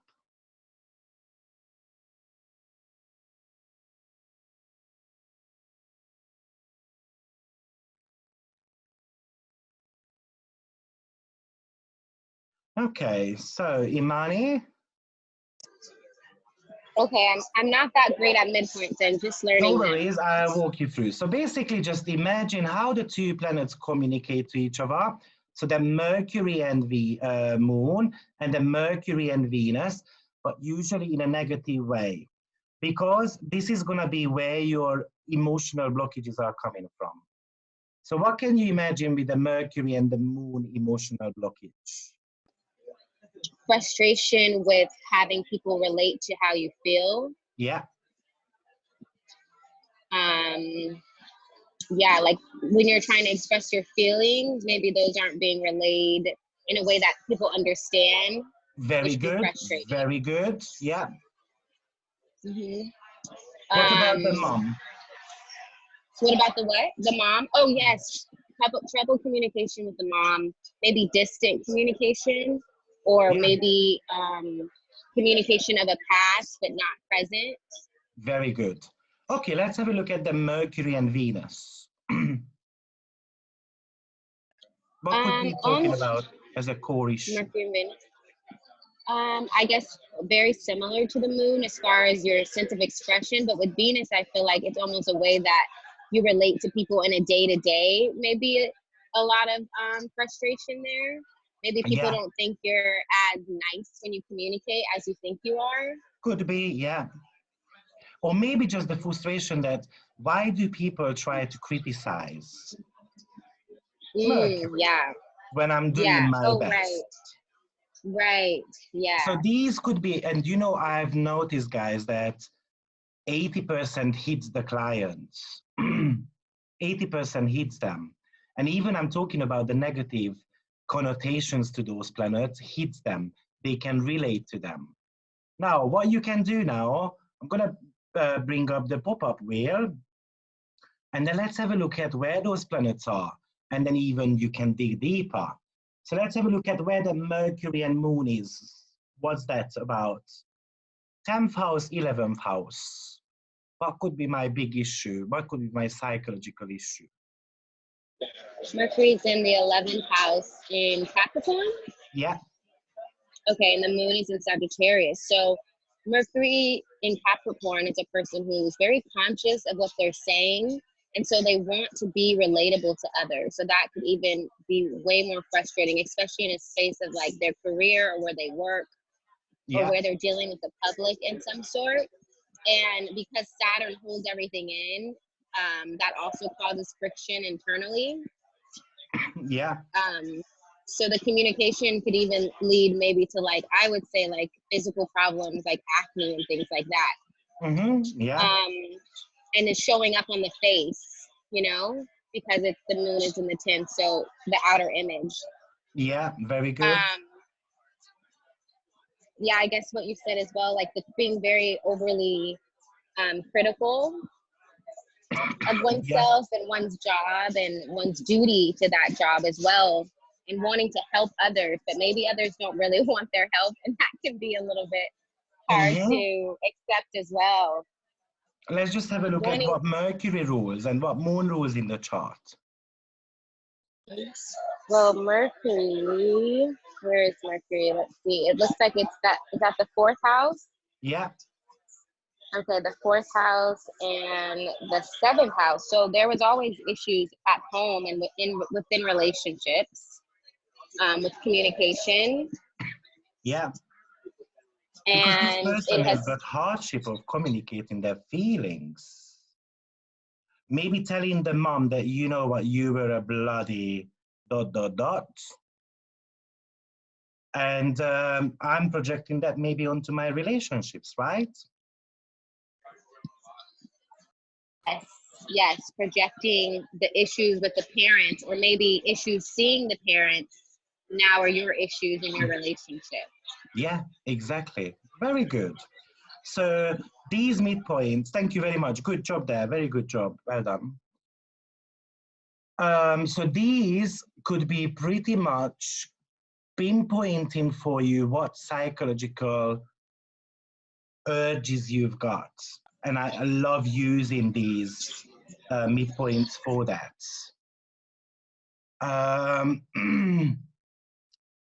But also, I love them because you might be able to spot, you know, if they manage to turn this weakness into strength, then it really could talk about your talent as well. So it's a little bit of a two-edge here. I've seen this work with clients so much. I've got a couple of students here who would be able to testify that we had tears when we were talking about this, how accurate it goes. I recommend you to dig into it a little bit. But anyway, what happens when a transit comes along? And now I had Pluto transiting my Mercury.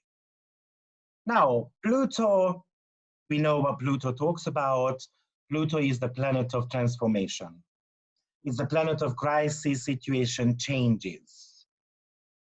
Mercury rules my 4th house. It's easy to say that, oh, maybe you're going to change your location. You know, that's one of the manifestations. Yes, but this midpoint, because Mercury also going to bring in the moon and the Venus energy into the picture as well, because the Mercury is in charge of that moon and Venus. So what this could give us is, it's going to give us a little bit more information about why the person might move. Oh, let's have a look. Venus. Venus is in the 1st house. So it might be body related. It might be liking related. But maybe Pisces, it's all about healing the body. So maybe the person comes home to heal the body and then present a new person. Also, Venus rules the 8th house, which is the house of sexuality. So maybe the person moves home to have more sex, or to save money, because 8th house is a money-related house as well, right? Especially because Pluto is also coming from the 8th house. So this person wants to make a transformation throughout body, Venus, surely, and maybe just saving money as well, because maybe some long-term goals. Mercury is in the 11th house. That long-term goal could be a property-related thing, because it rules the 4th house. Okay, also, it drags into the moon energy. So it's something to do with work as well. Okay, so maybe the work previously did not work out, or maybe I just want to pursue full-time whatever career you do in.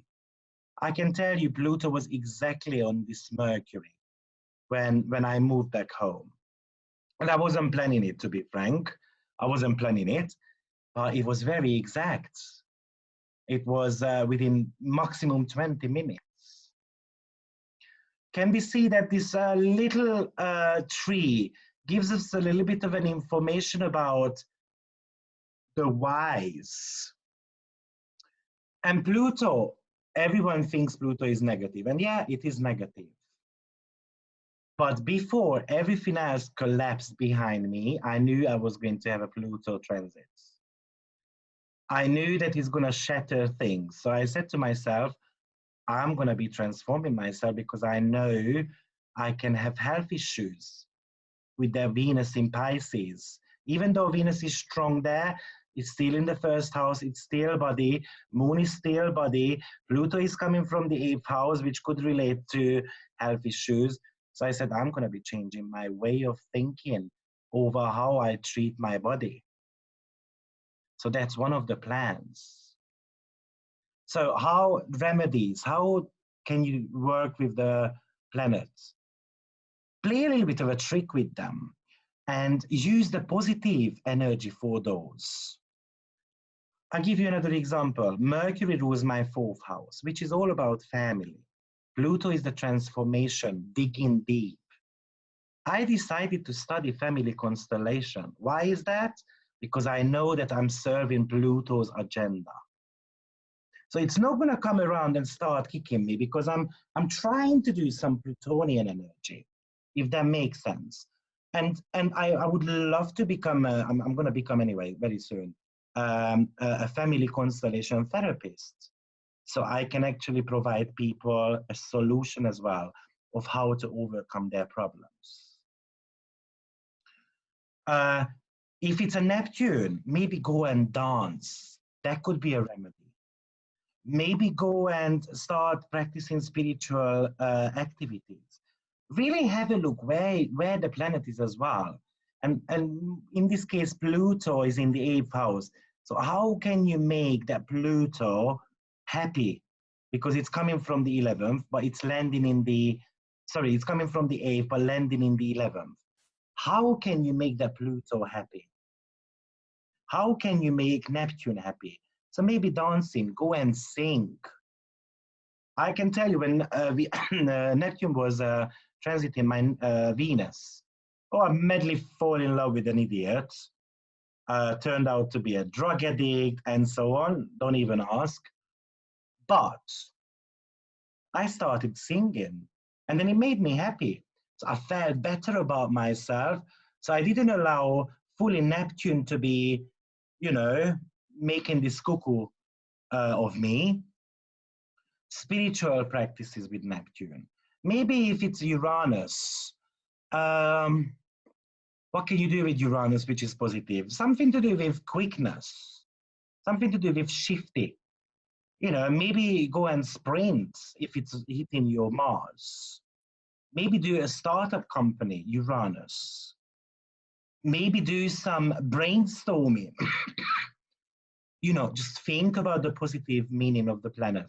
I think that's where the remedies are really lying. Okay? Great. So I just wanted to put this out there for you, a little bit of an extra of midpoints. They are very powerful, but only try to pick the closest ones. I mean, when you work with transits, yeah, you can have a look at when Neptune gets hit, right there. It's not only Neptune which is going to bring in, it's going to bring in the Moon and Mercury as well. So that Neptune could be veil around long-term goals and work. A veil around 5th house, so maybe children, you know, maybe Neptune gets hit by, I don't know, Jupiter, or I want to have babies. 5th and 11th house talks about babies, right? Oh, actually, that was the case when Jupiter was hitting my Neptune. I kept telling everyone I want a baby. And so forth. Use midpoints, a very, very good tool. Even, and then I would be strict. I would be checking those ones, especially which is around 0.5. So maybe a Neptune, Mercury, Jupiter. It's pretty much, again, the Neptune is talking about profession anyway, and something to do with the veil. So maybe when Saturn was there, again, a Mercury and the Uranus energy, maybe a genius idea around work, which got shattered because Saturn is a negative planet in my chart. Maybe it's not working out, and so on. Great. Any questions on that, or are we cool?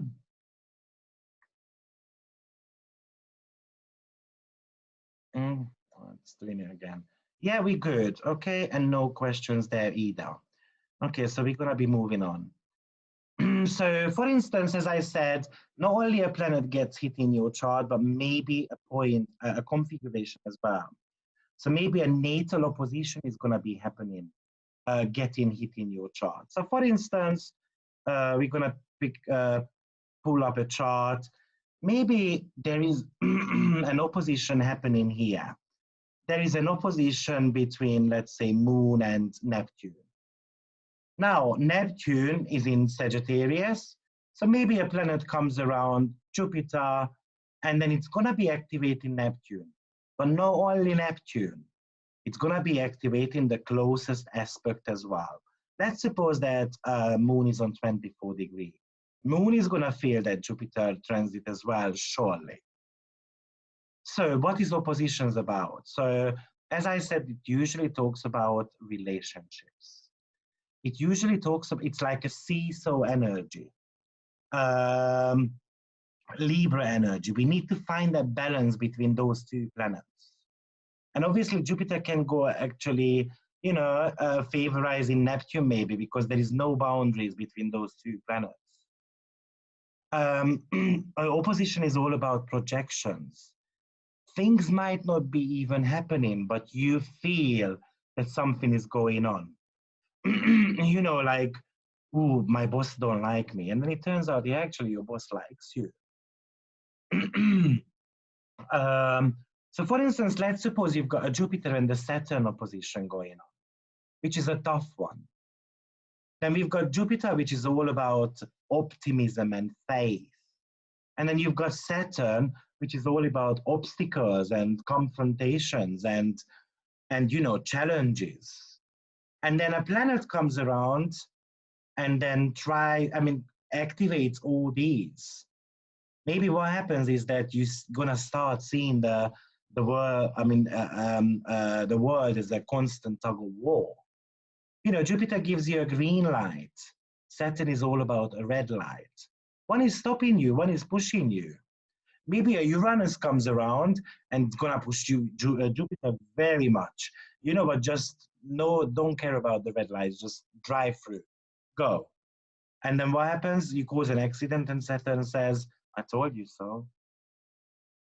Jupiter expects growth. Saturn tells you, slowly but surely, you don't need to go overboard.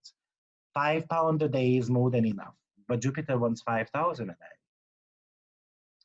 Maybe actually you're gonna feel the blockages coming from the government in your ambitious project, Jupiter. Let's say if, I don't know, maybe a Mars come around as a transit. Because what Mars does is it provokes the planets, right? It's gonna be like stimulating the planets, you know? So all these possibilities with Jupiter and Saturn you might be experiencing. Let's suppose Uranus comes around as a transit. So as we said, we always analyze the natal position. What does it mean? What house is it rules? Well, obviously we don't have an house for this, but you know, what house it rules. And then after Uranus comes to Jupiter, what does Jupiter do? What does Uranus do to Jupiter? Sorry, something went into my mind. So Uranus is shocking the sense of reality. Shock to a father figure, that would be Saturn, right? Shattering dreams and belief system.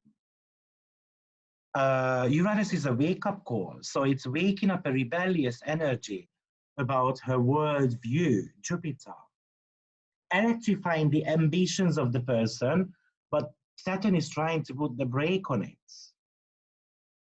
A sudden realization that she has to do something, like, you know, having a fire under your pants, trying to motivate you to do something, but Saturn is putting a block to it. Have a look who Saturn is. Is that your boss? Does it rule the 10th house? Is that your 4th house? Is it your family who is blocking you? Or someone is blocking you in your life. Saturn rules your 1st house. That's you then. You blocking yourself. Uranus is always going to be introducing new ways to both Jupiter and Saturn. And those two planets need to agree. But remember, it's an opposition. You might be just projecting your fear onto your 4th house because Saturn rules your 4th. Oh, I can't do this business because my dad screwed all up. No, it wasn't your dad, probably. Somehow your dad helped you in that department, but it's not necessarily your dad. Or maybe it happens to Moon and Mars opposition. Moon is your needs, Mars is your desire. Moon is all about caring and protecting. Mars is all about individuality, survival instincts. Moon is all about intuition. Mars is your logic. Mom versus lover. So the mom maybe having an issue of, who am I? Am I a mom, or actually can I feel like a woman? You know, family versus individuality, feminine versus masculinity. So all those topics could be appearing. And let's say Saturn comes around and Saturn is restricting Moon. So what does that Moon talk about? I'm going to start pulling up an emotional wall. And I'm not going to go out that much. But Mars is, yeah, but I want to go party. So they're going to have this conflict between the two planets. And somehow you need to find the balance. And when the scale tips, that's when the problems usually come with Saturn. So go back and then try to please both of the planets. That's what the configurations is all about, all of them. Try to please everyone. Neptune and Venus, divine love versus everyday love. A fairy tale versus everyday love. And then a Mars transit comes. Mars is the knife, pokes the balloon. So an event is going to be taking place where the fairy tale stops. Mars is going to say, I'm logical. I'm all about survival instinct. I'm not going to allow Neptune, you know, to screw my Venus over, because Venus and Mars are the cosmic lovers. So somehow that balloon pops, and then it might hurt. Can you imagine if it happens 3 time transits? You're going to have those repetitions 3 times. Maybe in a different form and shape, but somehow the back of it, the integration is going to be the same. So I put there, provokes the fairy tale, general cosmic truth comes on surface. Your illusions are going to get shattered. The balloon is popped. And wanting you to see what's under the surface, prying things up a little bit. So I'm going to be differentiating, which have we already done, the planets. So we've got the personal planets. What I said was Sun, Moon, Mercury, Venus, and Mars. Their transits are not too important because they last for a short amount of time. The social planets are going to be Saturn and Jupiter. Saturn's transits are a lot more important because that's slower moving planet, tends to be spending 2.5 years in one sign. And the outer planets, which is Neptune, Uranus, and Pluto. Those are usually very important, especially to personal planets. Social planets, especially to your personal planets. Because personal planet means that They are part of your persona. It's like pulling out a draw. Angry draw, that's Mars. Okay, where's my Mars? How angry I can get. Love draw, Venus draw comes out, and so on. Okay, so how are we doing so far?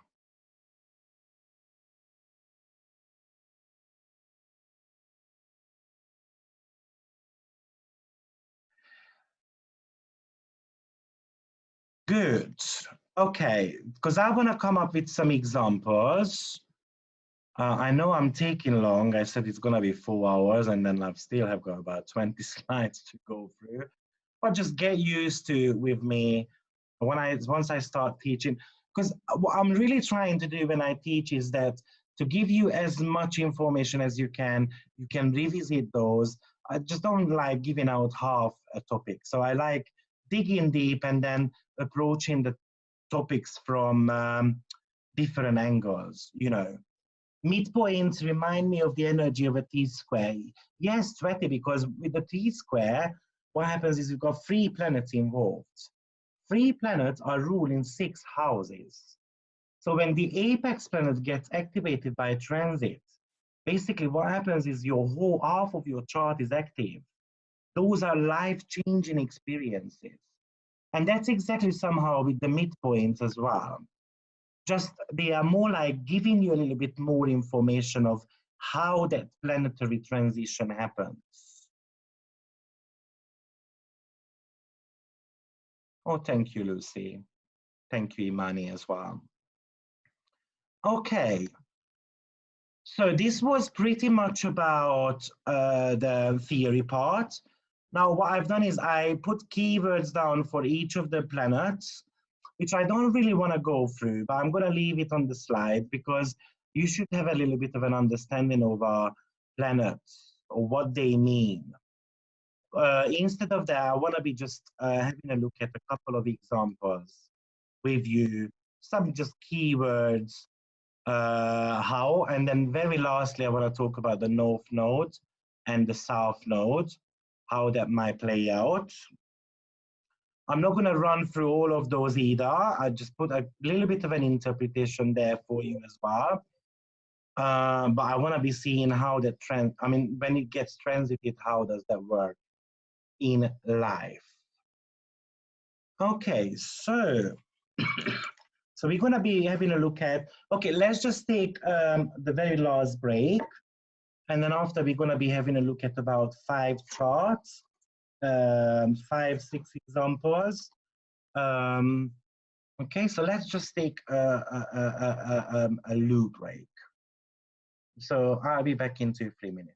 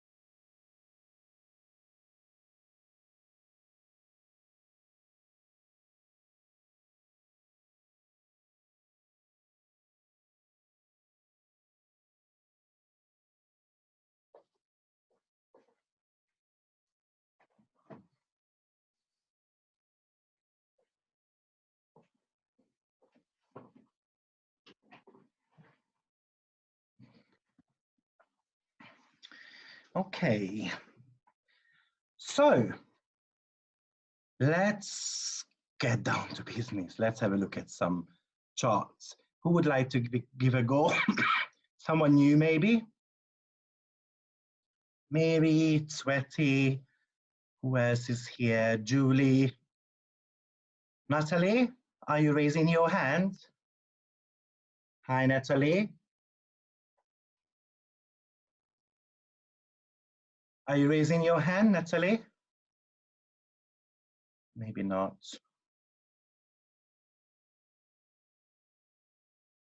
Okay, anyone want to give a go with me? Eva, Jean, Joshua, Kengi, Karen, Chris. Someone? No? Aha. Oh, Anna, sorry. Jesus Christ, I'm getting blind. Hi, Anna. Hi. Okay, I'm calling you Aha. No, there was a dot on my screen and then it looked like Aha. Okay, so let me bring up this chart for you. So, I'm not going to put shall I put the transit on, or just can you imagine that there is Saturn and Pluto on Mars at the moment? Yeah, that's fine. Yeah. What shall I expect? I'm your client. Walk me through step by step. Well, if Saturn is in your 8th house, you might, it's not a good time to take out a mortgage on a home. Oh, that's 8th house. Okay. So first of all, let's just have a look at, yeah, what Mars could be talking about in the 8th house. Maybe arguments with your partner over money, shared resources. Okay, yeah, very good. Maybe restructuring of debt. Okay. Is this Mars showing the positive or the negative side? It's actually positive. Yeah, so Mars is going to be showing more like the cooperative side than the negative. So let's just rephrase those sentences then. Okay. So maybe you're going to get favorable discussions with your partner. Yeah. Shared resources. Yeah, very good. What does Mars rule in the chart? Let me see, let me find Mars.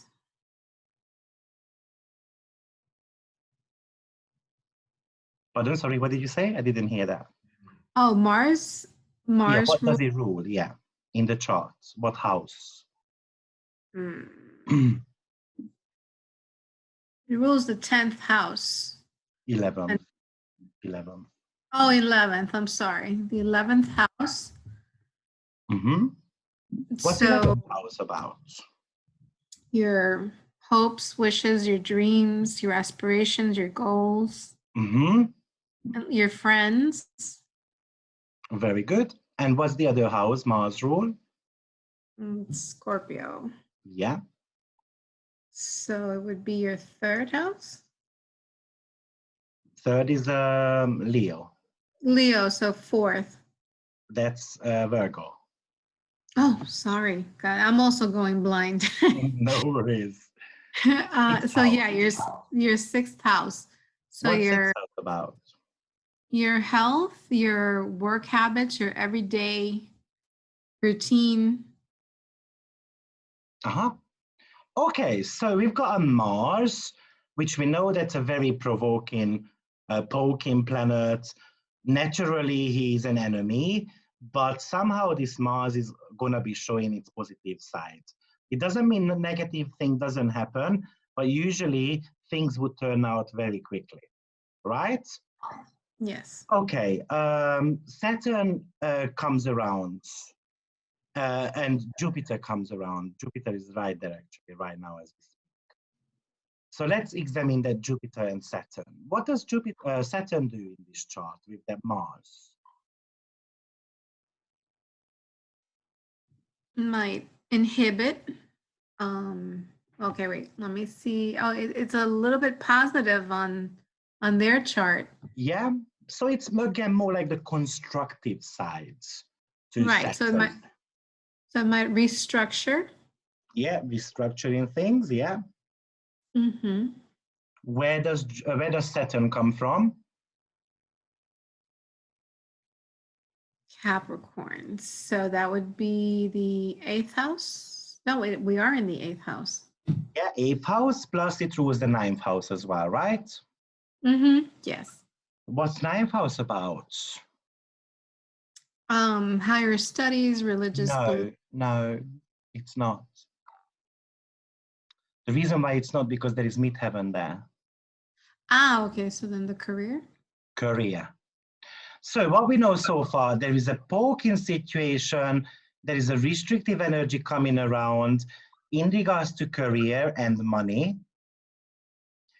But it looks like the person is going to come out of it very well, whatever it is. Okay. Jupiter also there. Let's examine Jupiter as well a little bit. Okay, so is it, well, it's not conjunct now. Well, Jupiter is around 20. 20 something, but it's a wide orb. But maybe the near future, very near future, they're going to have very positive aspects related to career. Okay, so let's see again where Jupiter comes from. It comes from the 9th house. So again, brings in the career aspect. What does Jupiter rule in this chart?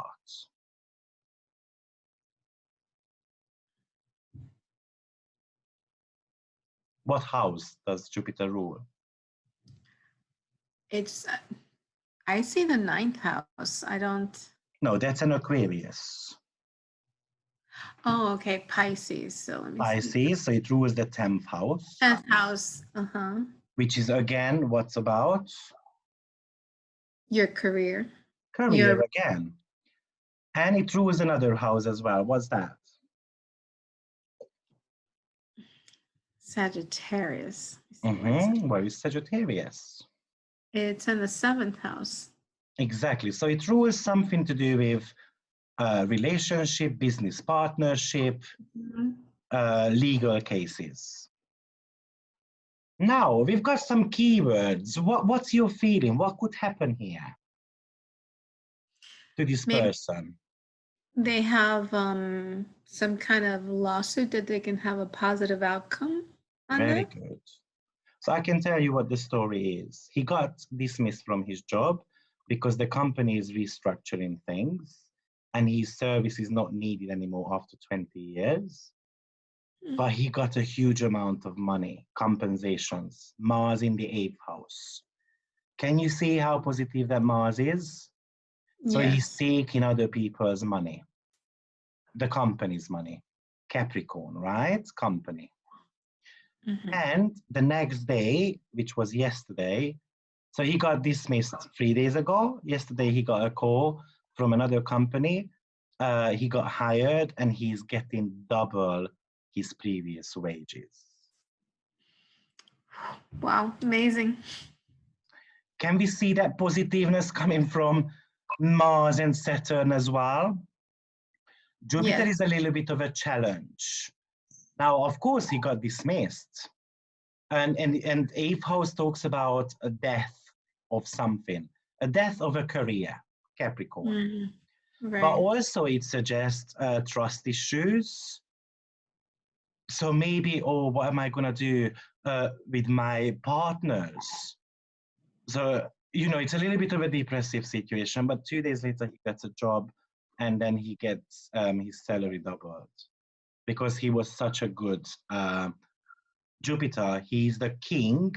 Jupiter rules king, royals. He is a royalty in whatever job he does. Does that make sense? It does now. It's a little bit harder, isn't it? Yes. But also, if we have a look at Saturn, comes from the 1st house. Now, what we said about the 1st house was that it's changes in your environment. Around the rising sign, things are always about changes in your environment. So changes in his environment in regards to his, something to do with financials, other people's money. Most probably it's going to be a positive change, but still Mars and Saturn, naturally they are a badass planets. So they're going to bring hardship, but which turns out to be very good in the end. Okay. Now, Saturn is in Gemini, which a mutable energy. Mutable energy talks about changes again, like fluctuating energies. If it was a fixed energy, most things would be working out slowly. Probably within few months, he would be still looking for jobs. But even Mars is in Capricorn, and Capricorn is a cardinal energy. Cardinal talks about fast things. So these two are indicating that things are going to speed up very quickly. Okay. Do you think that he can get a job abroad as well if he wants to? Or maybe working for a foreign company? Yes. Yes, because Jupiter comes from the 9th house, right? 9th house. Yes, exactly. Which is talking about foreign countries. Now that Jupiter rules the 7th house, the question is, what would happen to his relationship? Because there is Neptune there also. So would you recommend the person to work in foreign countries? Work in foreign countries, or maybe work for a company that's based in a foreign country? Yeah, because if he decides to relocate, maybe it's just a little bit of a hardship around the relationship. Relationship, exactly. Yeah. Actually, I know that the person is planning maybe, what if we started working, if I moved to Tokyo and all this stuff, and then they had this conversation, okay, how did the relationship would be going then? And then they said to each other, okay, then let's move together then. That's the only option. Great, thank you. Good job there. Oh yeah, here you go. Great. Any questions on that? Does that make sense? It was a little bit harder. I had this client a week or 2 weeks ago, and then when I saw this, I said, don't worry, you get a job very, very quickly. And the question was whether he was going to get dismissed, because he had a feeling he was going to get dismissed. And yeah, he got dismissed. We saw that. Yeah, but I was 100% sure he gets a job offer within seconds. So he called me actually this afternoon, and he got the job after 2 days. Yeah, something like that. No, I don't think Saturn brought the death, because Saturn is a positive planet in the chart. Actually, Saturn, I think, gave the opportunities. Because remember, Saturn is all about it's basically your CV. You know, what you have achieved so far. So Mary, remember to have a look at the scores. Saturn is quite a somewhat strong planet, and Jupiter is not too. I think Jupiter brought the negative stuff here.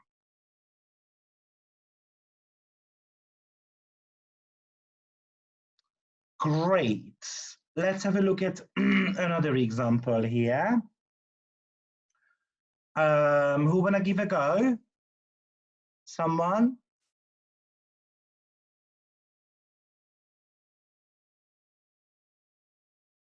It's gonna be an possibly easier one, I think. Let's see. Hi, Geraldine. Hello. So let's see, I'm gonna pick you a Uranus transit in the rising sign. Okay. So it happened approximately, well, it happened last year in April, and then it happened again in December. So we're talking about it hit 3 times, so once in April, once in July, and once in December. So what could this be? sudden dramatic change in the environment? Changes in the environment suddenly. Very good. What's the next step? Where does Uranus come from? Very good. Uranus, I've lost Uranus. Oh no, Uranus comes from the 7th house. What's 7th house? One-to-one relationships, partnerships, business partnerships. Very good. Relationship. Very good.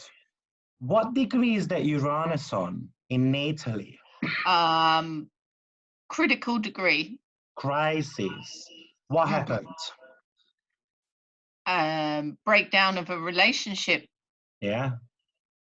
An 8-year relationship ended. That's what happened. I hope everyone can see that, but this was a pretty kind of straightforward. There are another indications for it as well. Saturn, let's just have a look. Saturn was transiting from about March, April time, already the midheaven. Let's have a look at the Saturn transit there as well. Could this, if the Saturn's going over the MC, then was it a marriage that broke down? Yeah, maybe. So if it was a marriage that broke down, they're no longer a married person and their social status is... How do I know it's marriage with Saturn? I think if we have this sudden event and it's impacting the MC, then it's not just a personal thing, it's something that's visible in the world. Oh, we don't know about Uranus anymore. That's gone. We're just focusing on Saturn. Oh, I see. So Saturn, transit in the midheaven, you don't know about Uranus anymore. Okay.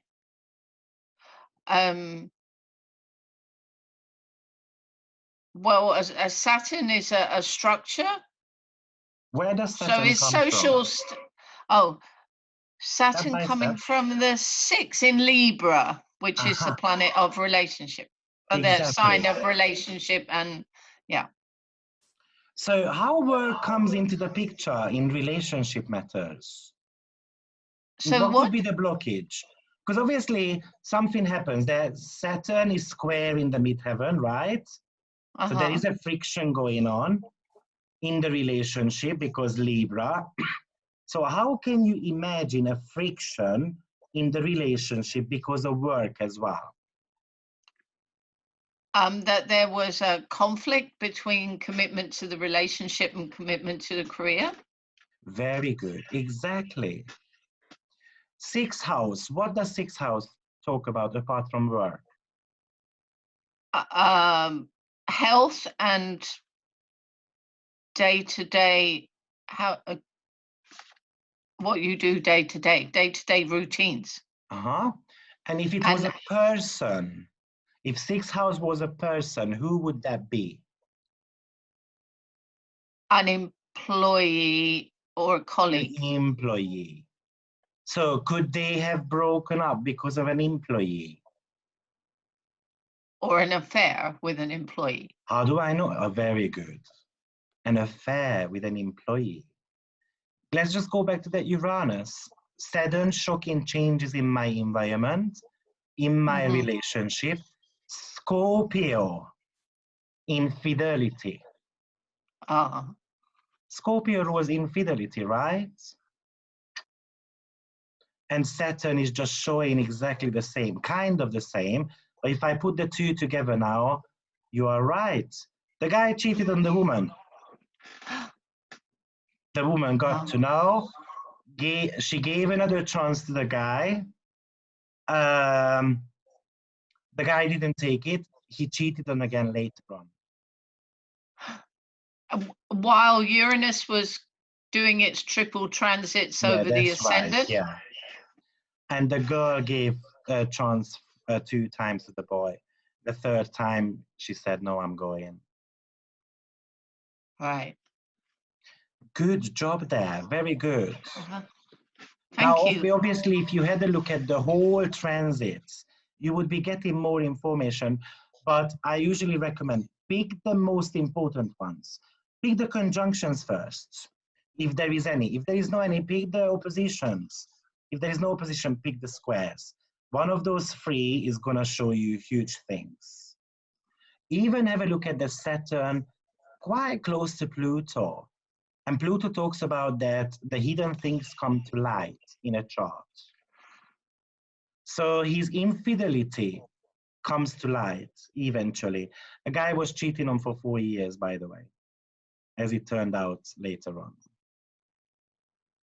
Okay, we could have even had a look at what the planets are ruling. We haven't even done that.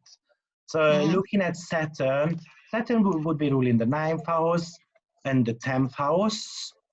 Now, the 9th house we said about career, and also it rules Aquarius as well, which could talk about emotional attachment. But then Geraldine is asking me a question. Victor, how can it be a breakup when Saturn has got 13 points? And that's a very good question. But guess what? 3 weeks later, she got together with her childhood love, and they already moved together and they're planning to have a baby. Can you see how that good Saturn played out in her charts? Yes. Things turned around very quickly. Something negative happened and then something positive came around instead. And then Uranus as illumination and a sudden flash of insight kind of goes across the ascendant-descendant axis. Yeah, that's right. That's right.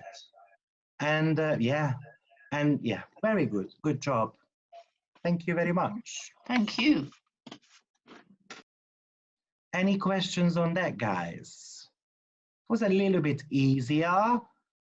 We see that I'm not suggesting that Saturn is always gonna be I'm not suggesting that.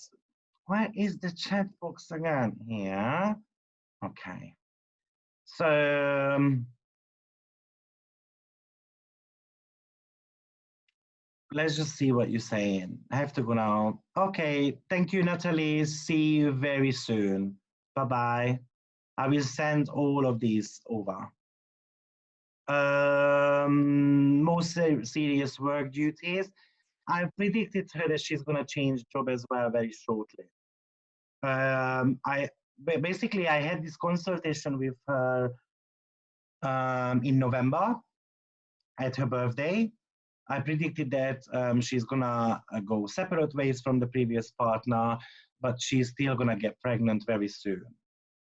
And I've also predicted that she would be meeting someone significant very shortly.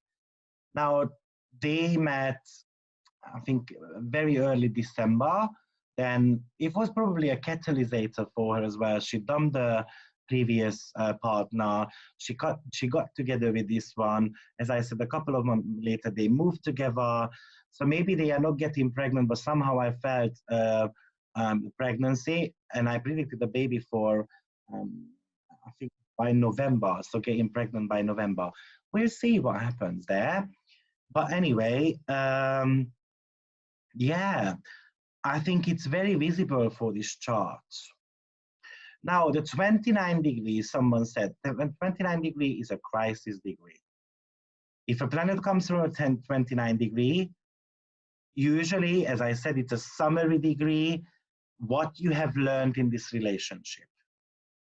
That's what it's all about. If it's like it comes through transit, then it's clearly the 29 degree comes as a crisis. If a planet is transiting the 29 degree of a sign, it's going to be asking you, what have you learned about the house, the sign, and the planets inside? Did you learn the lessons? If not, trouble. Great. Let's have a look at another example.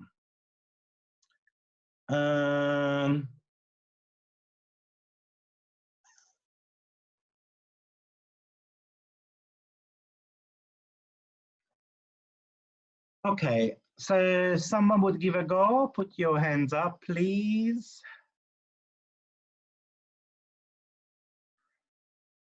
Sweti, we don't know about perfection today, so I mean, yeah, we can know about perfection as well, yeah. So let's have a look. She's in a, wow, she's 38, 6, 7, she's 38, so she is in a third house perfected year, right? 6, 7, and 8. Now, the third house perfected year is ruled by Moon. Moon is in the second house. That's the 12th house away from the third. 12th house talks about endings. Okay. Oh, yeah. Why the baby? Yeah, because Moon is getting activated. Obviously, anyway, I'm not going to explain that. That's a different technique here. It's not important at the moment. Great. Yeah, but she's in a third house perfected year. Now, next year, yes, she's going to be entering a sun-related year, 7th house. Let's see how the sun is. Sun is -5. A little bit of a weak planet there, but has got a conjunction to part of fortune. Now, this lady's dream is to get married to someone. And I'm really hoping that part of fortune is going to help a lot there. Obviously, we're going to have to see what's happening, you know, by signs. At the moment, is Saturn and Pluto was trining it, sextiling it.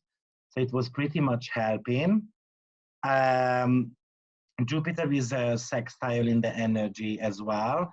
So all the planet was helping the sun and the part of fortune recently. But let's see what happens next year. Great. So next chart. Someone, hands up. I've got 2 more to have a look. Sweti, are you being shy today? Julie? Someone is raising hand. Oh, here. Hi. Hi, this is Sveti. Hi, Sweti. Hi, So, can you hear me? Great.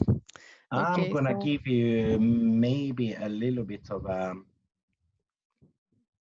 to wake me up a bit. Emma Watson. And we're gonna be having a look at midpoint trees. Oh, okay, great. So which one is gonna be the most, the closest? So the closest aspect is Sun, Moon, and Mars, right? Sun, Moon, and Mars. Yeah. 0.25. What does that talk about? What So would it's a be her conjunction, right? psychological problems? Yes. Okay. So, well, the Sun is our authority, and also this is a female or a male? It's Emma Watson. It's a female. Ah, it's a female. Okay. Sorry. So Sun is leadership qualities. It's our identity. It's who we are. And Who is Sun in our chart? the Sun in our chart, it's usually the father figure. Yeah. Okay. Who is Moon in our chart? Moon is the mother. Yeah. What is Mars? Mars is some aggressive energy, some conflict. Yeah. So maybe it's an indication of conflict between mom and dad. Yeah. And maybe it's pulling me apart to a certain extent, right? Yeah, but you are right about authority figure. So how can she take charge of her life and so forth?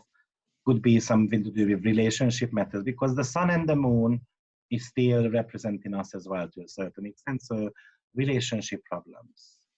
Yeah, surely. So that could be her major issue there.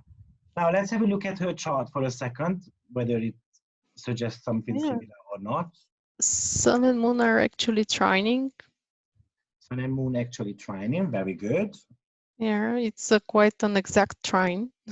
Yeah. And they're in the 4th and in the 8th house. So 4th house again, this makes the moon very strong because it's in a cardinal house. Yeah. And the sun very weak because it's in a hidden house, and it's Yeah. the sun is the planet that wants to shine. So and Mars, I can't see it. Mars is right there. Okay. It's in the 6th. So most Yeah, tired. it's the midpoint, of course, right in Yeah. the middle. So Mars in the 6th in Aquarius. Yeah. Um, What's Aquarius about? Aquarius, it's about equality when it comes to relationships. Uh-huh. It's about our mind, the mind. Yeah. Aquarius is about, it's ruled by Saturn, and Uranus is the second ruler. So it's about probably some insight or restrictions. What's the But common meaning of Aquarius in relationships? it's like distance. Yeah, emotional It's a bit distance. Yeah. distant. Yeah, it's a bit distant, and Aquarius, they want kind of an untraditional relationships, very not so Saturn ruled. I Yeah. mean, very different, out Aquarius of the is the box, so sign of to say. divorce, Yeah, as well. emotional detachment. So Yeah. could the mom and the dad get divorced? Yes, they could have divorced. But how come there is a trine there between the sun and the moon then? Yeah, that's a good Imagine question. that. Mm, How I can yeah, imagine that is while they were married, they were arguing, Mars. As soon as they yeah, got separated, oh, relationship went well. they were well, yeah, because Yeah, it's so it's not Aquarius. necessarily that they stayed together, but as two Mm, humans, they yes. dealt with each other quite nicely. And also this moon in Sagittarius representing the mother, and it's like the mother wanted freedom, and the father, maybe because it's a sun in Aries, it's a fiery sign again, and he wanted probably to have his authority seen, but it wasn't seen and acknowledged. Yeah, So they argued all the time, and it was like a kind of a power struggle, probably. yeah, So yeah. exactly. Good. Um, Now let's just put a little bit of a transit on for you. Okay. Uh, I'm gonna be putting on when she was 5. Mm, was that 1995? I'm not exactly sure about the exact time, but imagine that Saturn being on Venus. Mm. Okay. So Saturn, it's Okay, in, so it's age of 5. So I bring up the essential dignities for you. Remember, mm, she's got way too many positives. yes, and Saturn is +7, and Venus is again +7. Venus is So, +4, by the way. oh, really? Yeah, I can see okay, with the score. Okay. yeah, So it's +4. So um, if the more positive planet, Saturn, transits Venus, it could cause some hardship, difficulties, but it will turn out well yeah, in the end. exactly.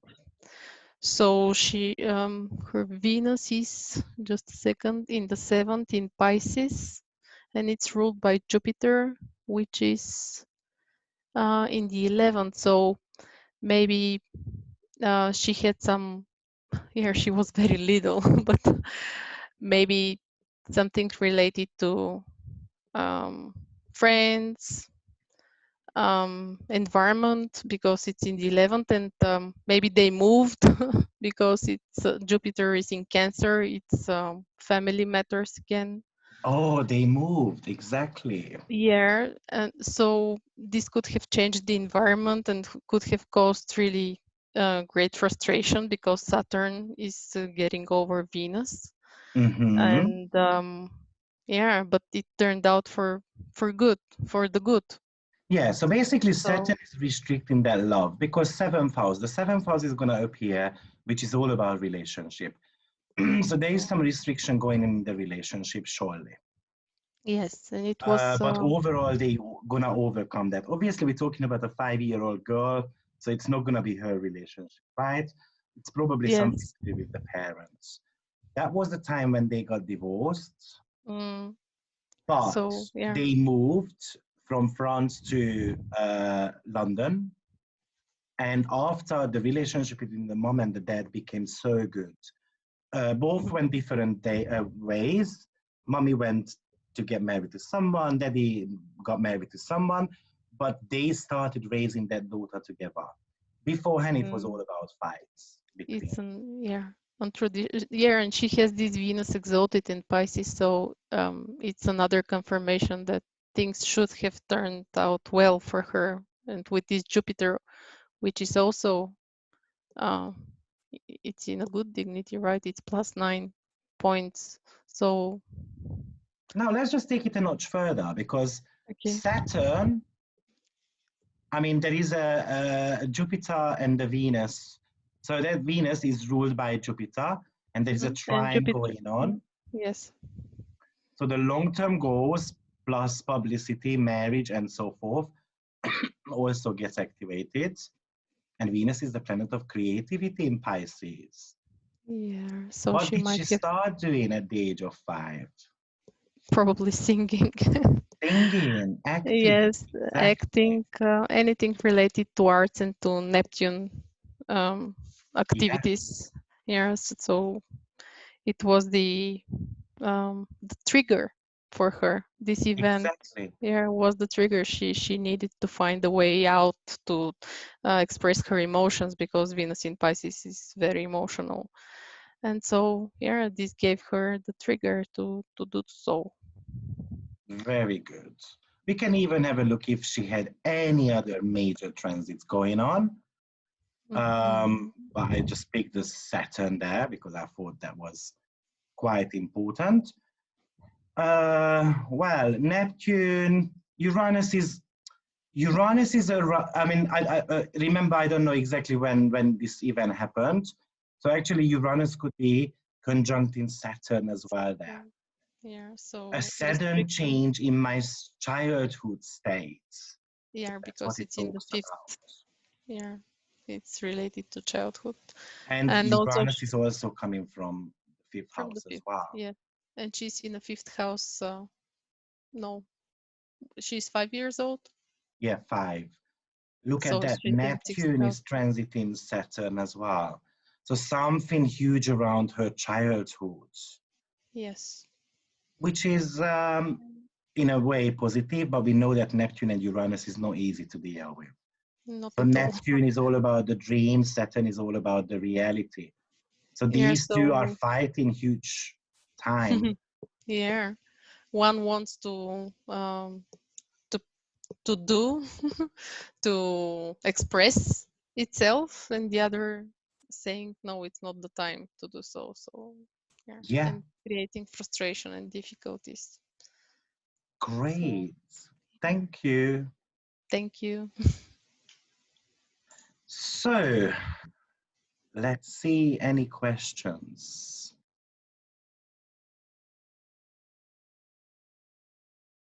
Okay, so unexpected sub 2. Unexpected sub, I'm not too sure what does that mean.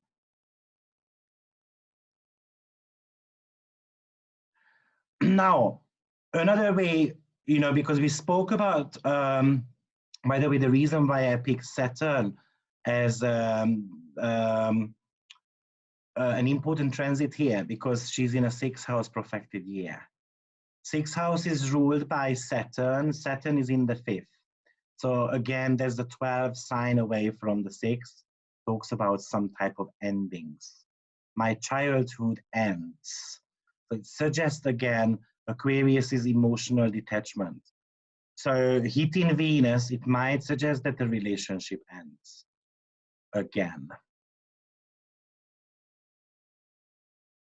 Neptune in the fifth. Earlier today, you wrote about stelliums, and particularly mentioned Saturn, Jupiter, and Mars. Can you expand upon transits regarding stellium houses and planets, please? Well, when a stellium gets hit, so how I approach stelliums. Stellium is a huge focal point of your life. Usually, probably the house and the ruler of the house is more important than the planets itself. Okay, so what I mean by that is that, let's suppose, for me, stellium always needs to contain maybe a personal planet at least. But let's suppose this is a stellium here in the fifth house. Now, because if the fifth house gets transited by something, the ruler we're going to feel the most, in this case, Saturn, and obviously the fifth house energies, which is all about taking risk, childhood, children, sex, romance, and so on, psychology, and so forth. And the planet in there is going to be giving qualities of the event. So Uranus, Saturn shakes up, Neptune, a little bit of a misty things. What is coming up for me? I'm a little bit lost feeling with that Neptune. So stelliums are always pretty much about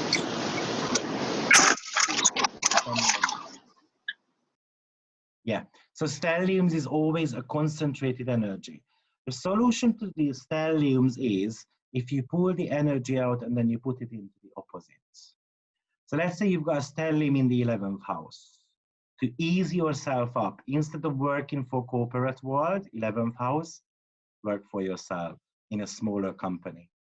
You're gonna feel a lot less trouble. If you've got 8th house stellium, instead of leaning onto your husband's or partner's money, try to be individual and try to earn your own money, or don't use shared resources. Have your own bits and portions as well. If you've got 4th house, then as harsh as it sounds, leave the family a little bit behind and then focus on your career. Don't allow yourself to be so bogged down because of family problems. And when a transit comes around to that stellium, it's going to serve you as a reminder that you have to do the opposite house. How many times do you want me to tell you again? I hope that makes sense. Gina, maybe, how we pronounce your name? Do you use the critical degrees in other signs? I don't use the 13 and the 26 at all. The 0 degree is a new beginning. That's a new energy. So 0 degree is when a planet hits a transiting planet hits a 0 degree in your chart, it's gonna be a sign what to expect in the next period while the planet is there. So, for instance, Saturn hitting here. Let's bring up another chart. So maybe I'm gonna bring up Angelina Jolie. Is there a good example for us? Maybe I can find a better one. Okay, so maybe this one. So let's suppose Saturn came around on 0 degree, which happened about 1.5 years ago. It's gonna be giving you signs on 0 degree what to expect in the next 2.5 years. In regards to Venus matters, so Venus, what does Venus rule in the chart? Rules the 6th house. So what to expect around work. Also rules your 1st house. What to expect in my environment. What to expect in my relationship, 1st and 7th house axis. And it's going to be giving you a sign what to expect in regards to your midheaven. Watch out for that 0 degree, because that, let's say Saturn is going to be there for what? 2 weeks. It's really going to give you a sign what to expect in the next 2.5 years. And this is especially true if someone uses solar arc. It's really going to be telling you what to expect in the next 30 years, actually. But I'm not going to go into that. That's a different timing technique. Okay? So that's what it would mean.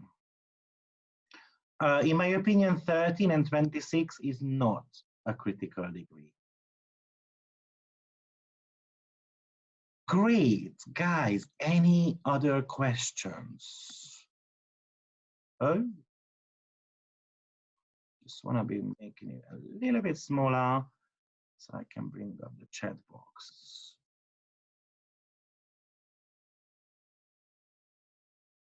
So is it Saturn return coming up? Yeah, she's about 30-ish, so she should be having her Saturn return coming up.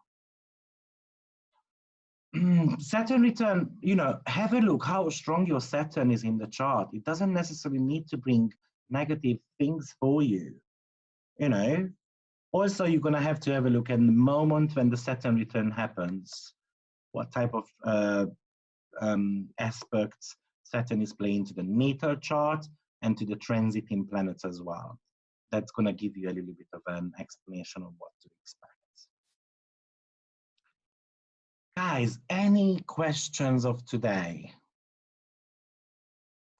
Oh yeah, I wanted to share something else with you. So, because I promised to talk about the North Node and the South Nodes.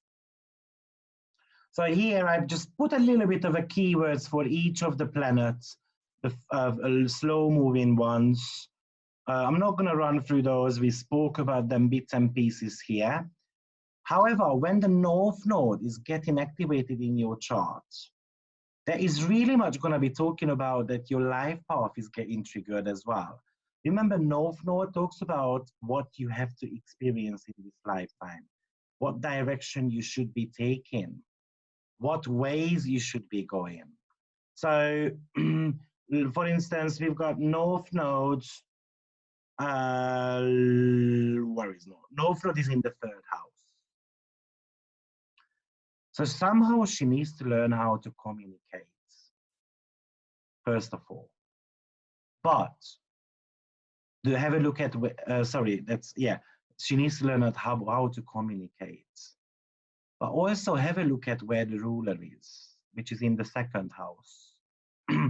So that's a karmic planet in her chart as well, because it rules the North Node. Now, she also needs to learn about self-worth, and she needs to learn about financials. Let me just bring up another chart here. Let's just have a look at a better one, which you guys know as well.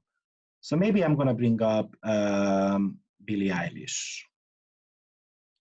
So her North Node is in Gemini in the 4th house. So what does that talk about? This person needs to learn how to communicate, Gemini, about family, for instance. Most probably this is an indication that she's going to have to learn how to balance up her career and her family life later on. Because, you know, this is also, we're talking about a Libra energy, an opposition between the South Node and the North Node. So she's going to have to learn how to integrate those two things together. But it's more about the learning. Now, I'm also going to have a look at where Mercury is. And Mercury is in the 11th house, which talks about publicity, success, hopes, gains, long-term goals, and Capricorn, which is usually talk about later age. So it looks like she's going to have to learn how to deal with, you know, having a child, making a career for myself, most probably at the 2nd part of her life. And the South Node is going to be talking about what talents you are bringing from past lives and previous lifetimes. Also, it shows how you live your life in the first 20, 25 years of your life. So it's a little bit similar to that applying and separating aspect. How she lives her life, 10th house, success. Where is Jupiter? 5th house, creativity, artistic skills, own business, talent, self-expression. So she's bringing all that talent with her. And then we can exactly see that she is gaining a success. Look, Sun and North Node conjunction in her chart. So she becomes successful at an early age. But this also suggests that she's going to have to release that. Because eventually she's going to have to focus on families. Because Mercury is in the 11th house, it doesn't necessarily mean that she needs to have her own family, actually. Maybe she needs to create a community and treating those people like her own family. And having or helping to overcome Saturn, their emotional blockages, which I think she started doing because she's kind of a role model to her like people, like her similar age. Because she's not singing about drugs and stuff like that. She's actually singing about more real things, to be honest. So that's a good thing about her.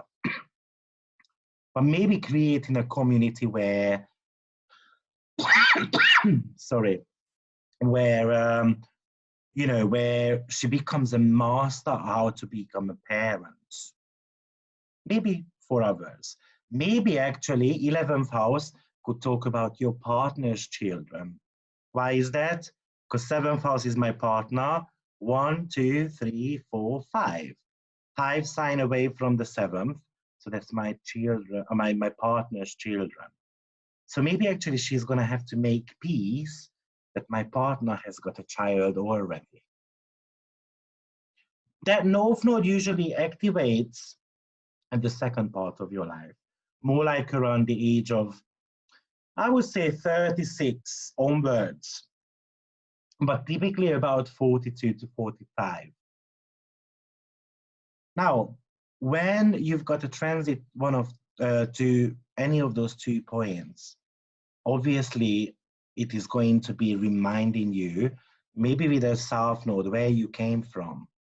Why are you forgetting who you were like 18 years ago?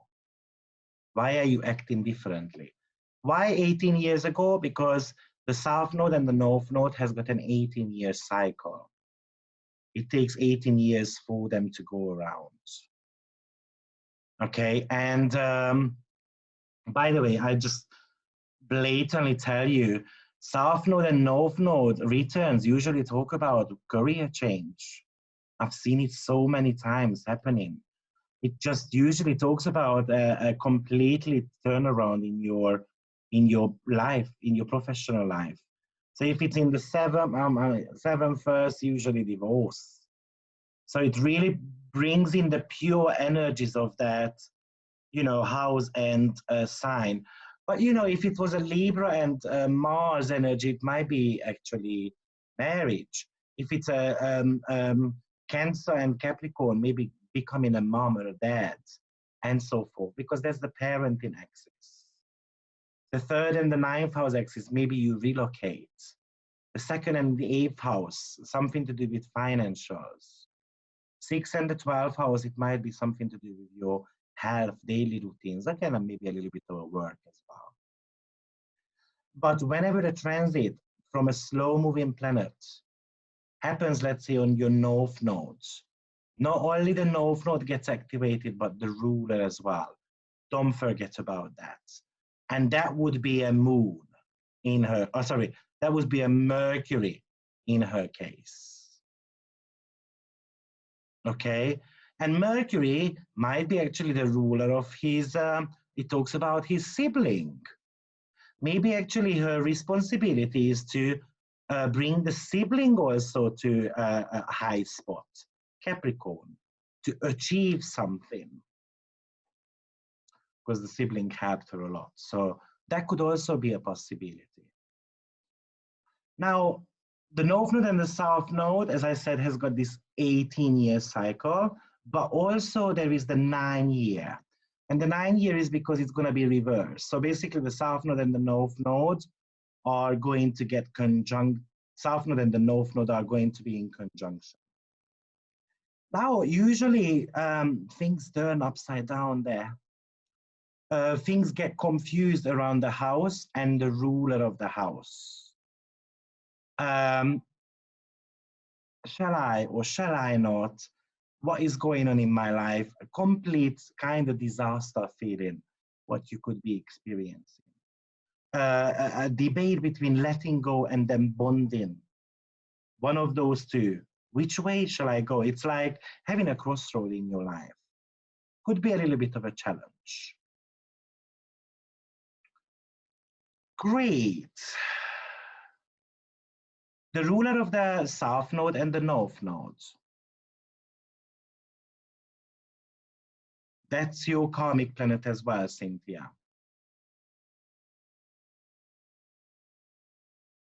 Yeah.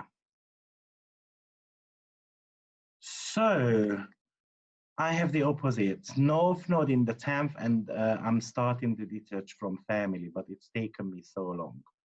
Yeah, so maybe that's the whole idea. It doesn't mean that you're gonna have to, I mean, you completely get away from your family. But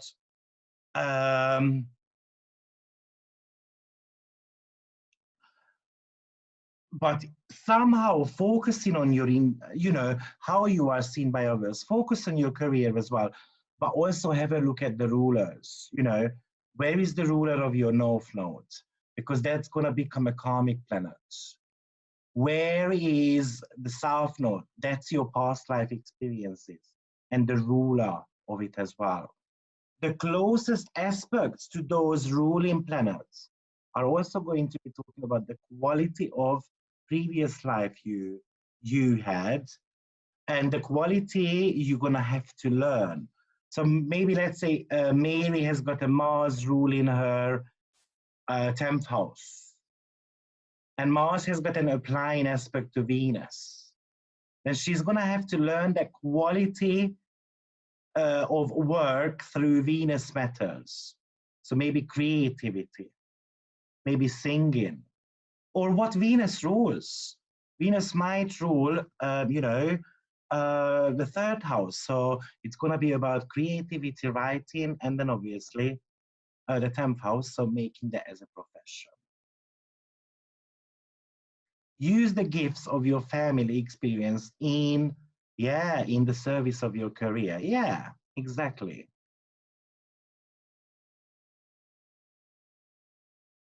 Yeah, for instance, that's a very good one, Cynthia. It means that you have to. The aspect to your sun is probably going to be telling you whether it's going to be successful or not. Loads of squares may be a challenge to publish that book. Plenty of trines and sextiles, maybe it's even going to bring you money. Does that sun has got a connection? Does that sun have got a connection to the 2nd house ruler? You can make money out of it. And then when those points get triggered, you know, that's when things can go around. So to close off, as I said, transit is a check-in tool. Compare that with different timing techniques you believe and you work with, okay? I tend to be using Perfection a lot. One of the best for sure. There are other techniques as well, so such as basically what you want to use. I mean, I do use Fedaria a lot.